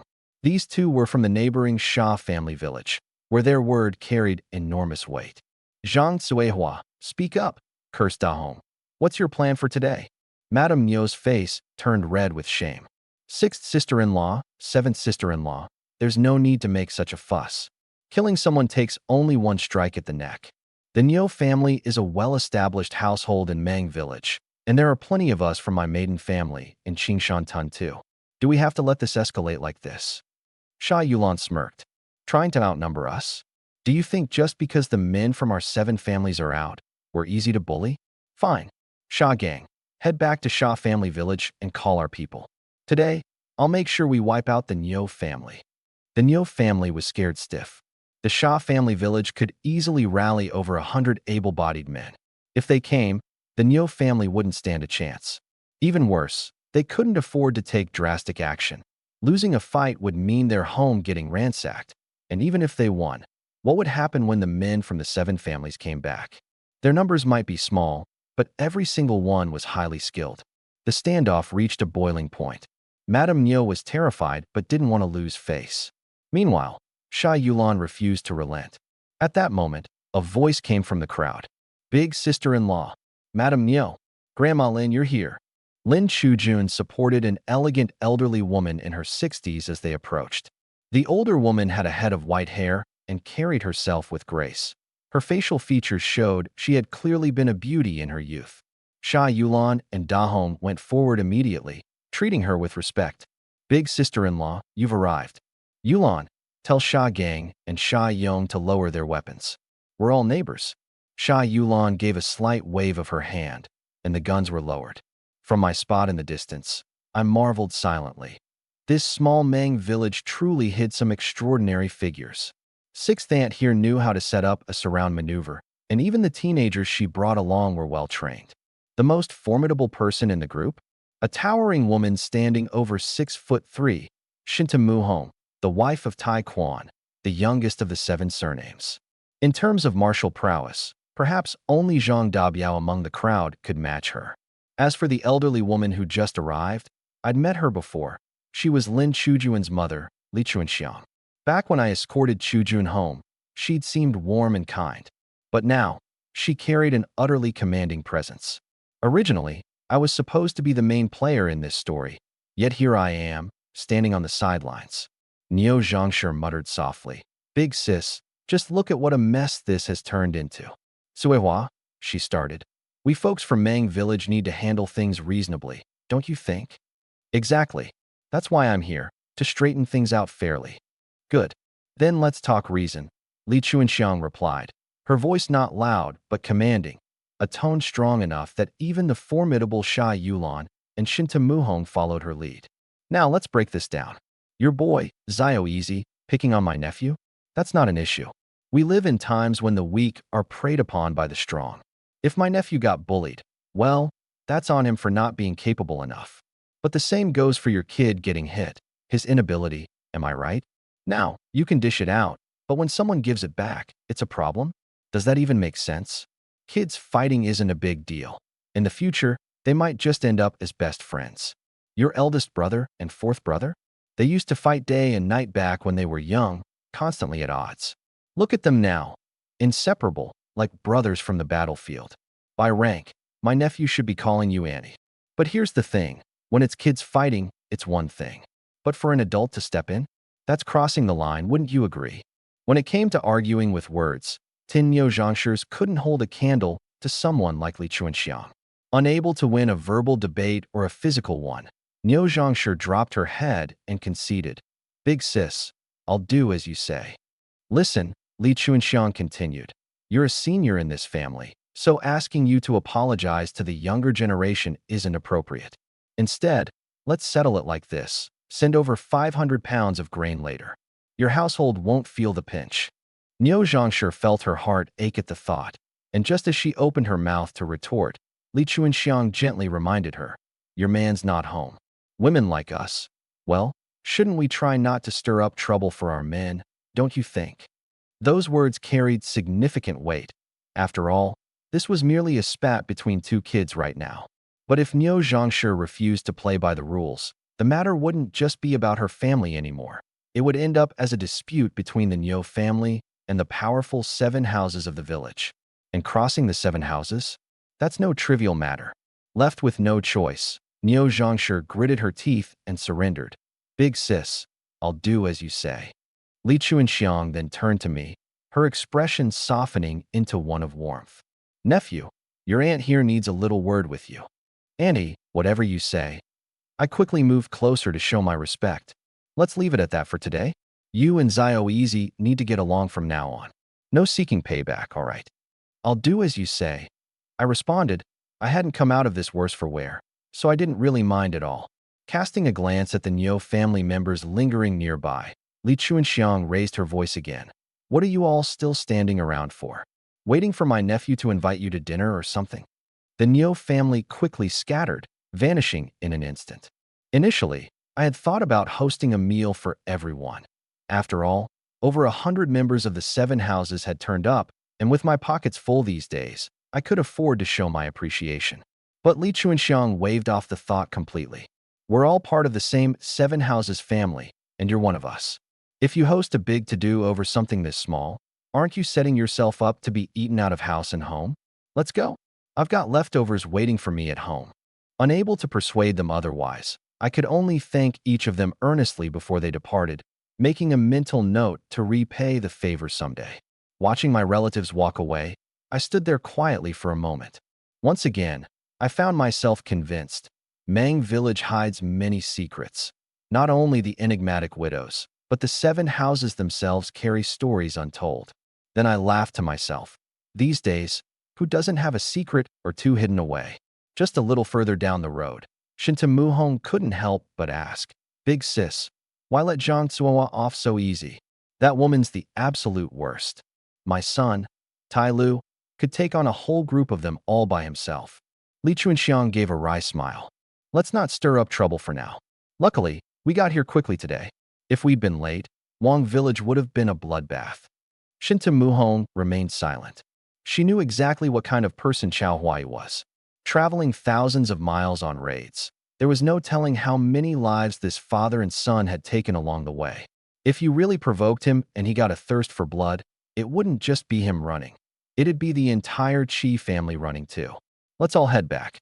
Tomorrow, the 5th uncle will head up the mountain to scout the land. The harvest is almost here, after which we'll get through the winter. It's been a good year. When the men get back, everyone can enjoy a fat and happy new year.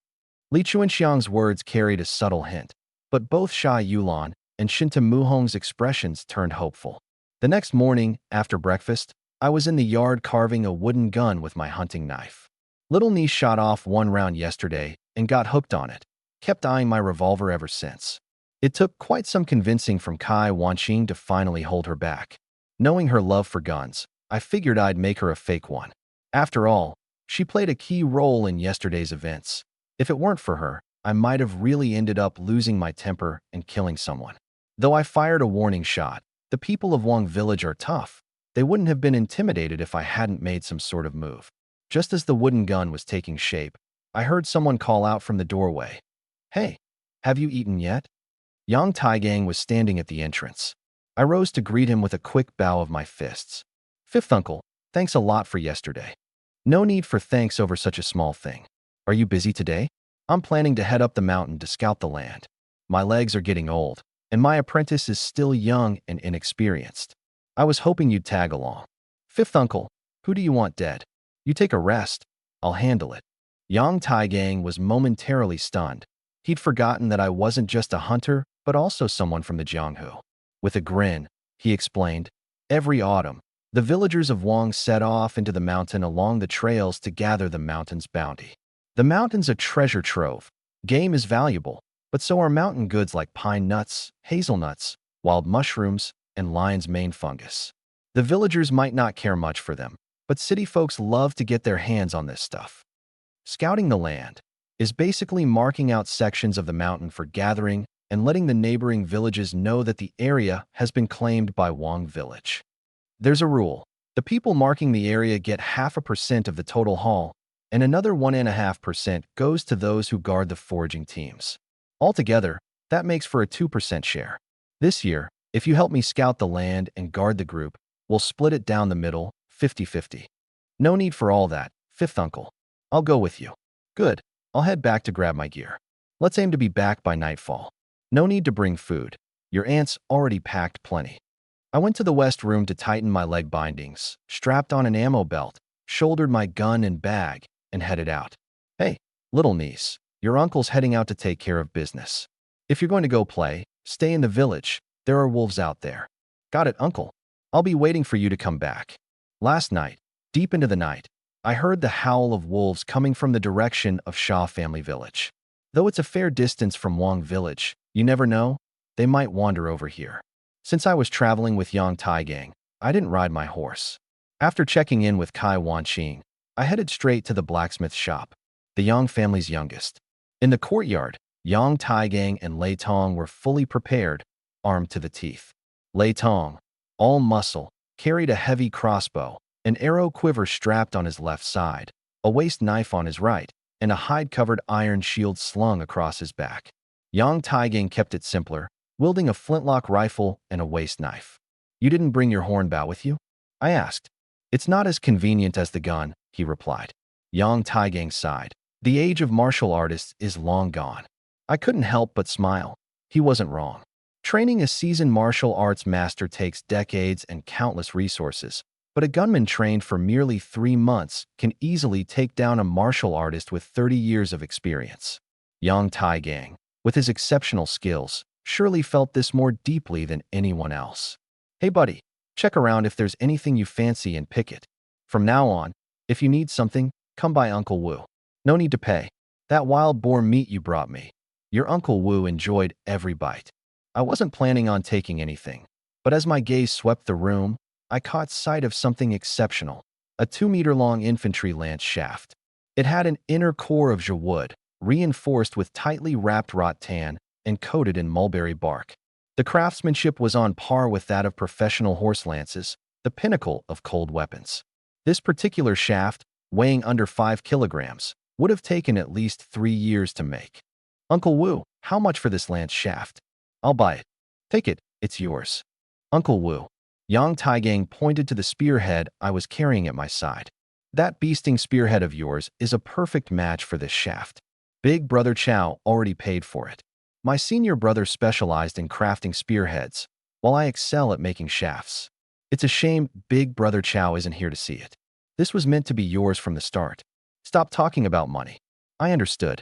Once again, this was another keepsake left to me by my late godfather. I didn't bring up money again, and, carrying the lance shaft, joined the 2 men as we ascended the mountain. We had barely crossed the stone bridge when something caught my eye. Almost instinctively, I scanned the surroundings. In the distance, about 800 meters away at the bend of Qingang River, a dark shadow darted past in a flash. I only caught a glimpse of its silhouette. It looked an awful lot like a black bear. Seeing me pause, Yang Taigang asked, "What's up, kid?" "Nothing, Uncle Wu.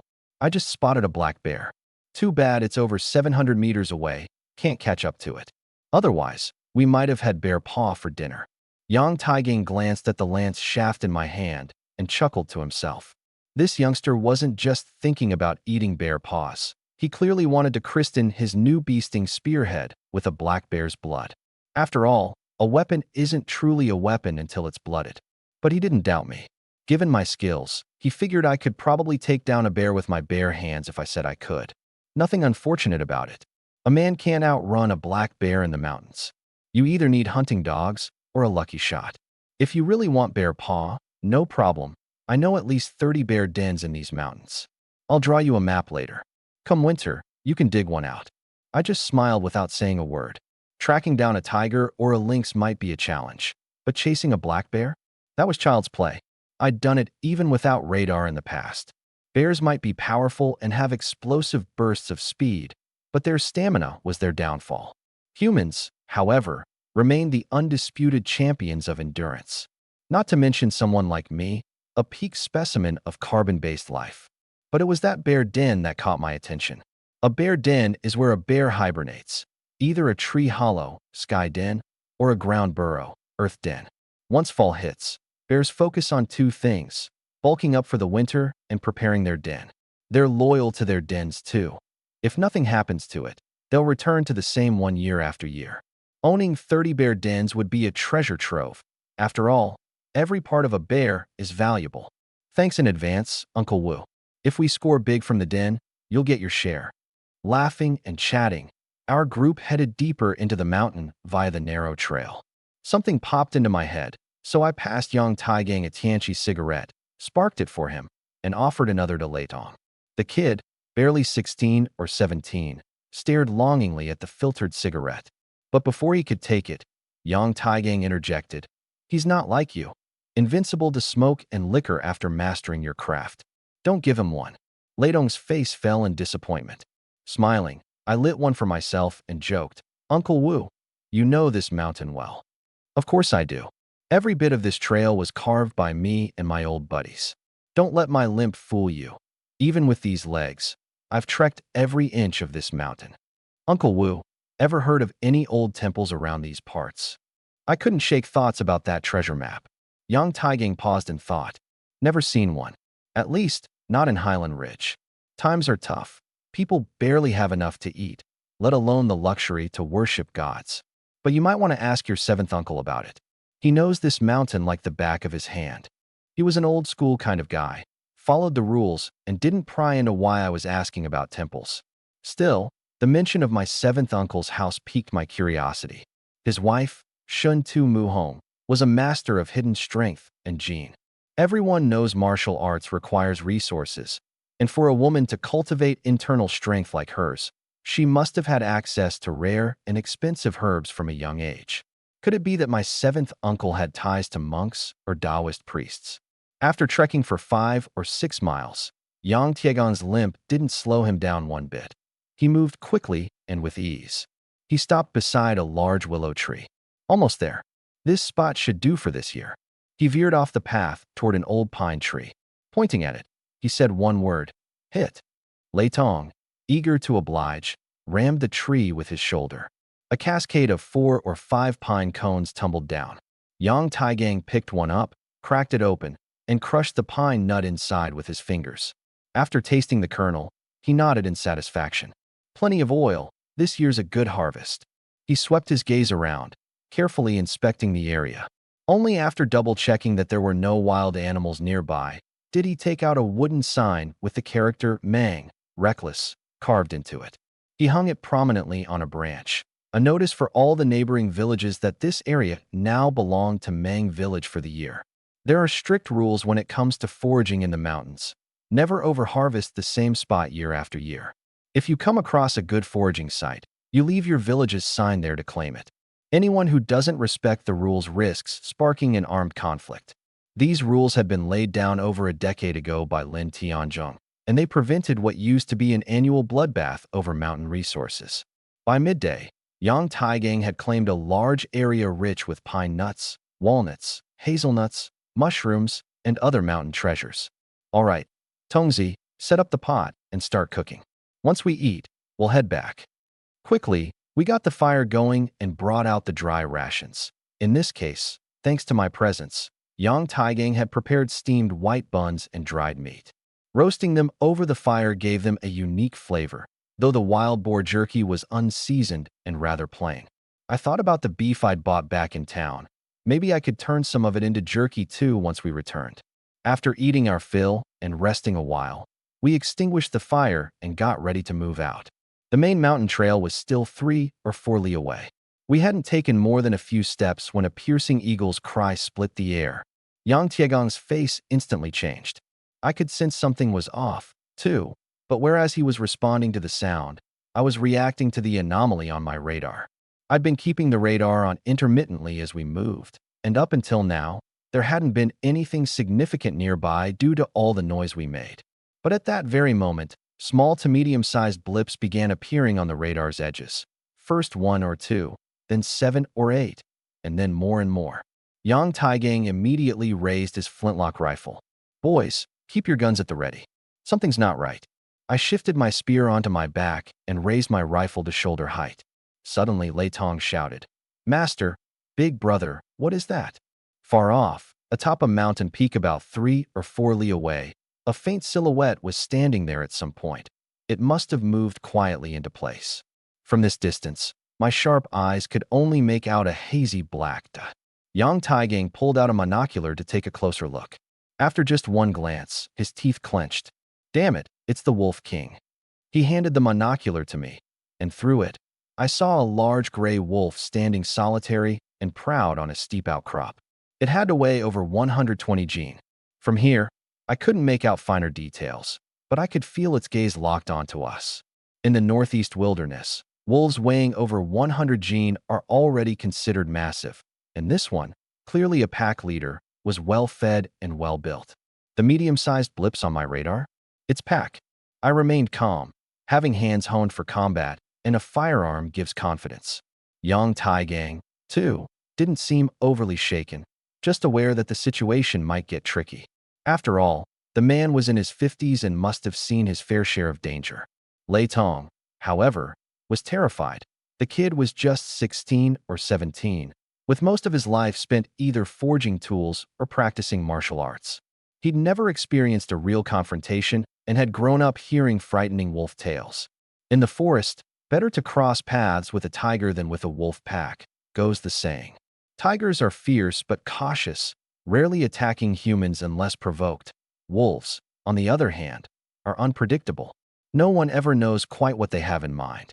A couple shots should scare them off. "Let's hurry to the trail and get down this mountain," Yang Taigang suggested. Bam! He fired a warning shot into the air before swiftly reloading powder and pellet. I followed up with a shot of my own, ejecting the shell and reloading in return. Though we'd never worked together before, our rhythm was seamless. One would fire while the other reloaded and watched for movement. Within moments, we had fired 6 shots. Yang Taigang said, "I'll take point, you cover the rear." "Master, your legs aren't what they used to be. I'll carry you if I have to." "Carry my. Stay in the middle. Keep your crossbow steady, and don't drag your brother down." Seeing Lei Tong's tense face, Yang Taigang softened a bit. It was easy to forget he was still just a kid. "Don't worry. Wolves hate loud noises." Those shots were enough to spook him good. Yang Taigang was optimistic. Wolves, for all their cunning, rarely attack humans unprovoked. But I wasn't as hopeful. I could see the radar clear as day. At least 30 wolves had closed in from one side, moving at a slow but steady pace, keeping their ground firm. "Uncle Wu, this isn't going to be simple. We gotta move." Yang Tiegong's heart skipped a beat. He was skilled in hunting, but he couldn't compare to Chao Baosan's expertise. I inherited what Chao Baosan had passed down. This wasn't something I'd say lightly. We were within sight of the mountain path when, about 60 or 70 meters from my side, I heard a sudden rustle, a wolf stepping on dry leaves and charging through. I didn't even think twice before firing. No visual on the target, just fired blind based on sound and position. A wolf, perfectly hunted elite prey. Experience +30, profession points +3. Flawlessly killed elite non-humanoid enemy. Gunslinger experience +30, profession points +3. I didn't see it, but I knew from the sound. I'd landed a perfect kill with that shot. Nice shooting. That beast isn't making the right sounds anymore. It's done for, Yang Taigang remarked, though he hadn't seen it fall. He could tell just by the wail. I ejected the used cartridge, pulled 4 more rounds from my ammo belt, reloaded one, and said gravely, "Uncle Wu, we're in for a tough fight today." Yang Taigang froze for a moment.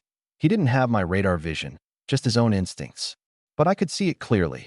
Of these 30-plus wolves, quite a few had already flanked around us, waiting in ambush on the other side of the mountain path. We were surrounded on all sides. To retreat onto the mountain path was to invite the wolves' onslaught, but staying here wasn't an option either.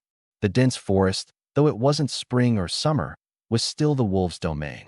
Too many blind spots, too easy to get ambushed. It would be better to fall back to the mountain path and engage them in open terrain. All three of us were seasoned fighters armed with guns. Facing them head-on wouldn't be impossible. We retreated onto the mountain trail. It was about 3 meters wide, carved neatly along the mountain ridge, offering a clear and open field of vision, except for the forest on either side where visibility beyond 100 meters was murky. The three of us stood back to back. Lei Tong's hand holding the crossbow was visibly trembling. I slung my Springfield rifle onto my back, lifted my leg to draw out the Fong Stinger's spearhead from a sheath near my calf, attached it to the spear shaft, and stabbed it into the ground. Uncle Wu, Copper, Lei Tong, grip your blade and shield tight. With these guns and that crossbow, we won't have many chances to fire. If I had even one bolt-action rifle, I wouldn't be this on edge. But all we had, my rifle, Yang Tiegong's gun, and Lei Tong's crossbow, were all single-shot weapons. With the speed and scale of this wolf pack, there was no telling how many shots we'd realistically get off. I had barely finished speaking when a wolf howl echoed out from deep within the woods, triggering a chain reaction of howls in response. Yang Taigeng muttered in disbelief, realizing I'd called it. This was the command from the Wolf King to attack. When the howls subsided, faint footsteps trickled in from the forest. I spotted a hazy figure 100 meters ahead and fired on instinct. Woo-woo, perfectly hunted elite prey. As I reloaded, the wolves advanced even closer. Bang! Yang Taigeng fired a shot, hitting a wolf but failing to wound it fatally. The wolf roared in anger. Bang! Whoosh! Bang! The three of us could now clearly see the wolves emerging from the forest. The scale of this pack was unlike anything Yang Taigeng had seen in his entire life. With 3 shots, he hit 2 wolves, taking one down. Lei Tong fired 2 bolts. An arrow stuck in one of the bolts of the crossbow. I fired the most shots, my trigger finger lightning fast, 6 bullets, 6 kills. But that was the limit of the weapon's advantage. The vanguard of the wolf pack was now within 20 meters, leaving room for me to maybe fire off one more shot. I prepared to eject the casing and load the final round when, click, the moment I opened the chamber, the casing jammed. Damn it, I cursed. The age-old flaw of brass ammunition struck again. The casing, expanding from the heat, was stuck fast in the chamber. My rifle quit firing. The surrounding wolves surged forward in overwhelming unison. Their approach was tactical and precise. They didn't lunge at me alone. Among the three of us, their primary targets were Lei Tong and Yang Taigeng. They aimed to take 2 out of the triangle formation, leaving one doomed. The pack split into 3 groups, pretending to attack my side the hardest, but Yang Tiegong's front bore the true brunt of their assault. Within a second of realization, I witnessed 10 or so wolves pouncing toward Yang Taigeng and Lei Tong. Tossing my now useless rifle aside, I acted in an instant. Bang, bang, bang. Spinning sharply, I pulled out my revolver. I didn't even bother raising it for proper aim. Ignoring the 7 or 8 wolves rushing from behind, I fired from the hip, my other hand furiously fanning the hammer to achieve semi-automatic-like speed. Smoke from the black powder mixed with the wolves' blood mist in the frigid air. At just under 15 meters away, each of the 6 bullets struck a skull dead-on. Even so, 5 or 6 wolves still barreled fearlessly toward Yang Taigeng and Lei Tong. One sprang up and clamped down on Yang Tiegong's wrist. Given the strength of a wolf's jaw, it could have easily broken the bone clean through. But the old man seemed unfazed. He pulled a dagger with his free hand and plunged it into the wolf's neck. With a wet squelch, blood sprayed forth, and the wolf dropped to the ground, howling in agony. Yanking his flintlock up with both hands, he bludgeoned a wolf heading for Lei Tong with the butt of the rifle. Even with a bum leg, he managed to kick another one flying. His skill was downright astonishing. Throwing aside the flintlock, he unsheathed his blade, shouting, "Finish them off!" With my cover fire, Yang Tiegong's situation was cleared up in mere moments, leaving him an opening to aid Lei Tong. But as he turned to glance at me, his face froze, horrified. The wolves charging at me were now less than 10 meters away. Without even looking behind me, I turned sharply, hurling my Colt pistol with all my strength. Thwack! One leaping wolf caught the gun squarely on the nose, crashing to the ground, thrashing and whimpering. Doesn't matter what kind of beast, a hit to the nose is its weakness. Wasting no time celebrating, I crouched and snatched up a soldier's polearm. With a swift thrust, I drove it straight through the throat of an airborne wolf. Another wolf saw its opening, lunging for my calf. Crunch! One vicious kick fractured its skull entirely. In mere seconds, the wolves attempting to fake an attack on my side had been more than halved in number. But by now, I had entered a killing frenzy. Dragging my spear forward, I skewered another wolf, flinging it aside as I charged toward the next target. Thrust after thrust rained down, blood splattering all over my body. Within an instant, most of the wolves in the vanguard were either dead or incapacitated. From a distance, Yang Taigang was speechless, utterly dumbfounded. Watching me stab wolves was like watching someone skewer frogs. Plunging into the heart of the wolf pack, it was as if no one could stand in my way. The wolves were fast, but my spear was faster. As he stood there momentarily distracted, a wolf tried to ambush him. Almost instinctively, he whipped his curved waist blade upward. There was a flash of cold steel, and a massive wolf head hit the ground, rolling. Lei Tong, too, shook off the shock and panic that had initially gripped him. Among the three of us, he was the weakest link. Physical abilities, skills, experience, and courage were at their weakest, yet with a knife in one hand and a shield in the other, I stood firm without leaving any openings. The wolf pack hesitated, their eyes filled with unease as they stared at me. In just 10 to 20 seconds, half of a pack of over 30 wolves was brought down. Deep in the forest, a wolf the size of a small calf squinted as it observed the chaos. After a moment of contemplation, it crept forward stealthily, looking for an opening. Behind it, two strong wolves hesitated, a flicker of doubt in their eyes. As they stared at my menacing stance, a realization hit them like a lightning strike. They recognized me. It was me who had carried a wild boar on my shoulders back then. It was me who had terrified them so much their fur had bristled. Fear cascaded over their bodies like a tidal wave. These wolves, who were supposed to act on the Wolf King's command, faltered unexpectedly. How? The Wolf King turned and growled low. The two wolves hesitated no longer, splitting off to flank me from both sides. Yet, as soon as they left the line of sight of the Wolf King, they turned tail and fled at full speed without looking back. I chased them for a bit before hurrying back to my two companions. "You guys all right?" I asked. Yang Taigang chuckled. "Brilliant. I'm fine, not even scratched." "Master," Lei Tong spoke up hesitantly, "my pants ripped." "Your eggs intact?" I asked, referring to the more sensitive area. Lei Tong was the last heir of the Lei family line and hadn't yet taken a wife. Any injuries there could be serious business. "Intact, just my pants got torn." "Then why are you yelling? You just made me these pants." This kid, his priorities are peculiar. In the distance, the remaining wolves still prowled through the forest, likely preparing for their next wave of attacks. I stabbed my blood-drenched spear into the ground, picking up my rifle. "Fifth uncle, cover me," I called out as I started clearing a jam in the chamber. This relatively crude gun required brute force if it got stuck. Perhaps intimidated by the earlier slaughter, the wolves didn't dare attack while I unjammed the weapon. With a powerful shove, the jammed round finally came free. I quickly reloaded and shouted, "Tong, grab my handgun." Under cover, Lei Tong dashed to retrieve my revolver. As he handed it back, I said, "Fifth uncle, I've got ammo in my pouch. Use this gun." Though the situation remained tense, Yang Taigang loaded the revolver with practiced ease. With the firearm in his hand, roles shifted, and so did our strategy. Autumn's bare trees left the forest far more open than in spring or summer, where lush greenery would limit visibility to just 10 meters. Now, I could spot threats over 100 meters away. Bang, bang, bang. Shot after shot rang out, and with each, a wolf went down.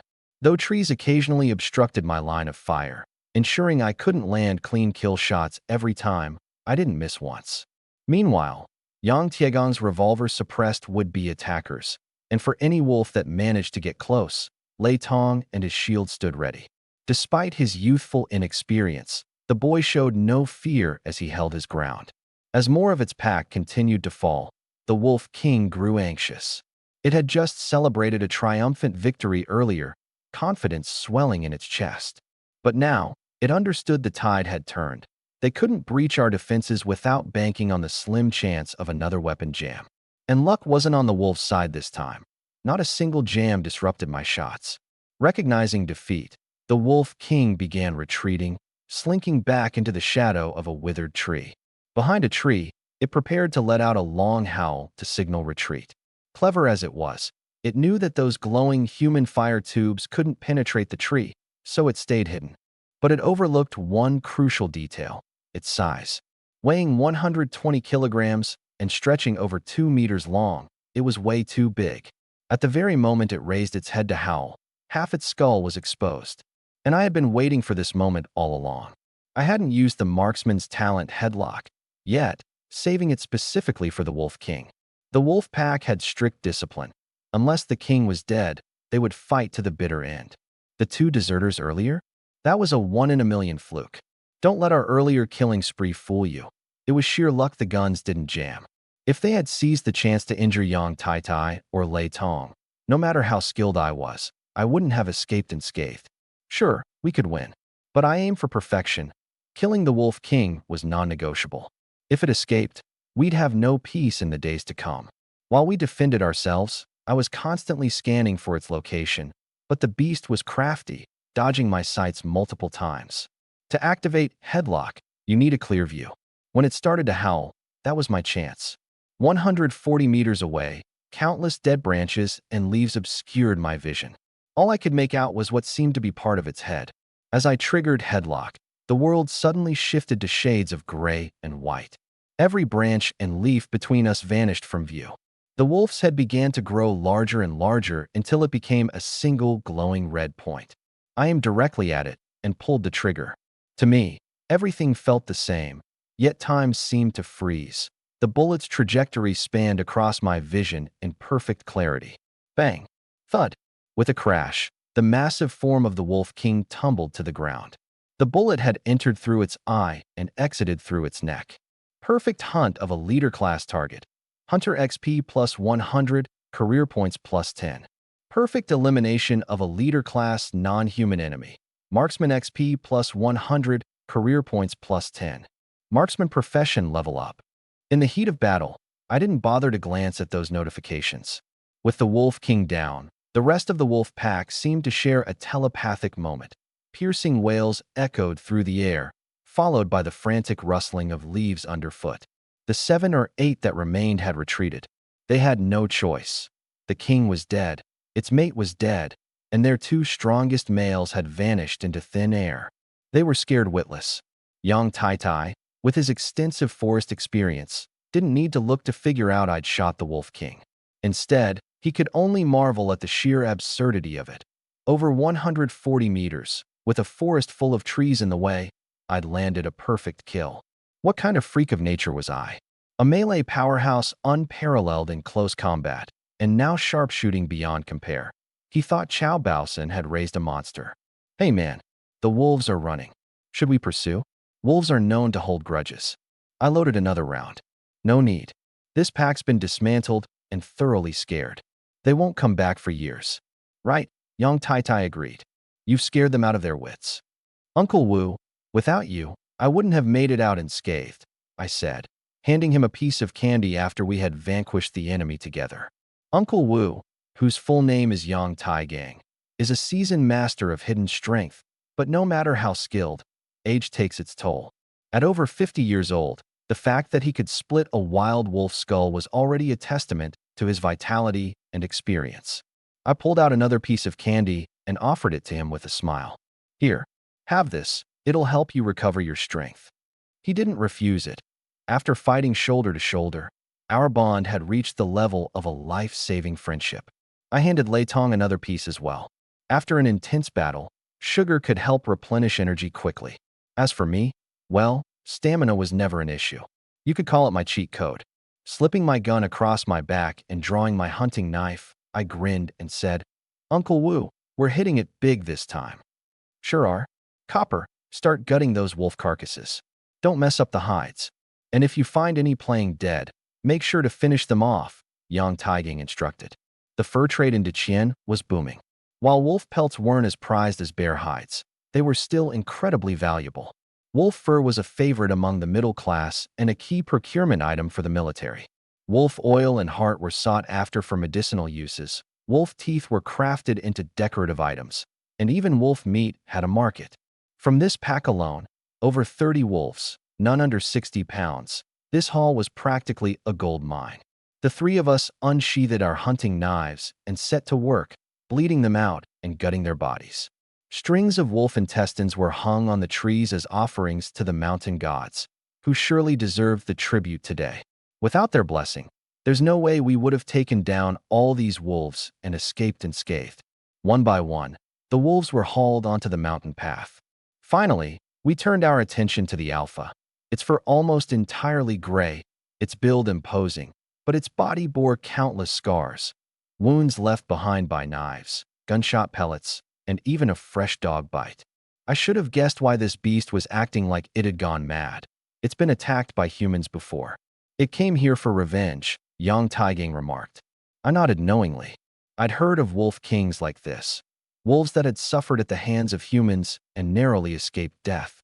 Once they ascended to the role of alpha, such wolves harbored deep resentment and launched vengeful attacks on humans. These attacks were ruthless, not just killing livestock but targeting human children. In modern terms, you could call this thing a psychological deviant. Lei Tong jumped at the chance to show off his strength, slinging the 100-pound wolf king over his shoulders and trudging up the trail. When we finally tallied up the haul, the count came to a full 31 wolves, the lightest weighing over 60 pounds, plus the wolf king tipping the scales at 100. With each wolf averaging at least $20, that made for over $600, an absolute fortune for the time. Enough to elevate an entire family of 5 into a whole new class. Having faced life and death with Yang Taigang, I trusted him to a degree, but shared wealth can be more divisive than shared hardship, and a sum this large could easily spark discord. I turned to him. "Uncle Wu, you're the elder here. You decide how we split it." He laughed and cursed at me. "Split what? Without you, my apprentice and I would still be lying out there in the mountains. All of this is yours. You've just come to Mang Village and probably need the money. If you insist, just make me a pair of leggings from one of the pelts. My knees kill me every autumn and winter." He really meant it. Genuine and straightforward. He wasn't one to fake generosity. "Deal. Then let me handle how we divide things." "It's all yours," he said with a dismissive wave, as if this wasn't a windfall of $600 but a pile of worthless firewood. Fifth uncle, even though today's encounter was by chance, we ended up working together to take down this pack. There are rules for doing that. Since you've asked me to handle the distribution, let's follow the rules of the Chow family hunting group. Do you agree? Old-timers value rules above all else, and Yang Taigang was momentarily stunned. "Fifth uncle, Copper, and whatever we've got here from the hunt, it's not for one person to hoard. In our Chow family hunting group, the rules might seem unfair to outsiders. The leader gets 60%, the second in command, that's you fifth uncle, gets 10%, and the third, Copper, gets 5%. The remaining 25% is usually set aside for feeding the team and year-end bonuses. But we won't wait until the end of the year. We'll divide everything right now. We brought down 31 wolves. I'll take 60%, and you two split the remaining 40% between you. People might say I'm being a little unfair to myself by doing this." Hunting, or forming a hunting group, is something many think came from royal hunting traditions. While some rare few hunters work alone, most form teams. And when you've got a team, there has to be a distribution of rewards. It's not just about fairness, it's about leadership. Who calls the shots in the mountains? Who's in charge when danger strikes? A hunting leader, referred to as the head of the group, makes all the critical decisions. The success of the hunt rests on their skill, so it's only logical they take the largest portion. As the leader, I'm claiming 60%. It might sound like I'm taking a lot, but Yang Taigang knows this as me being more than fair. Many leaders in other hunting groups take 70 or even 80%, some even 90. The reasoning is simple. Without the leader, the rest of the team wouldn't be able to catch anything to begin with. Having a larger share of nothing is still nothing. You're something else, kid. Not even giving your fifth uncle a chance to refuse? Huh? Fifth uncle, didn't you agree to make me the leader? Unless, of course, you want to take the lead. I'll listen to you. And if you choose to give me everything, I certainly won't complain. In a hunting group, the strong lead, and those with skill earn respect. I played a crucial role in today's battle. Yang Taiging knows I've left him no room to argue. Disagreeing now would be like questioning my abilities. Ha. All right, fifth uncle will follow your lead and count himself lucky. He cast a glance at the bewildered copper, Lei Tong, and shot him a disapproving glare, followed by a swift kick. Well, what are you waiting for? Thank your big bro. He's basically setting you up with money for your future wife. Huh? Thanks, big bro. Copper, not entirely sure what was happening, quickly showed his gratitude. He knew if he didn't, he'd get a whack. Yang Taigang might have a mean streak like a fighting dog, but there's no denying Kappa's respect for him. Master, is your arm okay? I saw you get bitten by a wolf. I also looked over at Yang Tiegong's arm. His sleeve was torn, but there wasn't a drop of blood. He rolled up his sleeve and revealed a leather bracer underneath. Pretty solid defense. With the distribution settled, I said, Fifth uncle, let's head down the mountain and gather some help. We can't carry all these wolves ourselves. No need. Taking so many good pelts straight home might cause problems. I'll go call for help. I was stunned.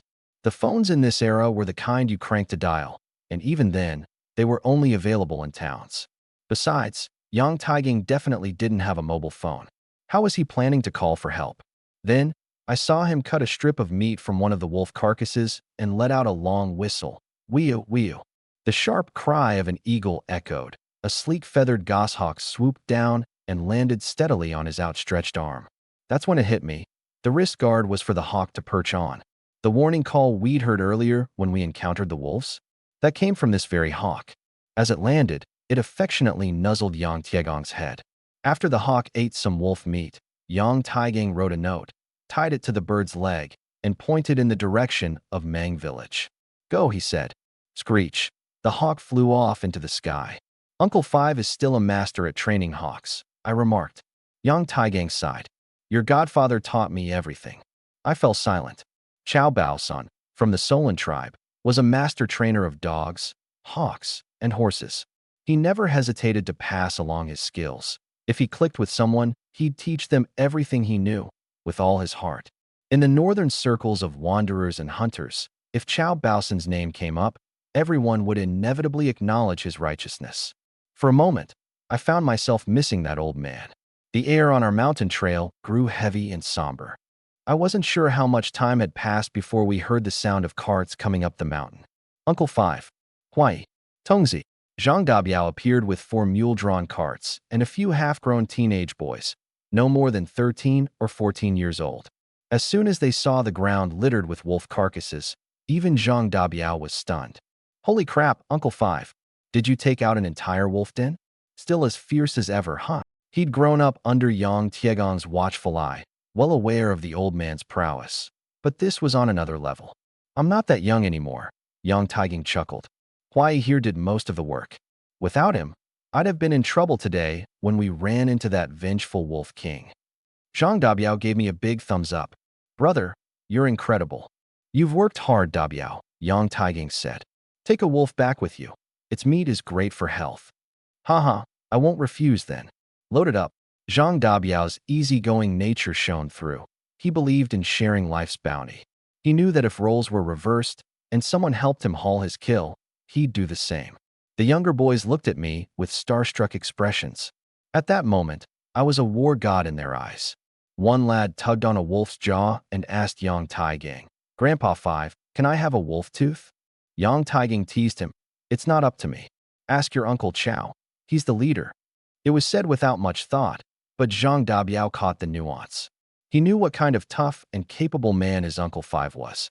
For years, unless fourth Uncle Li came up the mountain, Yang Taigang was the one leading all the hunts in Mang village.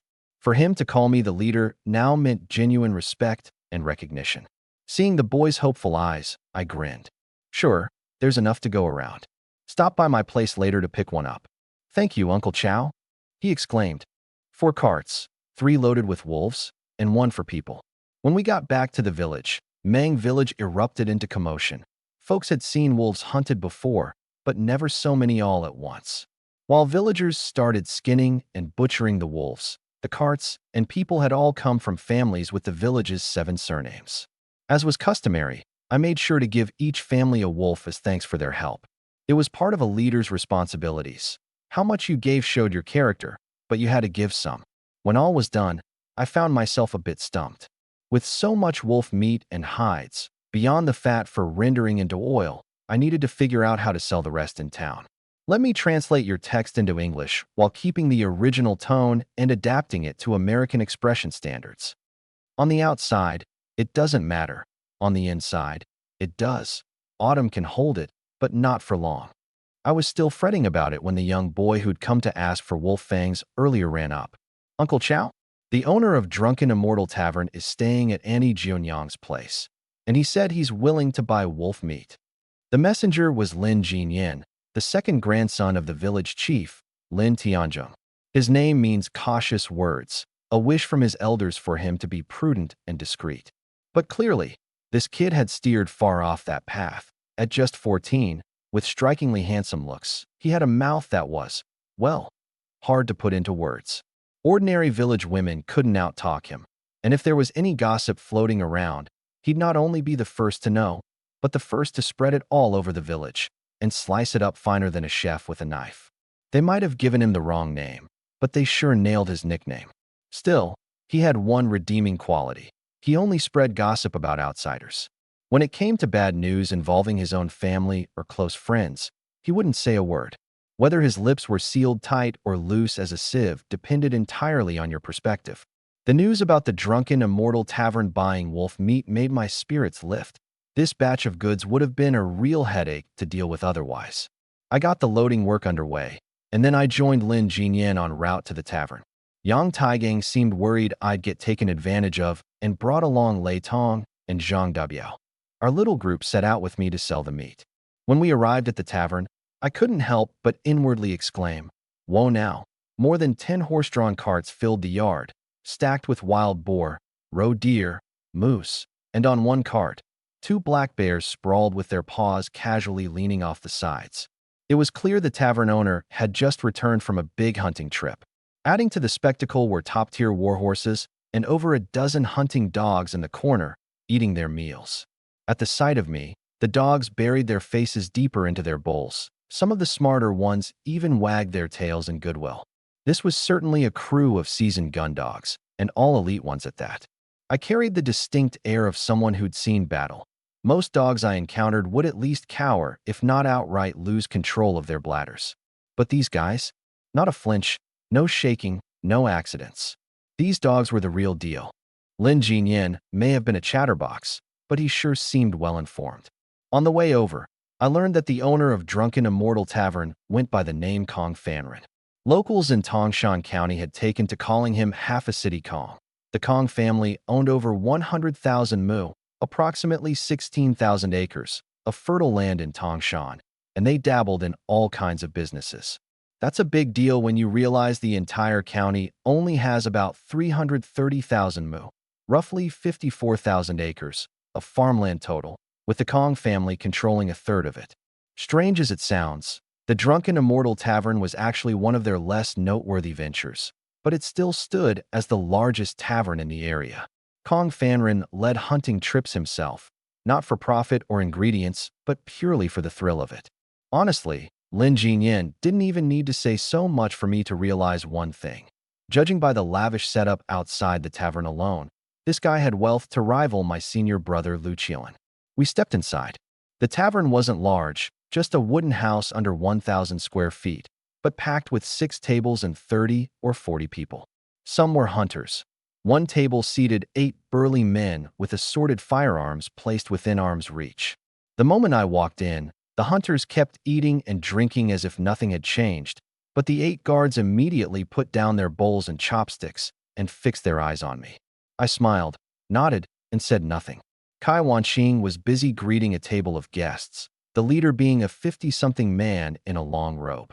His slicked back hair glinted with pomade, and in his hand was a folding fan. He had the polished, cultured air of an intellectual type. "Mr. Kong, this here's my brother." Kong. Fanrin stood up, cupped his hands in salute, and said, "Oh, so you must be the wolf-slaying hero, Brother Chow-san. Pardon my lack of manners. I am Kong Fanrin." His etiquette was impeccable, standing up, offering a formal salute, and greeting warmly. For someone of his stature as the richest man in Tongshan to treat a mere hunter with such courtesy, you could say he was showing real respect to talent. But for some reason, I felt uneasy about him from the first meeting, not because of malice, but because his refined demeanor felt like a facade, like something wasn't quite genuine. After a brief exchange of pleasantries, I gestured toward the door. "Master Kong, let's take a look at the wolf meat." "Of course," he replied. Then, turning to a steward, he called, "Old Joe, let's go." As he headed out, the 8 guards in his entourage started to rise, but he waved them down. "Stay seated, eat up. It's been a long day, enjoy yourselves." Outside, he gave the wolf carcasses a quick inspection and raised his thumb in praise. "Brother Chow, you've got some impressive skills. You flatter me. So what price are you offering for this wolf meat, Master Kong?" I asked straightforwardly. He considered for a moment. "Wolf meat isn't a common delicacy, mostly something rich families buy for novelty. But at my Drunken Immortal Tavern, we have a signature dish called Snow Pear Wolf Stew that uses wolf meat. For meat with the bones, I'll offer 20 cents per pound." 20 cents per pound left everyone present stunned. Even someone as experienced as Yang Taigang, who'd seen his fair share of business, was surprised by Kong Fanrin's generosity. It seemed money was nothing more than numbers to Master Kong. He gave my sleeve a gentle tug and nodded subtly. This was a very good price. Even if we hauled it to the county town, it wouldn't fetch more. I didn't want to haggle further anyway, keen to finish the deal quickly. "All right, let's weigh it up." "Straightforward, I like that. Get the scales," Kong Fanrin instructed. Rich men like him don't get their hands dirty, not when a word from him summons laborers to unload and weigh. While the workers got busy, he stood nearby and chatted casually with me, trying to probe into my background. I answered his questions without revealing too much. From my few encounters with Tongshan's wealthy merchants, I'd noticed an interesting trend. These county-level moguls all dabbled in the ways of the underworld. Thinking about it, that made sense. How else could someone build such fortune in times like these without brushing elbows with the local toughs? After about 40 minutes, the steward returned with a report. "Master, it's all weighed. Total is 1,155 pounds at 20 cents per pound. Comes to $231. Pay Brother Chow $235, Kong Fanrin ordered. Those wolves were indeed meaty ones, just 23 of them, excluding the ones promised to other families or kept for ourselves, weighed in over 1,000 pounds of meat with bone. Clearly, even wolves thrive when they've got a strong leader. As for the extra cash, Kong Fanrin added, I didn't refuse it. There's no need for superficial modesty with men like him. His good manners weren't for charity. They were because he valued my skills. If I were a nobody, Master Kong wouldn't even spare me a glance. Once the transaction was done, he cupped his hands in farewell. Brother Chow, I've rested long enough. I'll take my leave now. In the future, if you happen to come across any fine game, feel free to bring it to Drunken Immortal Tavern. I'll pay top dollar. Much appreciated, Master Kong. Farewell. No need to see me out, he said with a wave as his entourage strode off. Watching Kong Fanrin's ostentatious convoy disappear into the distance, young Lei Tong couldn't help but marvel.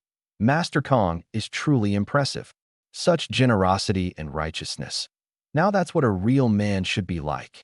I smiled faintly as he continued. It would be great to have this kind of status in the future. Both Yang Taigang, Zhang Dabiao, and I couldn't help but laugh, while Kai Wanqing shook her head with a wry smile. After all, young and inexperienced, tricks like Kong Fanrin's are always especially appealing to those who haven't seen much of the world. Yang Taigang sneered and gave his apprentice some words of wisdom.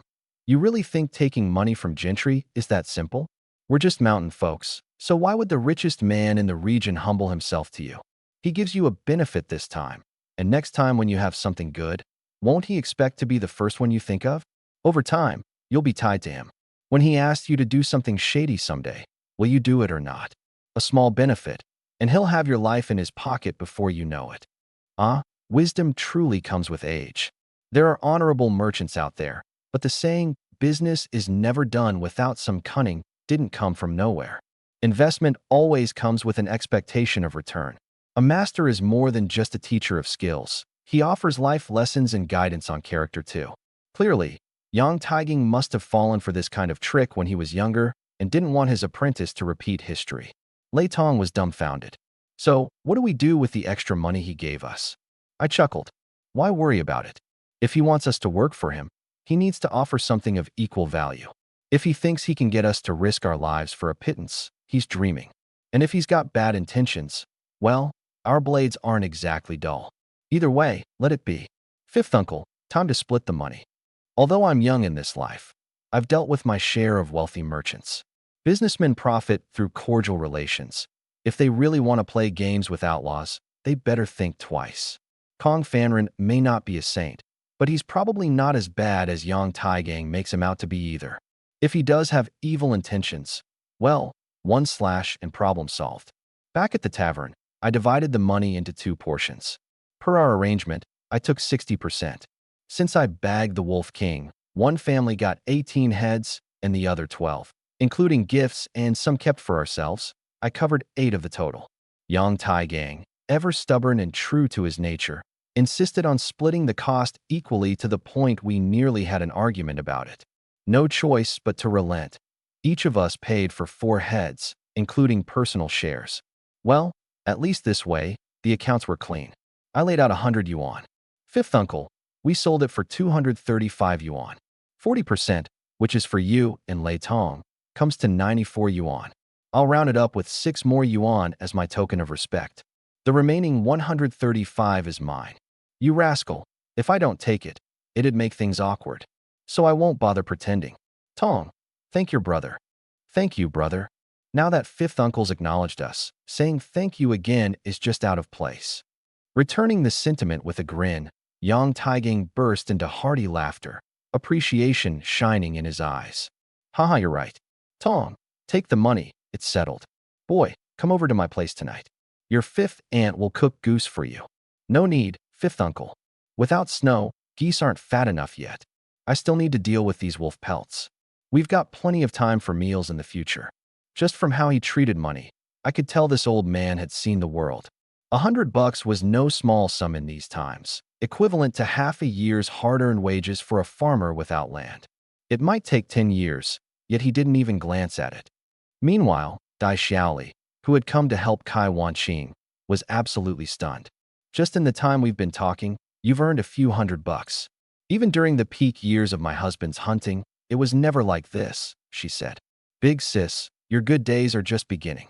Dai Xiaoli's tone was tinged with envy. Kai Wanqing responded with a modest smile. Ever since that day at the Niu family's visit, it seemed that all that remained between her and me was a thin sheet of window paper to be pierced. When I got home, I hung up the wolfskin and began scraping off the fat. Freshly skinned hides, if not thoroughly cleaned, rot very easily. This delicate work was something I had to handle myself. My original plan was to sell these as raw hides, saving up the money to build a house next year. But as I sighed over how tanned hides were much more valuable than raw ones, a notification suddenly popped up in my mind. System settlement complete. Information updated. Profession points, 115. Profession 1, Hunter, Level 2. Skills, Tracking, Eagle Eye, Trail Master. Profession 2, Gunslinger, Level 1. Skills, Headshot, Night Vision. In this one battle, I had taken down a total of 20 wolves, including the pack leader. However, due to the urgent circumstances, I couldn't make every kill perfect. Even so, I gained 500 XP and 112 profession points. From the past few hunts, I'd figured out the key. Perfect hunts require a one-shot kill, targeting either the brain, heart, lungs, or spinal cord. Failure to do so results in significantly reduced XP and profession points. Thankfully, the system was generous. XP and profession points for my hunter and gunslinger professions were calculated separately, ensuring no reduction in my combat power. Trail Master, Level 1 makes it significantly easier to detect animal tracks. Spend 1 profession point to activate extreme tracking. The system displayed a demonstration. A glowing animal footprint appeared on the forest floor, stretching a clear path for 10 kilometers. I instantly understood the value. Outside of winter snowfields, most animal tracks are faint or non-existent. With this skill paired with radar, no prey could possibly escape. It even distinguishes the species. Such a useful and affordable skill point investment. Then I looked at the gunslinger profession's new skill, and a smile crept onto my face. So, it's preparing me for round-the-clock operations, huh?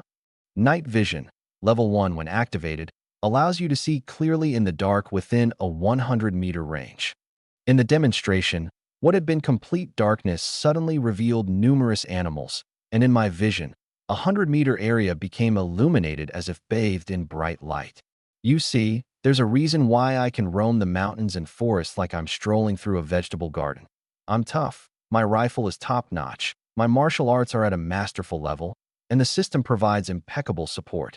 For me, hunting dangerous animals is like reaching into a bag and grabbing what I want. But it's a different story for ordinary hunters. For them, the roles of hunter and hunted often blur. They are prey just as much as predator. Dim lighting is especially hazardous. It's prime hunting conditions for wild animals. The dense forests of the Northeast aren't just dangerous at night. Even certain areas during daylight have such poor visibility that even an excellent shot might struggle. Before I had night vision, I wouldn't have risked hunting in dense woods or after dark, since darkness is a beast's ultimate camouflage. Now, with night vision, that 100-meter illuminated field is squarely within my optimal shooting range. Pairing it with radar renders the risk of hunting at night almost non-existent. Even better, my night combat capabilities just took a whole new leap forward.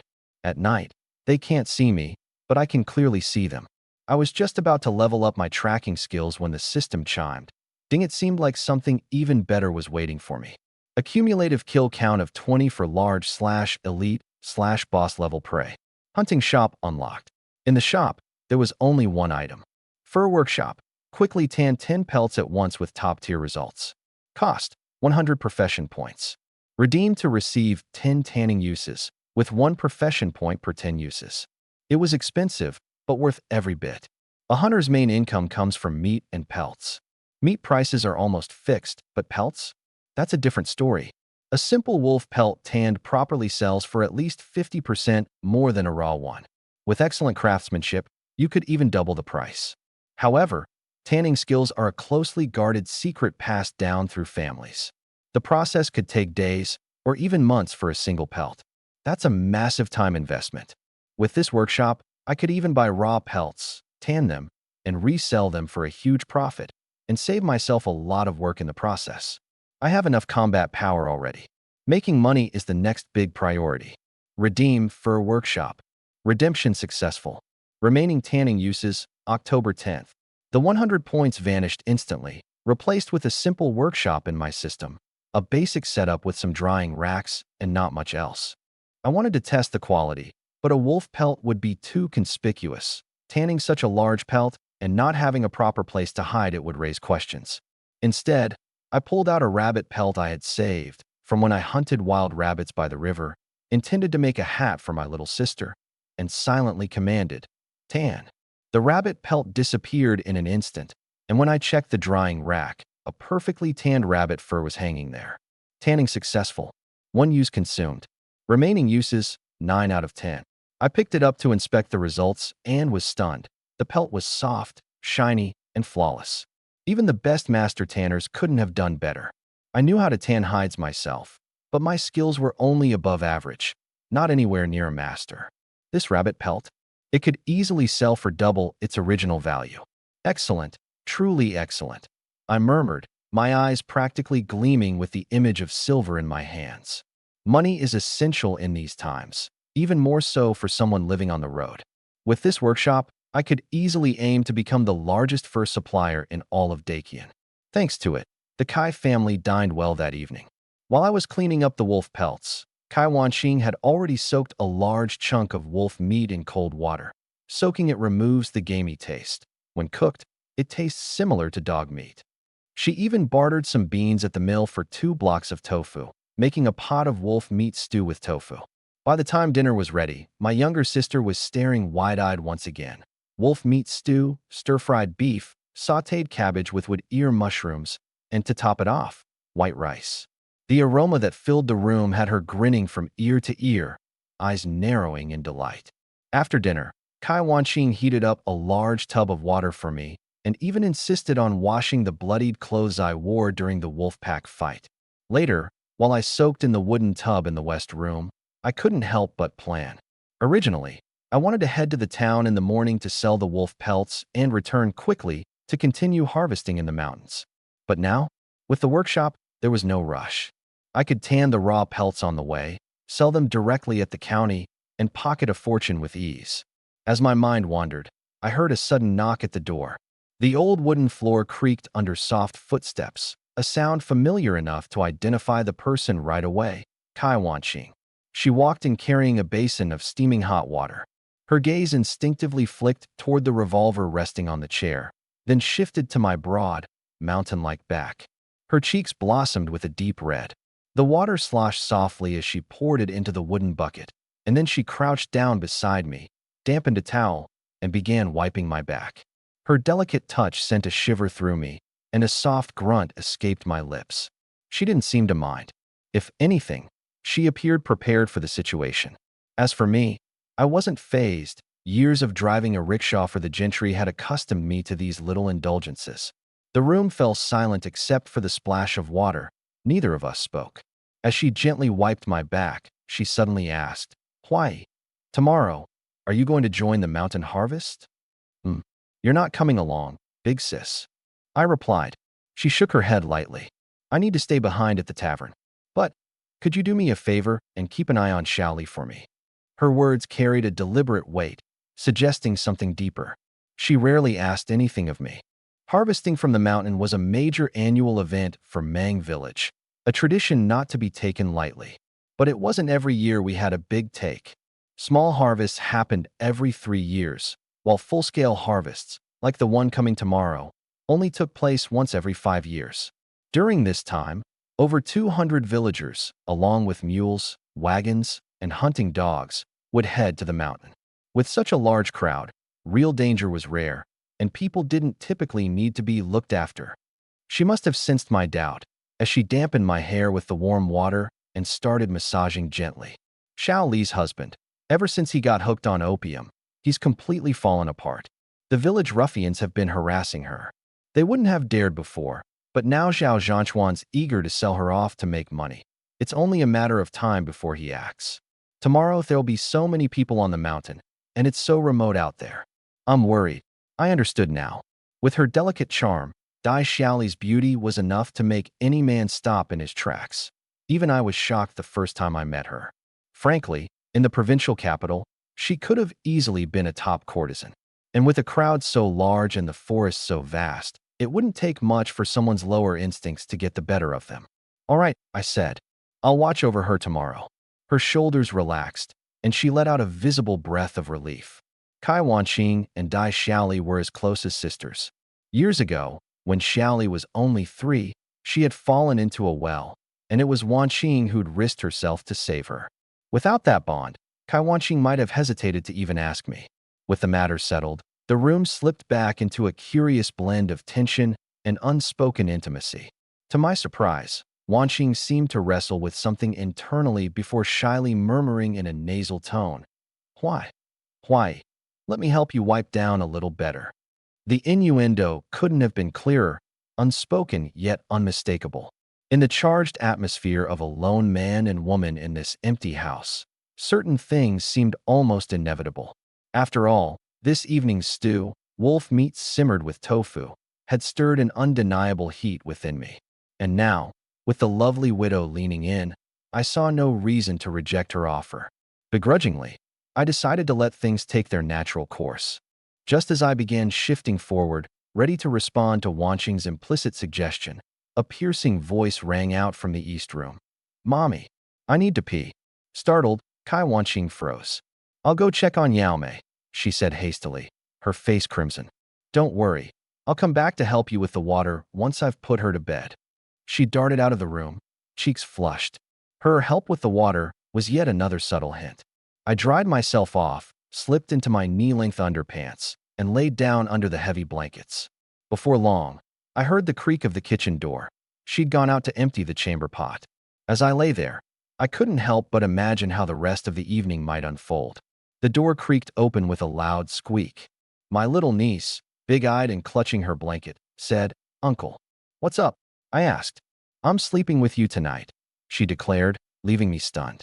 This kid wastes no time, huh? She didn't even wait for my approval and was already snuggling next to me with her little blanket. "Why are you sneaking into my room?" I asked. Mom just gave me the look, and I feel like she's about to spank me. Ugh, women, they're just so unreasonable. I sighed. This girl was just begging for trouble. Kai Wanqing, a widow, had finally mustered up some courage today, yet now, after this little commotion, she's probably feeling extra embarrassed. As expected, the kitchen door creaked, and I heard Kai Wanqing's footsteps approaching. She opened the door to see my little niece all cozied up next to me and let out a helpless laugh.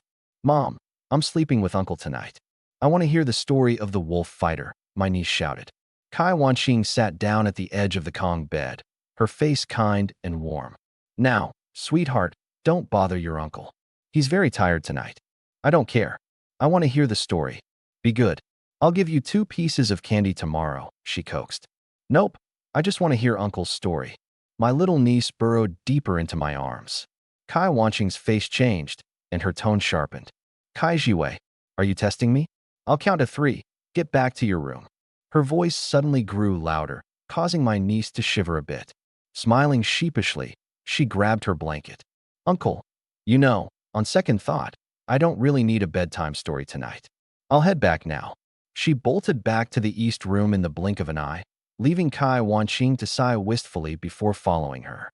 With the 2 of them gone, I muttered to the ceiling, "Kai Jue, that's her name? It's nice. Has her mother's surname too.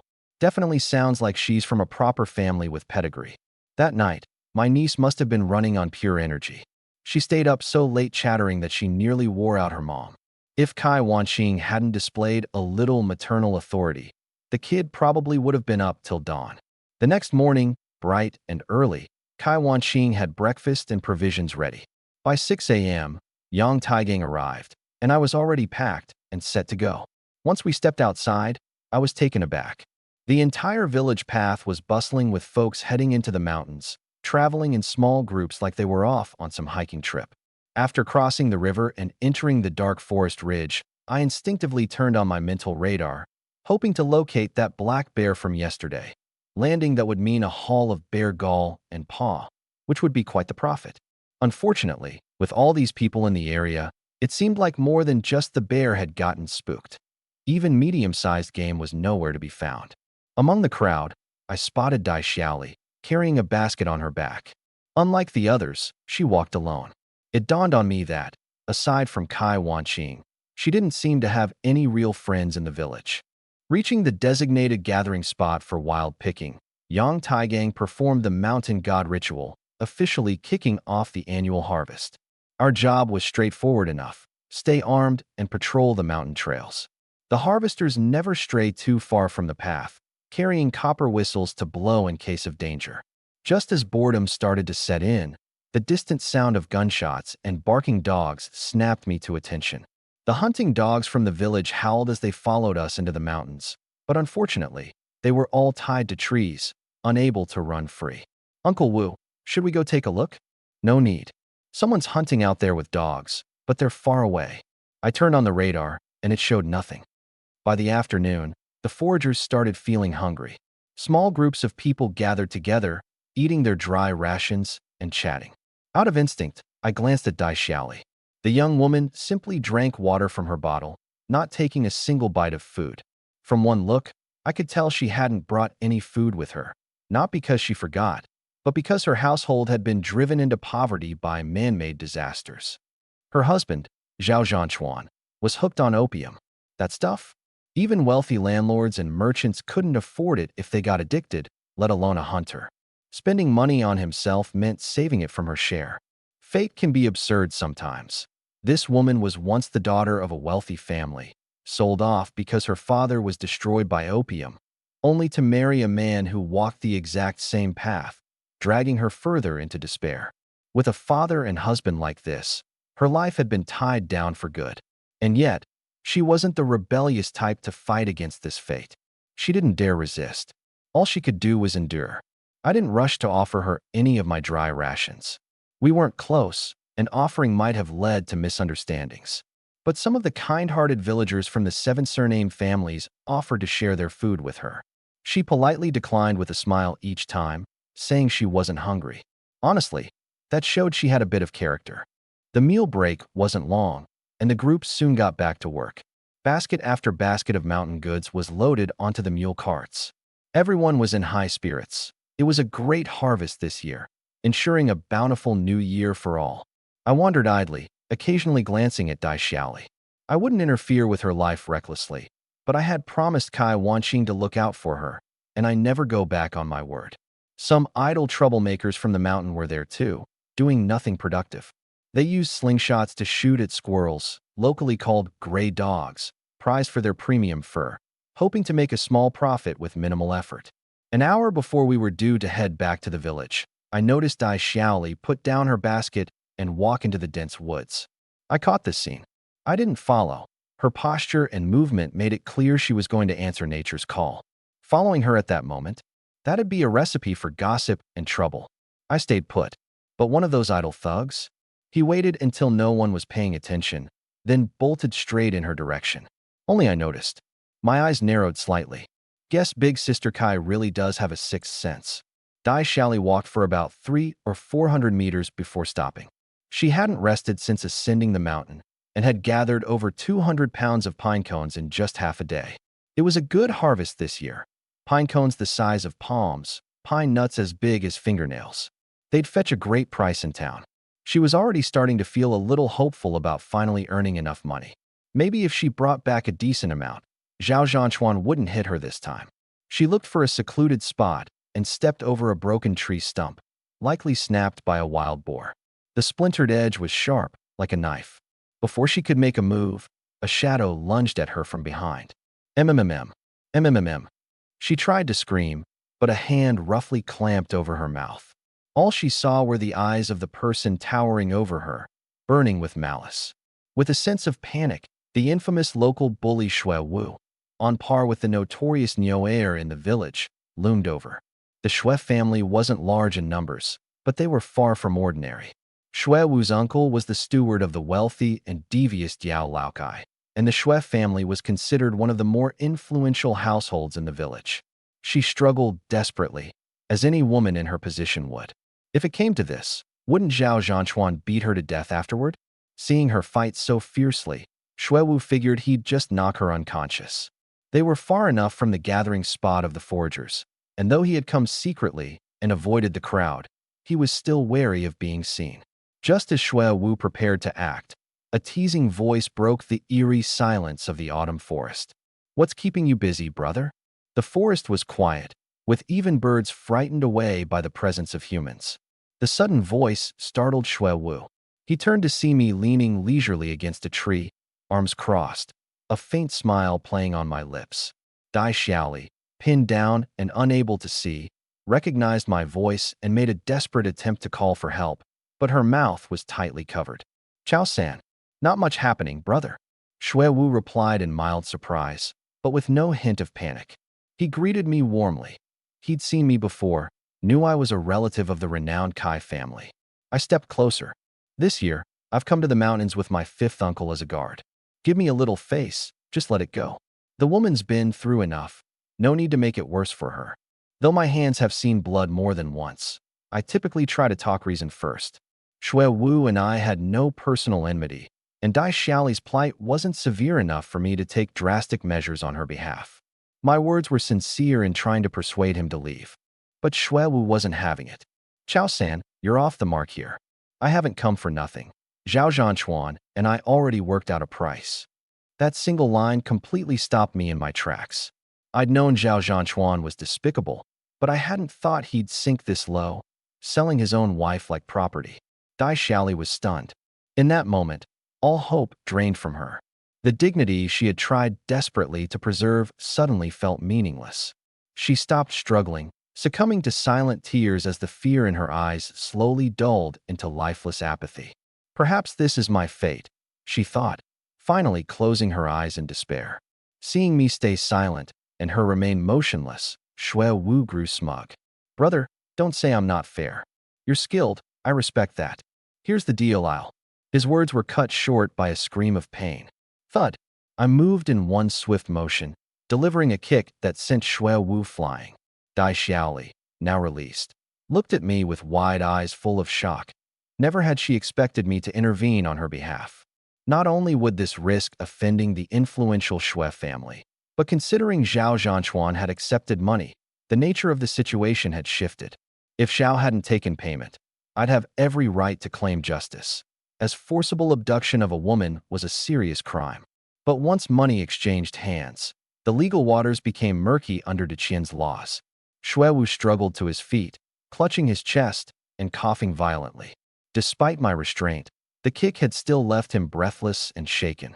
Hey, why'd you kick me? He gasped, barely catching his breath. Ignoring his protests, I helped Dai Xiaoli up, glancing at Xue Wu. You talk too much. Now get lost. Or, do you want to see how you measure up against me? Measure up. Xue Wu was accustomed to being overbearing, but he wasn't stupid.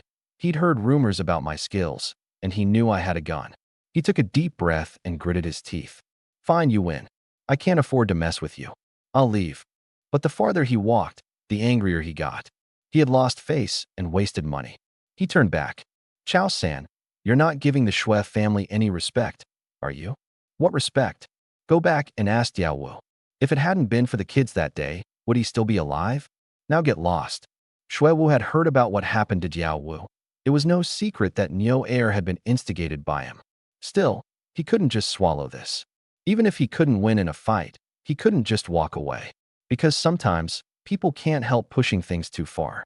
He didn't believe I had the guts to kill someone. But today, his luck had run out. All right, I'll back down, Xue Wu said with a sinister tone. But you can't be by her side every second. She'll eventually be alone. I'll give you this for now, but I'll come for her another day. My eyes narrowed slightly. This scoundrel dared to threaten me. Seeing that I didn't respond, he grew bolder, thinking he'd hit a nerve. He started spewing filth about Kai Wanqing and younger sister, becoming more and more vile. He even sneered about children liking to play by the river, saying, "You know how many kids don't make it out when they fall in? Don't look at me like that. What can you do? Hit me? Kill me? If you kill me, let's see how long you'd last here in Mang Village." Laughing loudly, he turned and began walking away. There are some people who, unable to win a fight, settle for running their mouths. Dai Xiaoli's legs were already trembling at this point. She noticed my expression had changed. There was a chilling aura surrounding me. She had seen an enraged bear on the mountainside before while gathering firewood. But now, I looked more dangerous than that bear. Xue Wu had only taken a few steps when Dai Xiaoli suddenly blinked, realizing something. She hadn't even noticed when I moved. Xue Wu, still walking ahead, felt a rush of wind from behind. Before he could react, I had clamped his neck, and his vision went dark as he passed out. Dai Xiaoli was stunned. He must know some witchcraft. She hadn't caught my movements. All she saw was me extending a hand and Xue Wu collapsing. In reality, I had simply pinched the artery at the side of his neck. With the strength in my hands, it didn't take much more than a squeeze to make someone faint while leaving no visible injuries. I grabbed him by the collar and dragged him back. Dai Xiaoli hadn't yet guessed what I was planning. Then, her pupils suddenly dilated. She watched as I pressed Xue Wu's head down against the jagged edge of a tree stump. Squelch! The sharp wood pierced right through his throat. Dai Xiaoli clapped her trembling hands over her mouth. She hadn't expected this man, who usually smiled so softly, to act with such ruthless efficiency. In this instant, she was terrified. The Xue family's influence in Mang Village wasn't small. After killing Xue Wu, would I silence her too? I ignored her. It was a clean kill. Xue Wu was beyond saving. I picked up some fallen leaves and sprinkled them over the corpse. Dai Xiaoli, trembling, hesitantly moved closer. Catch the falling leaves. Don't move. Getting blood on you is hard to explain. Ah. She shuddered, and the leaf dropped to the ground. I chuckled. Relax. I'm not going to kill you. My sister told me to look after you. As for that foul-mouthed bastard, he deserved it. Thank you, Brother Huai, she stammered, still tense. Then, almost hesitantly, she added, what Shui Wu said earlier. He was lying. Sister Jianyang isn't that kind of person. I know. That's why he had to die. Killing someone didn't burden me much. If Dai Shally weren't here, I wouldn't have even gone to the trouble of doing it discreetly. She looked at me, her face holding a mix of fear and realization. She understood something. This man was too accustomed to murder. She bit her lip. Why, if this gets found out, just say I did it. My life's already like this anyway. I'll take the blame. I smiled. What are you even taking the blame for? Just keep your mouth shut, and this'll blow over. Won't even take a night for scavengers to clean up the body. Worst case, if it's discovered earlier, we'll say he lost his footing and fell to his death. Pretty common in the mountains. The main thing, keep it to yourself, and nothing will happen. Killing someone deep in the woods? Easier than slaughtering a chicken. Honestly, if I didn't have to worry about other foragers around, I wouldn't even bother being this careful. Besides, I already scoped out the area earlier. There wasn't a soul nearby. My thoroughness eased her nerves, and she looked at me with gratitude.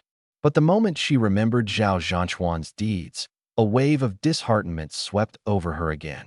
Let's go. Okay. She took a step forward, but her legs froze. What's wrong? Legs giving out on you. Her face turned crimson instantly. And no, I glanced at her squirming expression and immediately understood. Honestly, the fact she hadn't peed her pants by now spoke to her incredible self-control. I turned my back to her. Go ahead.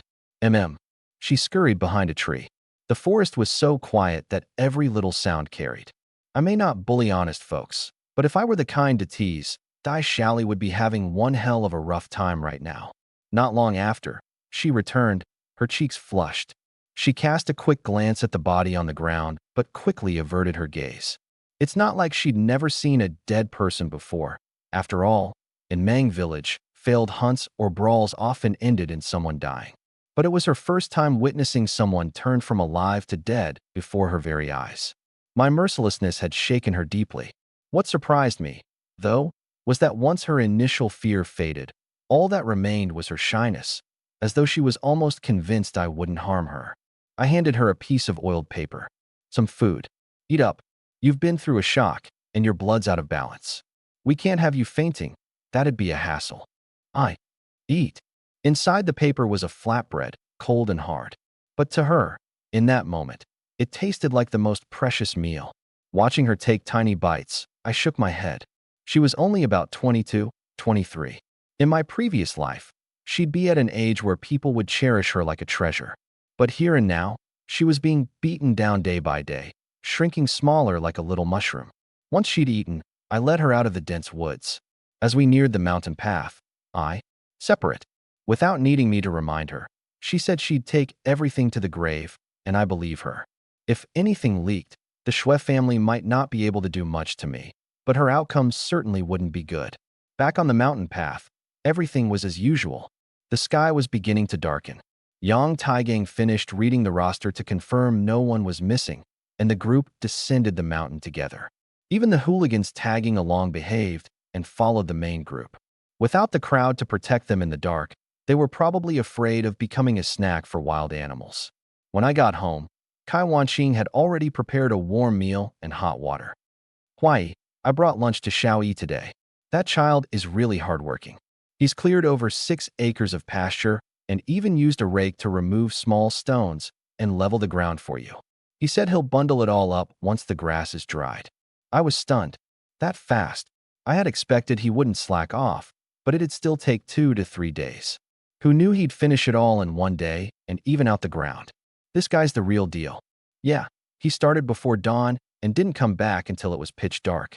His stepmother complained at first, but once she heard he was earning 20 cents for the day, she had nothing else to say. All right, bring him something nice with his lunch tomorrow. The next day, we went back up the mountain. Oddly enough, the Shui family hadn't come looking for Shui Wu. Maybe it's because he's rarely home anyway.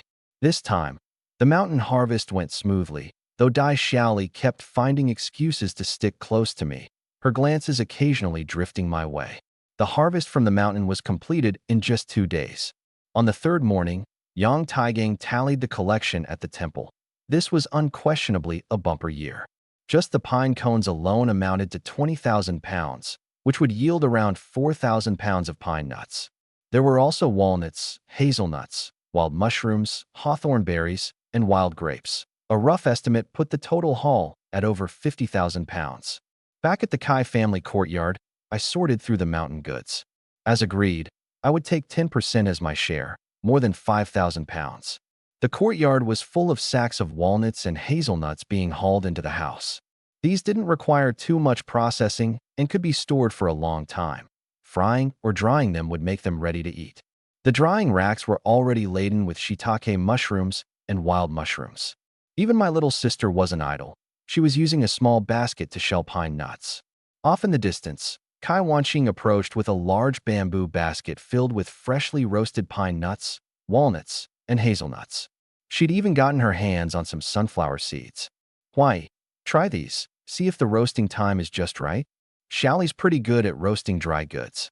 I cracked open a pine nut and popped the kernel into my little sister's mouth before tasting one myself. Not bad. The pine nut, about the size of a thumbnail, was full of flavor, roasted to perfection. "What are you going to do with all this stuff? Should you go to town with Uncle Wu and sell it?" I laughed. "It's money, sure, but making a trip like that isn't worth the hassle. We'll just keep it for ourselves."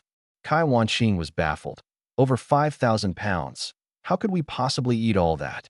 Especially since wild grapes and hawthorn berries wouldn't last long. "It's simple," I said with a grin.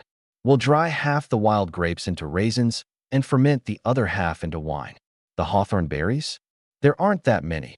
We'll let my little sister use them to make friends with her buddies. If we can't finish them, drying jujubes in the sun." Kai Wanqing chuckled helplessly. This daughter of hers had a surprising streak of brashness, and goodness knows where she picked it up. As they were discussing, a commotion suddenly erupted at the village entrance. Little sister, who had been shelling pine nuts, scrambled up onto the roof and called out crisply, "Uncle, Sixth Granny is leading a whole crowd out of the village. Are they going to a fight? Can I come too?" Watching little sister scamper onto the roof like a monkey, Kai Wanqing could only smile wryly. "This kid can't sit still for a second. Don't fall and hurt yourself. She's got spunk, and that's a good thing," I said with a laugh. "Little sister has outstanding natural talent, perfect for martial arts. Once I get things settled here, I'll ask my senior brother to send over some materials for cultivation. I'll train her myself. At least it'll keep her from running around causing mayhem all the time." Kai Wanqing's expression softened with warmth. It was clear I truly treated little sister like my own child. Even in this age of firearms, martial arts still held their value. Soldiers with training were in a completely different league compared to those without. Martial schools teaching the national art of Yue-style Sanzhou were scattered across Deqian, but they only taught the 6 hands. The Yue-style 6 hands is essentially a mix of kickboxing and a few throws. Beyond the 6 hands, there were also the 18 hands, 32 hands, 64 hands, and 72 hands, a system created by the founding Emperor Yukidi, which blended techniques from various schools. The more techniques one mastered, the more formidable they became. Mastering 32 hands made one a notable expert, 64 hands elevated one to a regional powerhouse, and 72 hands placed one among the grandmasters. To my knowledge, outside the royal family and noble bodyguards, there were only 5 individuals in the whole martial world who had mastered all 72 hands, and 2 of them were mortal enemies of my godfather, Qiao Baosan. Kai Wanqing didn't know the full extent of my abilities, but she suspected I had at least mastered the 64 hands. These skills were traditionally passed down within families and rarely taught to women, so with me as little sister's teacher, she was guaranteed a dependable livelihood. When I saw Kai Wanqing about to express her gratitude, I waved it off. "Don't. No need for that between us. I'm going to check out what's happening with 6th Ant. All right, I'll fix lunch. Hand-pulled noodles with a seasoned broth and beef stew with radishes. How does that sound?" "Perfect." The Kai family originally only ate 2 meals a day, but since I moved in, we've had 3. No matter how busy the tavern gets, she always comes home to cook lunch for me. As I headed out, I ran into Sha Yulan. She had brought quite the entourage. Her nephew Sha Gang with a bandaged head, and a gaggle of boys around 15 or 16 from the 7 families of the village. Most able-bodied men weren't home, and since Yang Taigang had taken another group of 17 or 18-year-olds to town to sell goods, all that was left were these younger lads. Sixth Aunt, what's going on? Sha Gang lit up at the sight of me and was about to speak when Sha Yulan pinched his arm. It's nothing. Your brother Gang got into a scuffle with his wife, and she scratched him up pretty bad, split his scalp open. She's threatening to go back to her parents' house, so we're going to try to talk some sense into her. I couldn't help but laugh. With this lineup, it was looking less like a mediation effort and more like preparation for a brawl. But knowing Sha Yulan, she wasn't the unreasonable type. Still, bringing so many people, picking a fight with your daughter-in-law's family, what about your reputation? I glanced at Sha Gang. His head was wrapped in gauze from a knock, but his body had blood streaks. His face bore scratches from tree branches, and there were claw marks on his clothes. These injuries clearly came from the mountains. More importantly, his younger brother Sha Yong wasn't around. The two brothers were well-known hunters in the area, always together like the inseparable Higher brothers. Now one was here and the other wasn't. Add to that the worry in Sha Yulan's eyes, and anyone could tell something had happened to Sha Yong. Young man, I gotta go. Your sister-in-law is crying and fussing again. I'll leave first, Sha Yulan said. Auntie, should I come with you? I offered. No need. Your brother-in-law has his pride. You just rest. She dismissed me. Since she said no, I stayed put.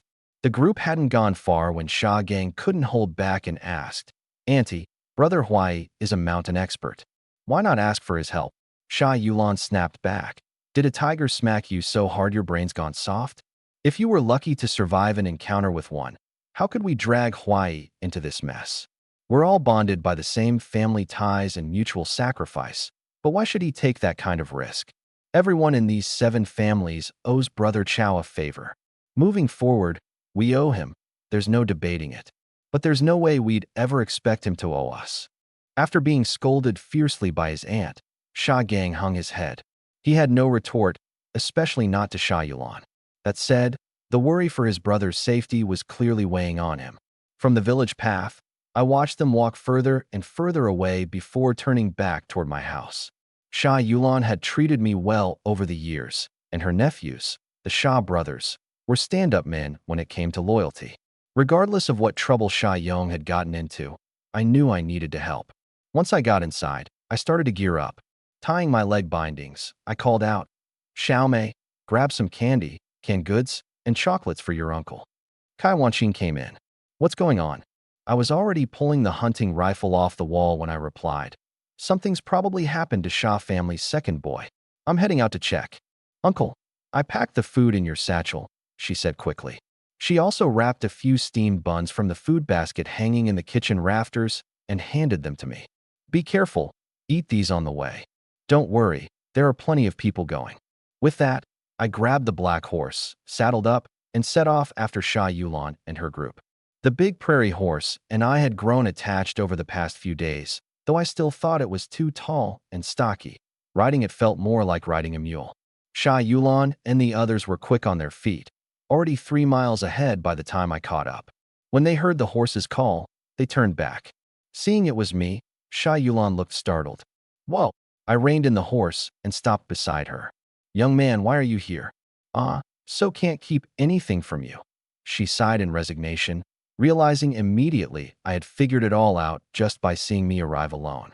Annie, your family's troubles are my troubles. Someone fill me in. My horse is fast. I'll ride ahead to check things out.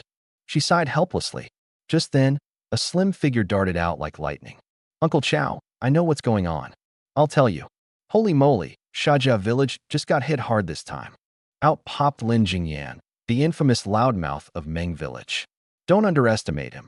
He's only 14 but sharp and quick, already carrying the weight of an adult. He was here this time as the Lin family's representative to help out the Shijias. With how fast and detailed his storytelling is, it didn't take long before I understood what happened to the Sha brothers. And boy, Sha Gang was really lucky to make it out alive. To explain what went down, we have to go back to the night before I headed into the mountains to scout. It was tied to that wolf pack I had dealt with. That very night, the howling of wolves echoed through Shajia village. Turns out, wolves really had come down, throwing the whole place into chaos. Not only livestock was lost, but human lives as well. That night, Shah Gang had just climbed into bed when the village dogs, especially his 5 hounds, erupted into a frenzy. He jolted up and threw back the blanket. Damn it, something's in the village. His wife, Zhua Xiaomei, anxiously asked, "You think it's the big claw? People said they saw one up in the mountains recently." Can't be. If it was the big claw, the dogs wouldn't even have the guts to bark. I'll go check it out. Shah Gang grabbed the double-barreled shotgun hanging on the wall, stuffed some shells into his pocket, and headed for the door while shouting, "Old Shah, wake up." Shah Gang and his younger brother Shah Yong lived in 2 separate courtyards. The former now married with his own home, while Shah Yong, still single, stayed with their father, Shah Fugaway. Shah Yong had already stepped out, gun in hand. "What's going on, bro?" "Big animal. Bring the dogs, let's check it out." "Dad." Their father, Old Shah, came out of the house as well, holding a single-barreled shotgun. Shah Gang instructed, "Me and Yong will handle this. Xiaomei should take the kids to your house. Watch the place and don't step outside." "Relax," said Old Shah. "Back in the day, I was the best sharpshooter in Shajia village. With me here, nothing's getting through." The brothers took off towards the eastern end of the village, where the commotion was loudest, accompanied by their 5 hunting dogs. Back in those days, owning 5 quality dogs was no small thing. The lead dog was a Khitan breed, big, strong, with a keen nose and unmatched ferocity. Before even reaching their destination, the dogs erupted into furious barking. In the moonlight, Shah Yong caught sight of 2 wolves. Bang! One shot, and a wolf dropped to the ground. "It's wolves. Bro, unleash the dogs." The leashes came off, and the 5 dogs charged ahead. Hunting dogs aren't afraid of canines. A 60-pound wild wolf was instantly overwhelmed, and within a minute, it was nearly dead. Shah Yong finished it off with a knife. "Something's not adding up," he muttered. 2 wolves wouldn't stir up this much trouble. Damn it, it's a pack. Single wolves or small groups rarely dared to enter villages. There were just too many dangers for them. And although a lone wolf isn't that much of a threat, not even to an unarmed adult, a pack is a whole different story. That's when a gunshot rang out from the Shah family courtyard, followed by Old Shah's voice hollering curses, "You damn beasts." The brothers called their dogs back and rushed home. By now, the entire village was awake and in a frenzy. When they got back, Old Shah, so confident earlier, was shaking with rage, his face practically green. He fumbled to reload his gun, hands trembling. "What happened, Dad? Are you hurt?" "I'm fine. But kill those bastards. They killed all our livestock." Once the 5 guard dogs left, 3 wolves sneaked in and killed all of the Shah family's livestock. 3 pigs, 6 sheep, and a dozen chickens. In the countryside, such a loss is practically half ruin. No wonder the old man was trembling with anger. "Don't worry, Dad. I'll leave the dogs home, and my brother and I will hunt those wolves." The 2 brothers ran off in the distance, but could still hear the old man shouting after them. The wolves wreaked havoc until dawn before retreating. It was too dark to tell how many came in, but 5 or 6 were left behind, dead. When the villagers assessed the losses, everyone looked grim. No household with livestock was spared. Like the Shah family, many suffered complete devastation. These wolves were especially vicious. They didn't even take the animals they killed, as if they were slaughtering just for sport. Thankfully, no people were harmed. Just then, a boy of about 15 or 16 came running over. "Uncle Gang, it's bad news. Old man Yang's gone. The wolves got him." Shah Yong's eyes widened. "No, Uncle Yang passed away." In the village, "passed away" was the euphemism for death. Shah Gang's heart sank. How could there be a human death in this? When they arrived at Old Man Yang's place, they were first met with the grief-stricken wails of his widow. In the courtyard, Shah Gang froze at the sight. For wolf carcasses lay sprawled across the yard, their throats decisively torn out. In the corner was a large black dog, panting heavily, drenched in blood, with a fresh gash across its face. Was Uncle Yang bitten by the wolves? "No, it wasn't the wolves," the boy replied. "Last night, when the wolf pack came for the livestock, the big black dog fought them off. At one point, an alpha wolf came charging out. The black dog jumped on its back and bit it so hard it couldn't fight, but then 6 or 7 other wolves ganged up on the dog. The black dog managed to kill these 4, but during the commotion, the alpha gray wolf slaughtered all of Uncle Yang's sheep. Uncle Yang was so distraught that he fainted on the spot, and by morning he still hadn't woken up. Auntie Yang went to check on him early, but he was already gone. Sha Gang grasped the situation. Old man Yang had died of heartbreak. Unlike the Sha family, whose losses were substantial but survivable, the Yang family had relied entirely on those dozen sheep. The couple, childless and growing old, had been scraping by on the sheep's wool and saving a little each year with hopes of adopting a child someday. But now, it had all gone up in smoke. The only silver lining was the big black dog. Without it, the older couple might have been slaughtered by the wolves as well. Sha Gang couldn't stop thinking about one thing. Just how big was this wolf pack? The village had killed 5 or 6 last night. The black dog had taken down 4, and with the ones that had escaped, there must have been nearly 20. Black Forest Ridge hadn't seen a wolf pack this size in decades. Sha Yong leaned closer and said, "Brother, we need to head into the mountains and take out the alpha wolf. If it's alive, we'll never know peace. They've set their sights on our village. If we don't kill it, they'll destroy us over time. Losing livestock sucks, sure, but if they mess up our trade and business, we'll all end up starving."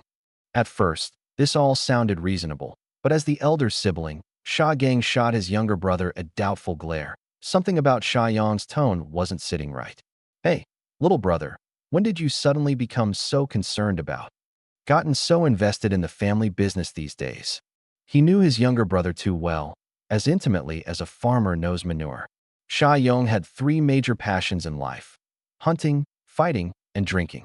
When it came to the family and village business, he was clueless, completely out of his depth. Usually, he just listened to whatever his big brother decided. This sudden enthusiasm had to be something fishy. Big bro, isn't that the Wolf King? How many hunters scaling the mountains have actually taken down a Wolf King? If we manage to wipe out this pack, we'll be famous. Sha Yong wasn't bluffing. Wild boars, black bears, grizzlies, they were fierce, but predictable in their weaknesses. Tigers, wolf kings, and leopards, though, they played mind games. Hunting one of them wasn't just lucrative, it earned you a name. Even Sha Gang was tempted. The brothers called themselves hunters as a front. They both had side hustles to make money. But hunting was addicting, a serious vice. Still, Sha Gang was cautious. No way. Half the crew's off making deliveries. The rest of this mess needs tidying up. Nobody's free. And we can't bring the dogs. They're needed to guard the house.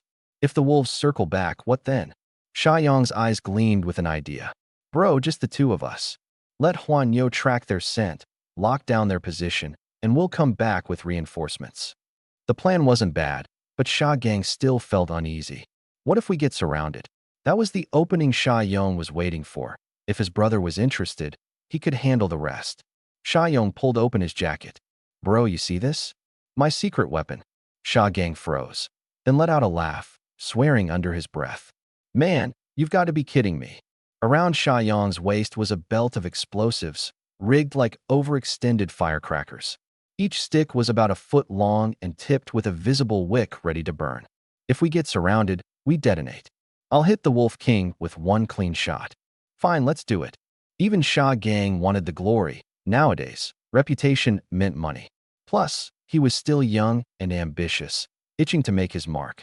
The brothers grabbed Huan Yo, their top scent tracking dog, and headed up the mountain.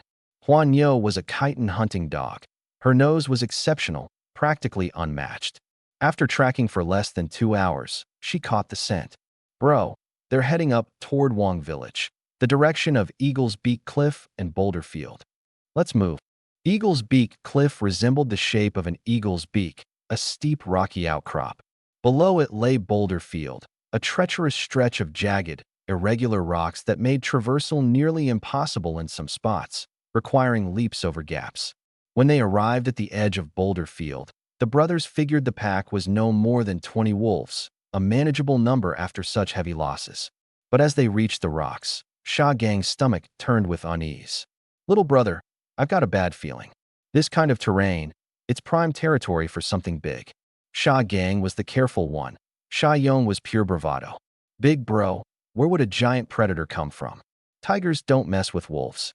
If there's already a pack here, nothing else would dare stick around." That old saying might have been true, but Sha Gang still felt something wasn't right. At that moment, Sharp-eyed Young exclaimed, "Bro, it's the Wolf King, and it's just a couple of stragglers with him." Sure enough, on the hillside 200 meters away, the massive Wolf King only had 2 or 3 wolves flanking him. As soon as the Wolf King spotted the pair of brothers, he turned and bolted. "Woof! Woof!" Huanyo barked loudly, but Sha Gang didn't loosen her leash. She was there to track, not to lead a brawl. Huanyo's barking was frantic and tinged with urgency, but the brothers couldn't understand dog speak. They simply figured she was excited to see the Wolf King. Haha, bro, Uncle Yang's big black dog could take on wolves. Our Huanyo's no worse. Let's get them. The brothers climbed up the rocky outcrop, heading in the direction where the Wolf King had disappeared. They'd barely moved 20 meters when Sha Gang felt a chill run down his spine. A woo, a woo, a woo. A symphony of howls exploded across the mountains and forests. Even Sha Yong now sensed something was off. Shit, a massive wolf pack. Sha Gang instantly realized they'd been duped. The Wolf King had lured them into a trap. Judging from the howling, he estimated at least 40 wolves in the pack, bringing the total to nearly 50 if you included the ones they'd killed the previous night. In all his life, he'd never encountered such a massive pack in the wild. Suddenly, a thought struck him. Over the past couple of years, it hadn't just been the farmland that had seen bumper harvests. The mountains had been thriving as well. When the mountains thrive, so do the beasts. In that moment, he understood. They'd been careless, far too careless. Sha Gang was now on edge, but Sha Yong looked thrilled instead. Haha, looks like it's finally our time to make a name for ourselves. Nobody's ever taken down a wolf pack of over 30 before, right? Sha Gang stared at his younger brother like he was an idiot. There was no way they shared the same mother. Still, this wasn't the time to argue. He crouched down and patted Huanyo's neck. Stay close. Don't go running off. He loosened her leash. Woof! Woof! Huanyo crouched low, her posture ready for attack. No matter how many wolves were in the pack, a hunting dog never feared wolves. The two brothers stood back to back, each with 3 double-barreled hunting rifles loaded with single-shot slugs. Bro, Sha Gang said, the moment they're in range, it's 1 shot, 1 kill. Take care of yourself, cause I might not be able to watch your back. Get the explosives ready. Use them if you have to. Leave it to me. By the end of the year, I'm getting Dad a Wolf King pelt for a cloak. As his words faded, shadows began to emerge among the trees. Wolves, moving in 3s and 2s, numbering no less than 30. There were more hidden, out of sight. Perched atop the hill, the Wolf King's expression seemed to carry a mocking sneer as he prepared to order the attack, when suddenly, it froze, sensing something amiss. Woof! Woof! Huanyo's barking changed. It was no longer fierce or frantic. It now carried a trace of fear. Her hind legs trembled slightly. Sha Gang frowned in confusion, but before he could process it, a thunderous roar erupted from the distance. Roar! The entire forest seemed to quake. Birds and beasts scattered in every direction. Shit! A tiger! Damn it, bro, stop jinxing us.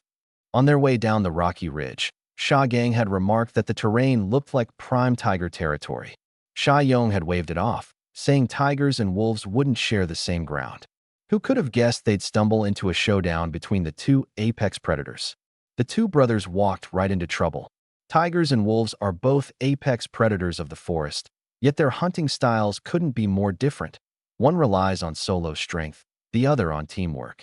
If a grown man finds himself face-to-face with a lone wolf, even unarmed, he stands a decent chance of holding his own if he doesn't panic. But a tiger? That's a different story. Odds are 3 to 7 against him. 7 seconds is all it takes for a tiger to get 30% full. At this moment, even with all of Sha Yong's courage, anxiety crept in. That tiger's roar, bone-chilling. It made the hairs on the back of his neck stand up. Even the Wolf King seemed caught off guard by the sudden appearance of this mountain deity. With a deep howl, the entire pack retreated in precise, synchronized order. Sha Gang let out a sigh of relief. Without the wolves around, the 2 of them armed with guns, even if it was just shotguns, might have a fighting chance against the tiger. After waiting 20 minutes, the dog, Huanyo, which had been barking earlier, finally quieted down. That was a good sign. It likely meant both the tiger and the wolves had left the area. Let's back out. There's no way we can take on that wolf pack. Yong didn't argue. Fooling around in these mountains was a surefire way to end up as a statistic. But as visions of that massive paw flashed in his mind, a new idea started forming. Bro, he said, what if we head back, loop in Brother Hawaii, and track down Gua Top Cannon? Let's kill that big cat. A tiger like that? It's worth a fortune. A single kill could set us up for 2 or 3 years. Gang's interest was piqued. When it comes to wild game, tigers are the holy grail, the absolute pinnacle of value. They're priceless. Whatever price you name, people will pay. Taking down one of those beasts could more than make up for whatever losses the pack of wolves had caused. Maybe even leave them money to spare. I mean, Gua Top Cannon definitely has the skills.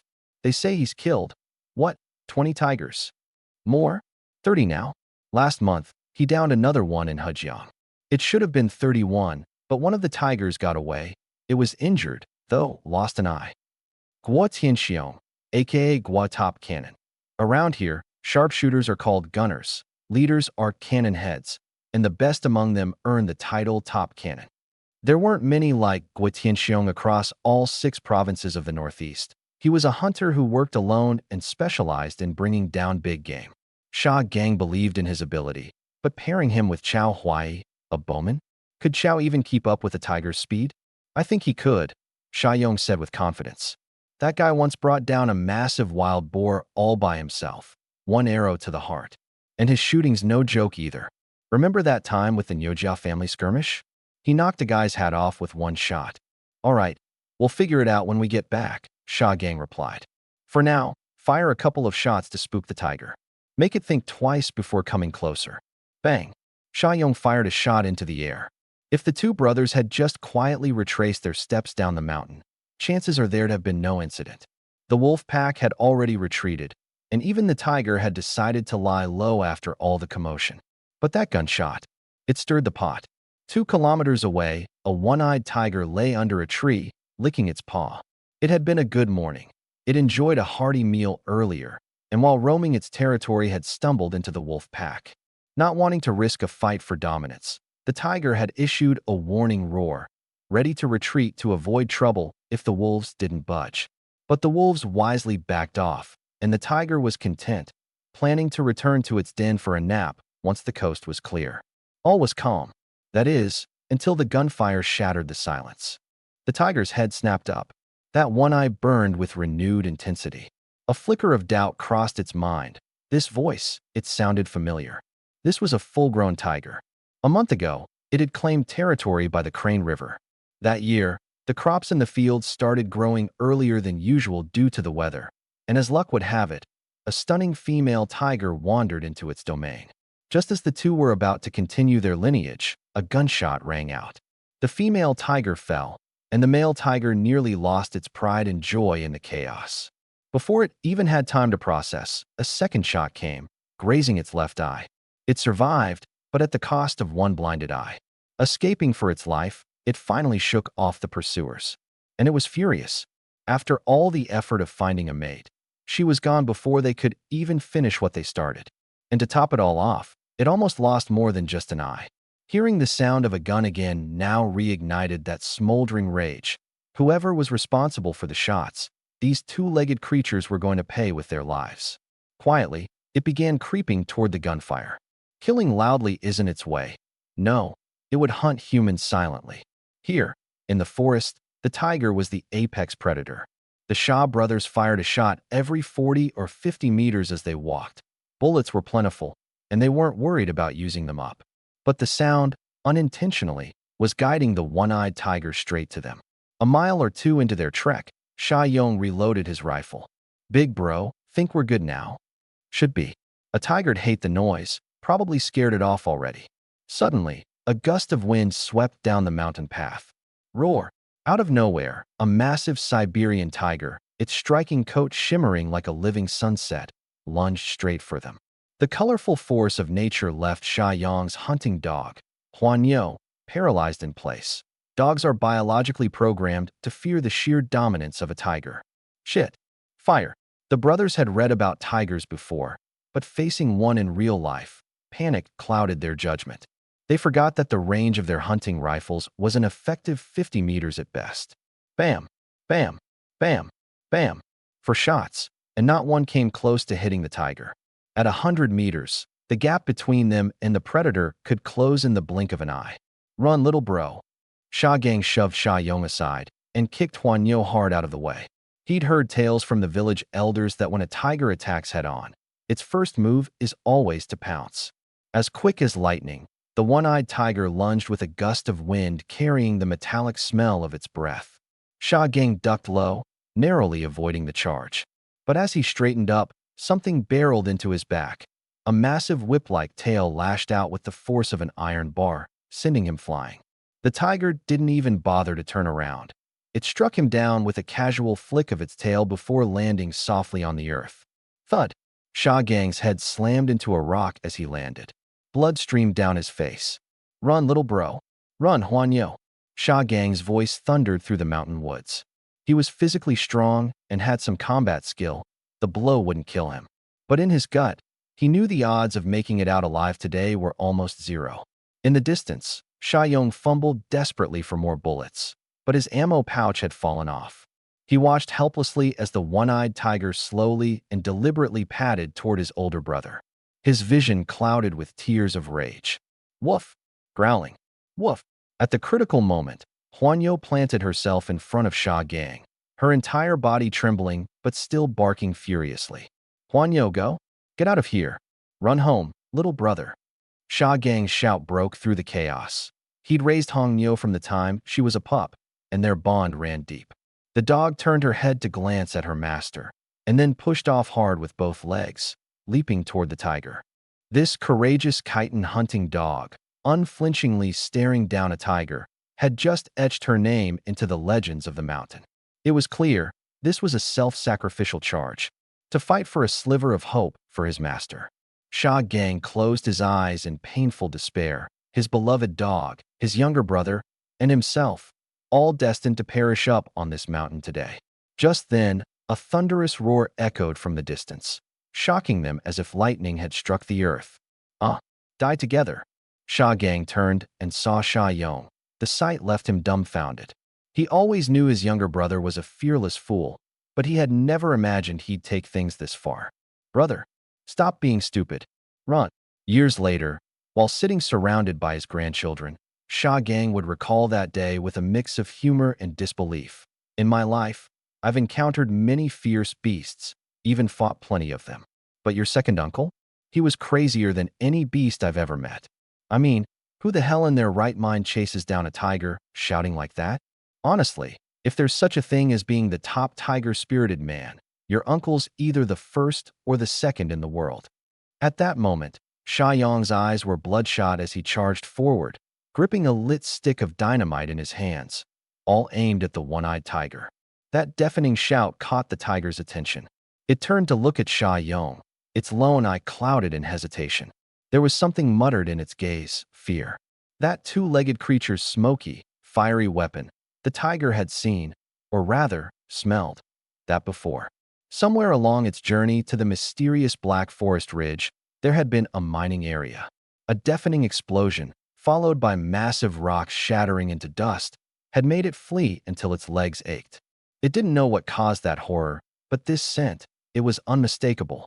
It was that smell from back then, the same smell currently billowing from Sha Yong's hand. Roar! A whoop! The one-eyed tiger turned tail and bolted. As the beast fled, Sha Yong's adrenaline took over completely. His eyes were now wild as he bellowed and chased after it.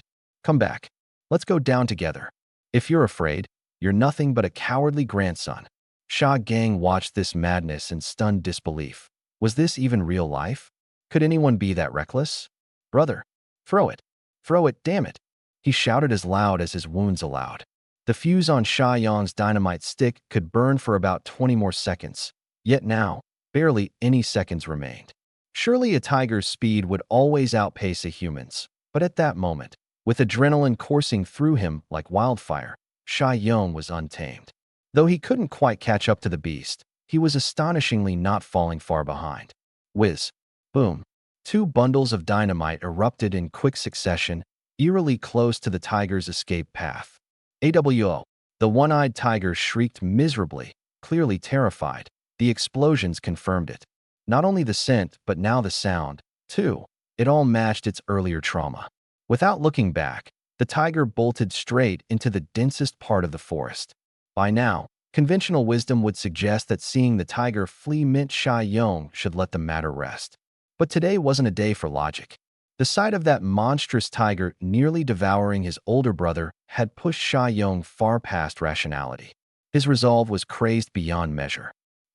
Die together, he roared with abandon, plunging into the dense forest after it, lighting dynamites as he went. Boom, boom, die together. The sound of explosions intertwined with his relentless yelling faded deeper into the woods. Sha Gang, dragging his injured body along and accompanied by the loyal dog, Huan Yo, tried desperately to follow. But Sha Yong had long disappeared into the shadows, his trail marked only by the echoes of his dynamite. Sha Gang pressed on, but the forest was vast, his wounds slowed him further, and eventually, both the explosions and Sha Yong's voice vanished entirely. Alone amidst the dense woods, Sha Gang found himself utterly lost. Damn it, he muttered, utterly frustrated yet unable to wholly blame his brother. This was beyond imagination. Trapped amidst the overwhelming forest, he did the only thing he could: put his faith in Huan Yo, their brave and loyal dog.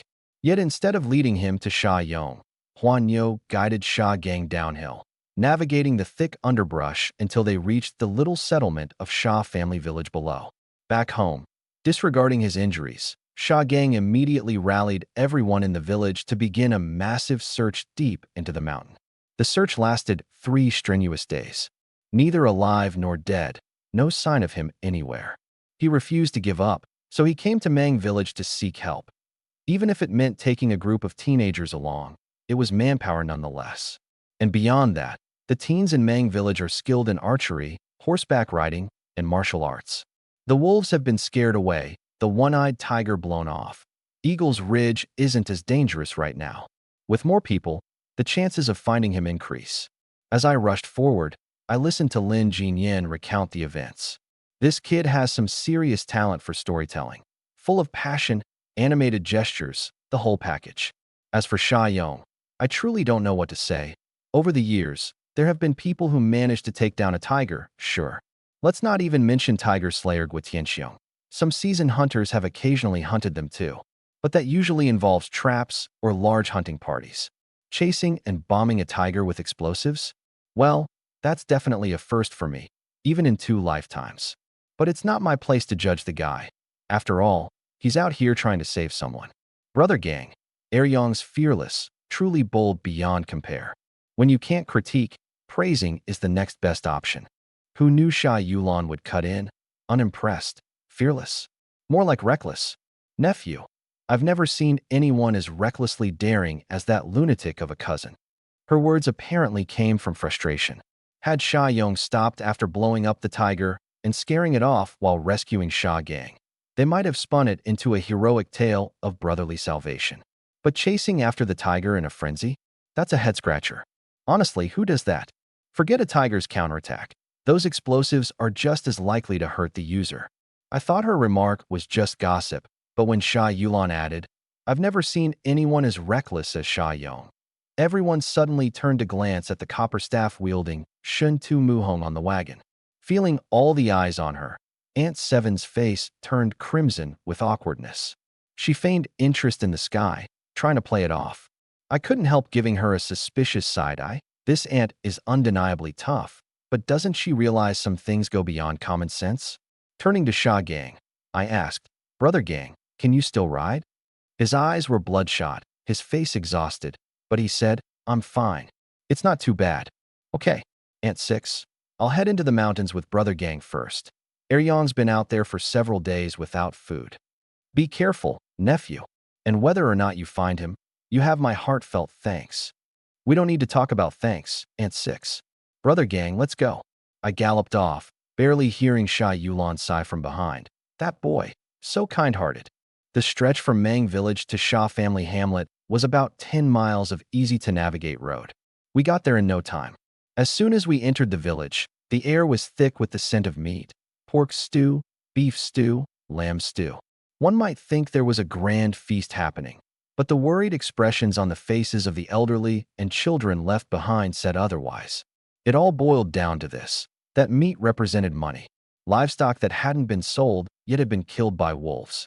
Once we dismounted, Sha Gang said to me, "Brother, eat something before we head up. Just pack some rations so we can go straight away. Take me to the part of the forest where you got lost. I might have a way to find Yong." As a tracker skilled in reading signs, tracing footprints, and even subtle clues, I could spot beast tracks, and human ones were no exception. If push came to shove, I'd tap into the professional perk of ultra tracking. It had cost me some energy, but saving a life was worth it. "Enough, I don't care anymore," Sha Gang sighed, frustration evident on his face. Same age, but how does Sha Yong end up being so different from me? "Hey, fatty," Sha Gang called out twice. A stocky young man with a compact, muscular build jogged over, wiping his hands. "Gang bro, grab some rations. We're heading up the mountain." The mountain path in Shajia village wasn't man-made. No chance for horses, so we had to walk it on foot. As soon as we started, Fatty was already looking like he couldn't handle it. I took the lead, leaving the other two behind by at least 20 meters. Fatty glanced anxiously at Sha Gang, who was already panting hard. "Gang bro, you haven't slept for days. You sure you can go on?" "Can't sleep," Sha Gang muttered, clearly stressed. My old man's this close to grabbing his gun and storming the mountain to save people himself. If I hadn't locked him in the cellar, no telling what would have happened. The guy had his hands full, one reckless younger brother and a stubborn old dad. "Your little bro's got some skills, huh? Walking through the forest like it's nothing." Fatty was both amazed and defeated. The rugged mountain path, covered in slippery leaves, was exhausting, but I was moving as if it were flat ground. Honestly, if I wasn't stopping to wait for them, I'd have broken into a jog. Sha Gang sighed deeply. "Martial arts mastery, peak level." "What the?" Fatty froze, absolutely stunned.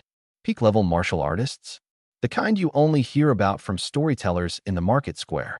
The only living person possibly close to that was Old Man Lee from Mang Village, and even that was just hearsay. "Save your breath and hurry up. Don't let my brother think less of you," Sha Gang said, somehow summoning a sudden burst of energy despite his exhaustion. His pace quickened, and he didn't seem tired anymore, almost as if he was floating. After 2 long hours, we finally reached the spot where Sha Yong had had his tiger encounter. "Bro," Yong ran into that patch of forest and disappeared. We searched and searched, but couldn't find him. I nodded. "Into the woods." With my machete in hand, I started clearing a path. But before I got very far, I heard Fatty shout behind me, "Gang bro." I turned to see Sha Gang collapse straight to the ground. Fatty panicked. "Third bro, Gang bro's dead. That's it for the Sha family. Our lineage is done for." My heart skipped a beat, but checking closer, the injuries weren't bad.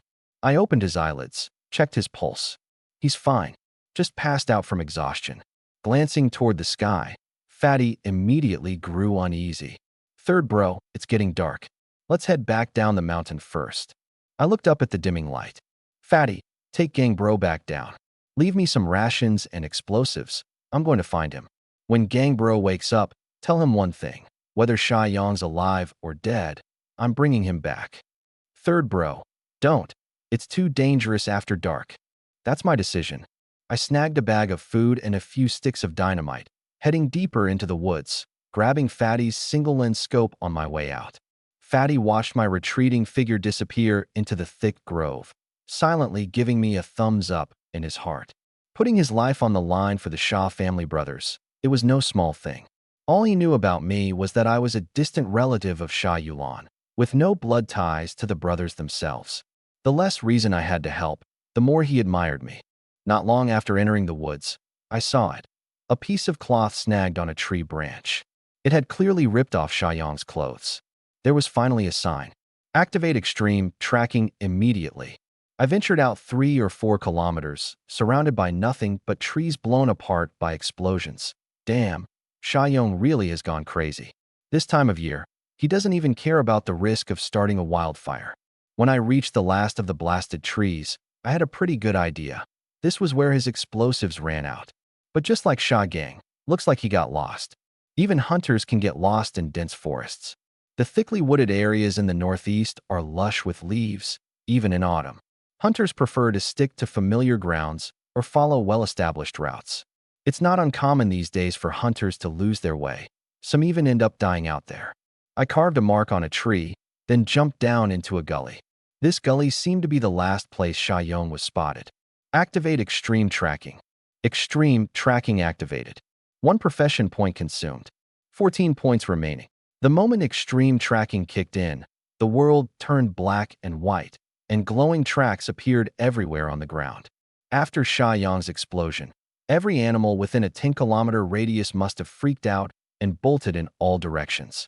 In this weather, without snow on the ground, Sha Gang and his lot wouldn't have a chance of tracking him.